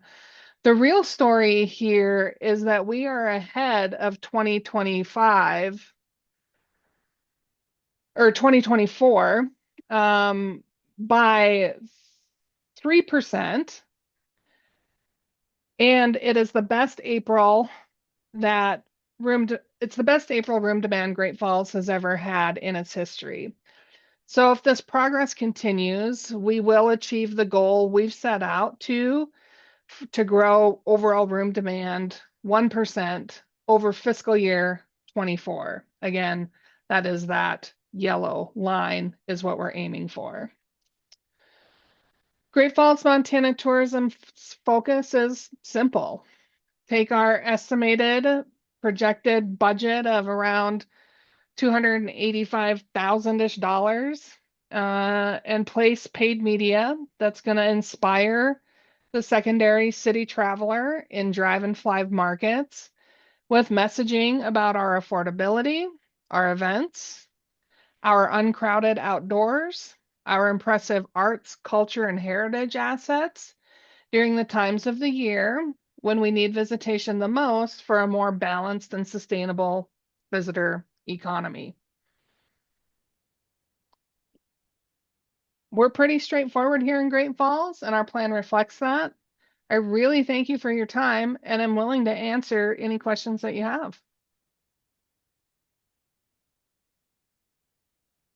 Thank you, Rebecca.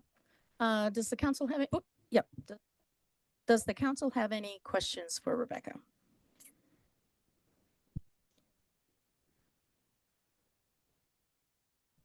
Okay. Seeing none, thank you, Rebecca. Thanks for joining us. Thank you.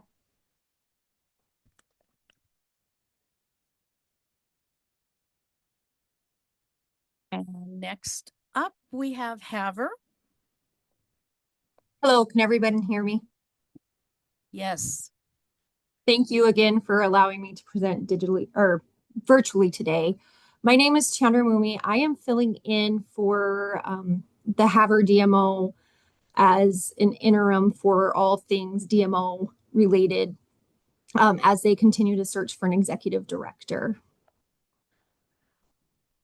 For FY27, our primary strategic focus is to prove that our rural market is indeed a must-visit destination, and particularly help go with some of our in-state visitors as well. We're off the beaten path, but still on the beaten path, being off of US Highway 2. So primarily our traffic is all drive traffic, some Amtrak traffic. I'm going to pause for a minute. Is there a way for me to advance this, or should I share my screen? I apologize. Just 1 second. Just say go to the next slide. Oh, okay. We can go to the next slide. I apologize. No worries. There's those beautiful things that I was talking about. Again, just to reiterate, we are a rural destination. We would like to continue to promote rural tourism, which we began in FY26 with the help of the Rural Assistant Program grants. And what we would like to do is continue to encourage year-round visitation, grow that shoulder season visitation. And the way that we plan to do that is continue to grow those seasonal itineraries. Next slide, please. This is a focus for us because truly many people in Montana have not experienced a Havre as a destination, and nor have they seen many of our assets that we have to offer, whether that be the change in scenery or our historical attractions, or just our ever-growing and changing dynamic local economy and businesses there. We've had high performance in our website recently since the beginning of FY26, growing our traffic of 99% new users, which is great. By targeting the rest of Montana, we're encouraging residents to utilize Havre and what we have to offer for possibly not just an overnight stay on their way to somewhere, but to really serve as a home base for events or visits or getaways. We're hoping that since we're still maybe an undervisited and rural area, that people will find our dynamic offerings something that appeals to them to continue to visit. Next slide, please. So new and enhanced strategies for FY27. I mentioned the itineraries earlier, and what we are going to continue to do is utilize those itineraries throughout our slide deck here. You can see a lot of those stills that were gathered from those itineraries. We have our wildlife here, which we've mentioned. We've got not just viewing, but for those outdoors people, we've got hunting opportunities as well. We've got, south of town, we've got Bear Paws, which is really great, which offers a little bit of a mountainous area there. North of town, we've got the Badlands, we've got the reservoir, we've got the Milk River, and we've got plenty of agricultural experiences and viewing around. We also have our historic visits, which we can continue, and sites to leverage there. In town, Havre Beneath the Streets, the Buffalo Jump, our museum, and the fort, which is history enthusiasts, and in bordering communities as well. We've got different areas for them to visit if they choose to put Havre as their home base. We also have our small town hospitality with our locally owned businesses, and continue to plan to showcase those as well. And next slide. We have projected a budget of $22,000. As you can see, we're keeping that fairly simple. Almost half of that will be in paid media.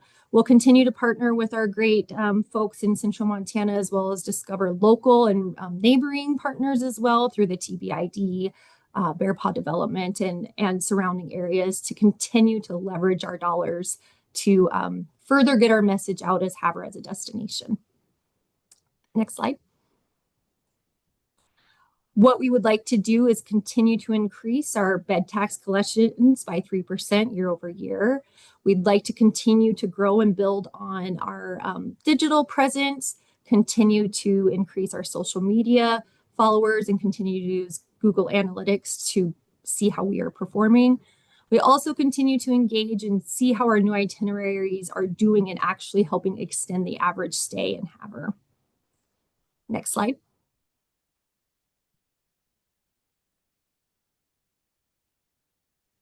And if there is time, I would take questions, but also there is a link there that is one of the recent itinerary projects that videos that we we completed. And if you would like to view that, you're more than welcome to do so. Thank you. Does the council have any questions or comments for Chandra? I would have a question. That increase in traffic to your website is impressive with 99 new users, or 99%, excuse me. Why do you think that is? What is drawing all those new users? Honestly, I would have to say we, just like Central Montana, had a lot of turnover within our chamber over the last 4 to 5 years. And what I would say with that is that we did, I think, not have the best site tracking turned on to begin with that really gauged our performance. This last year, we really spent time outside of utilizing the ITRR data. We really spent time making sure the tools that we have to gather our data and our reporting and analytics was turned on completely. And I do think that is partially, we did start finally placing media the second half of FY26. That has absolutely helped drive traffic, but some of it is just doing a better job on our half of making sure we're using the tools we have to track what's happening in our visits. Thank you. Is the video you mentioned on your website? It's been integrated partially into our website with a landing page. We've been completing updates there, and we've also pushed out our first paid media through Instagram and Facebook, and have received, honestly, some really great feedback, as well as some of those locals that are possibly naysayers. But it's just a new chance. Haver's been a little stagnant for a little while, so it's really great to see that gain some traction and impress people and shine a positive light on visitation to Haver. Is the video live? Do we have the capability to view it? Because we do have time. Yeah, if you press that link where it says Haver Family Fun, that should bring it up for you.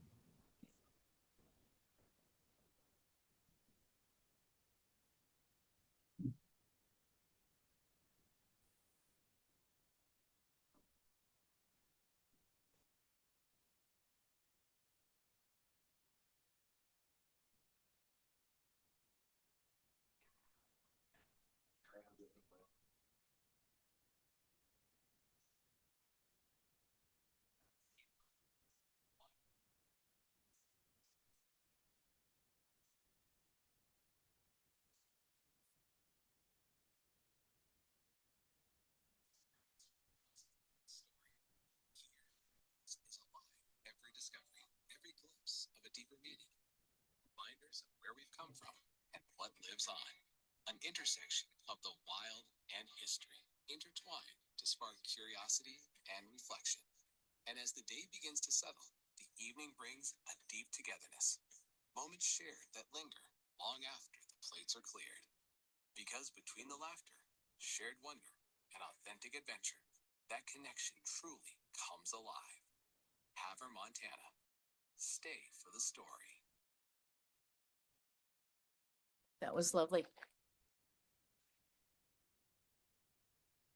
And one final comment. It's Joan. I met you at the Central Montana Tourism meeting that was in Conrad. And I did not realize that you were the interim director. I believe you could be the director. Oh, Joan, if I had extra time, I would definitely consider that. But I'm in a phase of my life right now where I can't take a step back. So okay, just put it out there. Thank you, Chandra. Thank you all. Chandra, I have a question. This is Brookie. Have you Hi. changed your branding from last year? Because you had this beautiful mural that I still have on my phone from your presentation before, and this year it looks completely different. Yes, so what you are seeing integrated into our branding now, it was closer to what you had seen, but I sure as the council is aware, Bear Paw Development was awarded one of the tourism, I could probably turn my video on and everybody can see me, tourism pilot grants, that first round of commerce a couple years ago, totaling over $1 million. And they've spearheaded that project. And I believe they utilized an agency out in Missoula to rebrand Haver. So right as we were wrapping up this itinerary project, this branding that you see on this last page here, this Haver Stay for the Story, this is what Bear Paw Development, through their grant and everything, is rolling out and going to utilize for the town of Haver moving forward. So we adopted that so that there was a cohesive message going across everything. And it does fit in, the Stay for the Story does fit in really well for that messaging that we are trying to get across to everyone to come, stay, make Haver a destination. And it just fits really nicely with what we've done. So that is why you were seeing something completely different. And I appreciate you bringing that up, because I probably should have led with, you are going to see something completely different than you've seen from Haver before. Okay, thank you, Chandra. Anything else from for Chandra? Okay, thank you very much. Thank you.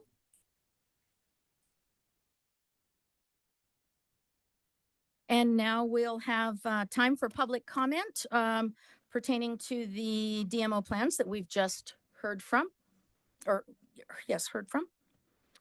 Do I hear any public comment? Okay, hearing none. Is there a motion for final TAC approval of the fiscal year 2027 DMO plans and associated lodging and facility use tax budgets as submitted for Central Montana with a budget of $599,303, Great Falls with a budget of $283,500, and Haver with a budget of $22,000. Do I have a motion? I'll make a motion to approve. Thank you, Lisa. Do I have a second? I will second. Lots of seconds. Thank you, Chris and everybody. All those in favor, please say aye. Aye. Opposed, same sign. And do I have any abstentions?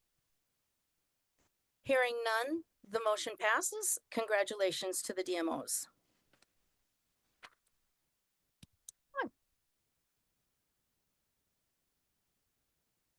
That applause was not for me. Next up, we have Tribal Tourism Region presentation. Do we have Rochelle ready to go? Yes, hello everyone. Can you hear me? Yes. Great, thank you so much. So my name is Rochelle Brown, and I am the Tribal Tourism Officer for the Indian Country Tourism Region 7. And we are developing transformational travel. I'm going to go through some activities that have been undertaken for fiscal year 26 and what is planned for fiscal year 27, which will also include the development of a new Indian Country guidebook and new videos that will promote the region. And hopefully this will operate for me here. Okay, one moment. Everything's kind of froze up on me.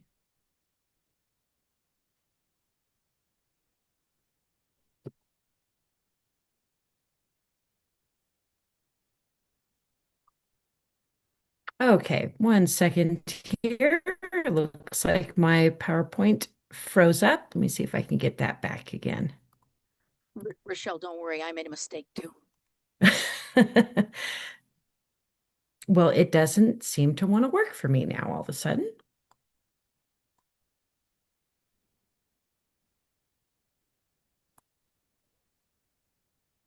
Rochelle, we'll bring it up on our end, and then you can just tell us to move the slides. Sounds great. Thanks so much, Jenny. Sorry about that. It worked in my practice session.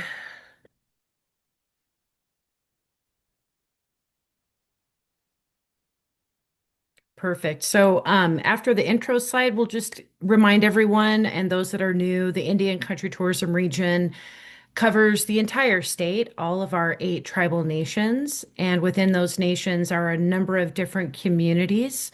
And so the work that we do through the Tribal Tourism Program is to not only promote visitation to each of these communities, but we also administer a number of grant programs and initiatives partnering with our tribal communities for them to develop tourism assets on the ground. Next slide. So a review of the Tribal Tourism Program activities from this last year. Just a general note that all the programs, activities, and initiatives that I oversee depend upon the availability of funds, support from the STED Commission, that's the State Tribal Economic Development Commission, and department approval. This last year, we deployed an Indian country production team that captured videography and photography across 7 of the 8 tribal nations. A lot of that content was reviewed in a partnership that we have that I'll speak about very soon, and getting feedback from our tribal citizens. One community was not able to be captured in this production, and that is Northern Cheyenne. There have been a number of challenges happening in Northern Cheyenne, and to respect their internal challenges, we have stepped back and waited until it is an appropriate time for us to re-engage with the community on this project. Also, with the STED Commission approval, the last 3 years, we have deployed event sponsorship agreements with each of the tribal nations, offering them funds to offset the cost of public events that they host, such as powwows, Indian relays, and rodeos, and to cover expenses or to help with expenses that are generally not covered through our event grant program at the Office of Tourism. And this year, we were able to increase those sponsorships with funding that I had within my budget up to $10,000. 7 of the 8 nations have accepted those funds, and CSKT continues to decline participating in the program. One consideration for these funds is the opportunity to do nonprofit vendor outreach. So any of our DMOs, regions, different departments and agencies across Montana, if you're interested in attending one of these events at the 7 of the 8 nations that have accepted the sponsorships, they will waive the vendor fee and coordinate a location for you to set up as a vendor at these events so that you can engage with the local citizens and tourists that attend. Next slide.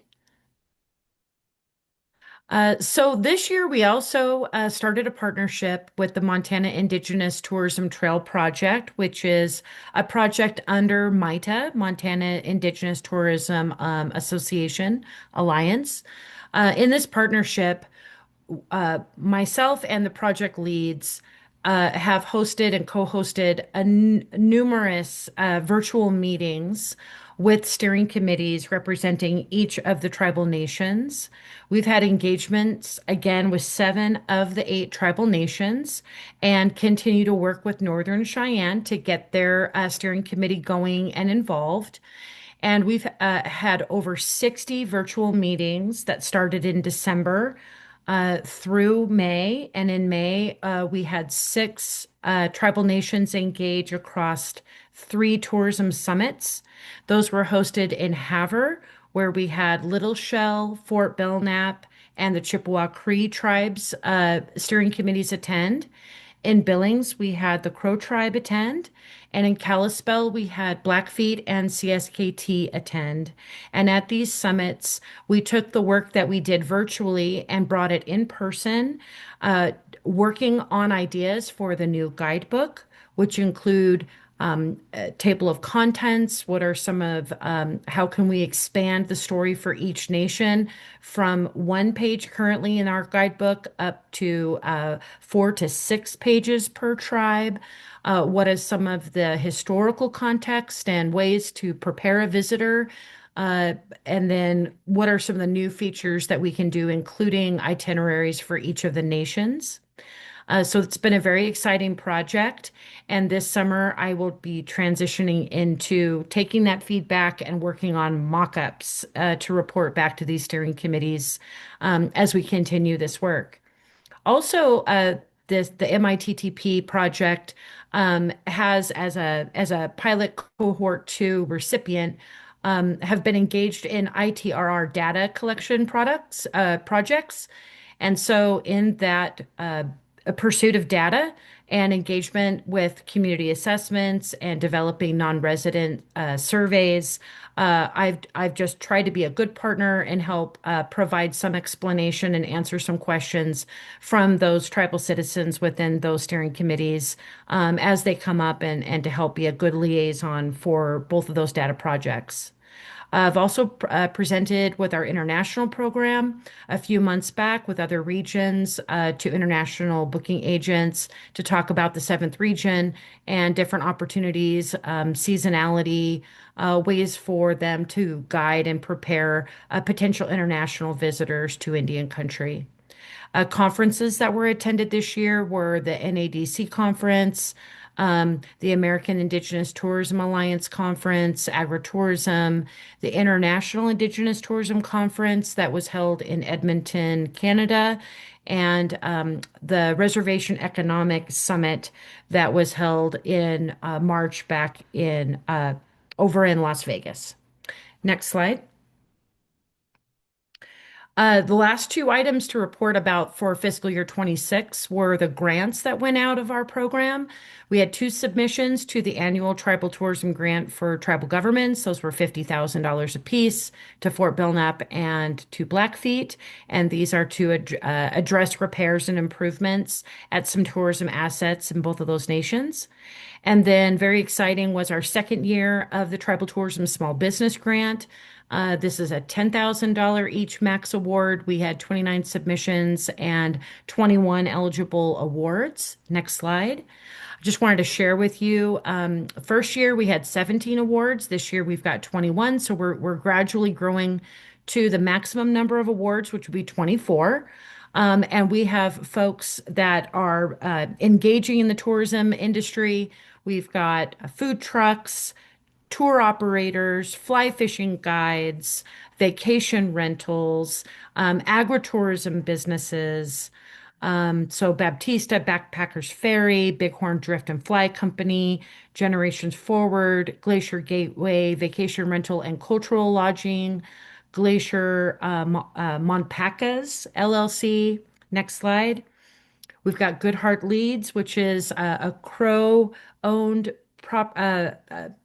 food truck business, Highline Hogs and Livestock. That's a grown in Montana, made in Montana product line. Amira LLC, which is Native American made in Montana beads and jewelry. Iron Shield Creative, Johnson's of St. Mary's. Next slide. Little Jits food truck. We've got Loud Thunder Express food truck.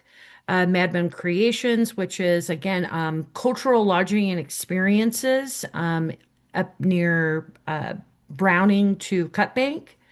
We've got Quickset Flight Company, Rising Wolf Getaway. Next slide. Sage Notes Trading Post. They are expanding their product line so that they can get into the wholesale market and hopefully exhibit at next year's Native American Made in Montana Pavilion at the trade show. Spoon and Fork, Tommy B. Robinson Photography, Water People Tours, and Xander Art Gallery. And so for the next slide, the activities that we have planned, and we'll go to the next slide, for 2027. So we continue the Indian country production, the production that we captured from last summer. Our steering committees, the MITT steering committees, provided some really crucial feedback, identified some missing content, and we are in the process working with our agency of record and those photography and videographers to get out and capture more content so that we will have really great material for the new guidebook and the new videos that will be under development and with meaningful consultation with well over 60 tribal citizens And we will be developing the ad campaign that's planned to promote the region with the guidebooks, both to launch and hit the market in spring of 2027. And then again, just noting what my program answers to in terms of the ideas and initiatives. The STED Commission does vote on my programs, my budget, and potential future activities. My forecasted budget for fiscal year 27 is approximately $640,000 across two funding sources. And so the State Commission will be voting if funds are available if they are to have me continue the event sponsorships into 2027. They'll be voting on potential changes to the guidelines to my annual tribal tourism grant for tribal governments and guideline changes and updates to the tribal tourism small business grant. Next slide. Also, conference sponsorships. At times, we do sponsor the attendance of small businesses or potentially some of the steering committee members to get out and get additional training and exposure to continue to grow out and develop a tribal tourism economy in Montana. And so at the August STED meeting, they will be advising and voting on the use of tourism funds and if and how they would like to offer these opportunities, which include the pre-conference summit that we'd like to have just before the governor's conference in Great Falls to bring those that have been engaged in the product development over the last year to see some mock-ups and give some additional guidance on these products. There's also the American Indigenous Tourism Alliance Conference in Tulalip in Washington. That will be in October. Certainly recommend you all consider attending that conference to kind of see how you can partner better with your local Indigenous tribes. The Montana Agritourism Conference, the IITC in Canada that's planned for February. I do not know the date of the new conference, so we're kind of waiting to see what happens with that one. And then again, the Made in Montana trade show, the pavilion that we host there, how we go about selecting those that are featured and sponsored exhibitors at the trade show. So that concludes my presentation for today. Last slide is just my contact information. Again, Rochelle Brown. Feel free to direct any questions to me and how I can be of service to you, customer requests that you get, or future partnerships with your regions and DMOs. Thank you.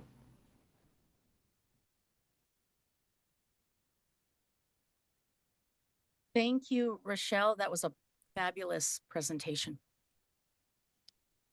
Does the council have any comments for Rochelle?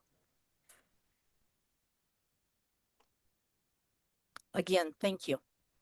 Thank you so much. Have a great evening.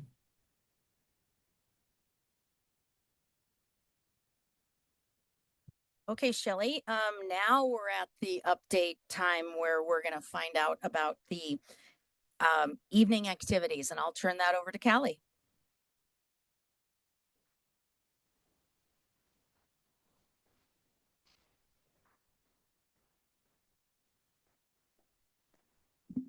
All right. Well, thank you, everybody. We are going to be heading down to the historic walking mall. So 6th Avenue is what runs in front of the Capitol here, right out front. If you take that all the way down, you're going to end up at the walking mall. You can also park at the Chamber of Commerce. That's just an easy parking lot. And then you walk down the hill to 10 Mile Creek Brewery. 10 Mile is owned by 3 friends who graduated from Capitol High School, went to school at the University of Montana, and came home and opened a brewery 10 years ago. They are also entrepreneurs. They just recently purchased the Rialto, which is right next door, a bar. And then Riley Tubbs, who will be joining us tonight just to mix and mingle. His wife, Ashley Tubbs, and her business partner, Carly Mosey, are opening the Bell Hotel, which is our new boutique hotel opening here any day now. And that is on the corner of Lindale and Last Chance. So head down there whenever you get comfortable. We'll be down there. We'll be getting you drink tickets. We'll be buying you a drink. We'll have some snackies there, and then you'll be downtown. So there's plenty of walkable restaurants where you can enjoy food tonight. So look for me or Andrea. We'll be there to help you out. But looking forward to seeing you at 10 Mile in this. I was hoping we could be outside, but it's not looking great. So we'll be inside 10 Mile, which is also awesome too. So thanks so much for being here. Thanks for being in Helena. Thanks, Kelly. So I believe that brings us to the end of day one. Thank you everyone for your presentations, and we are adjourned for the day. See you tonight at 10 Mile Creek.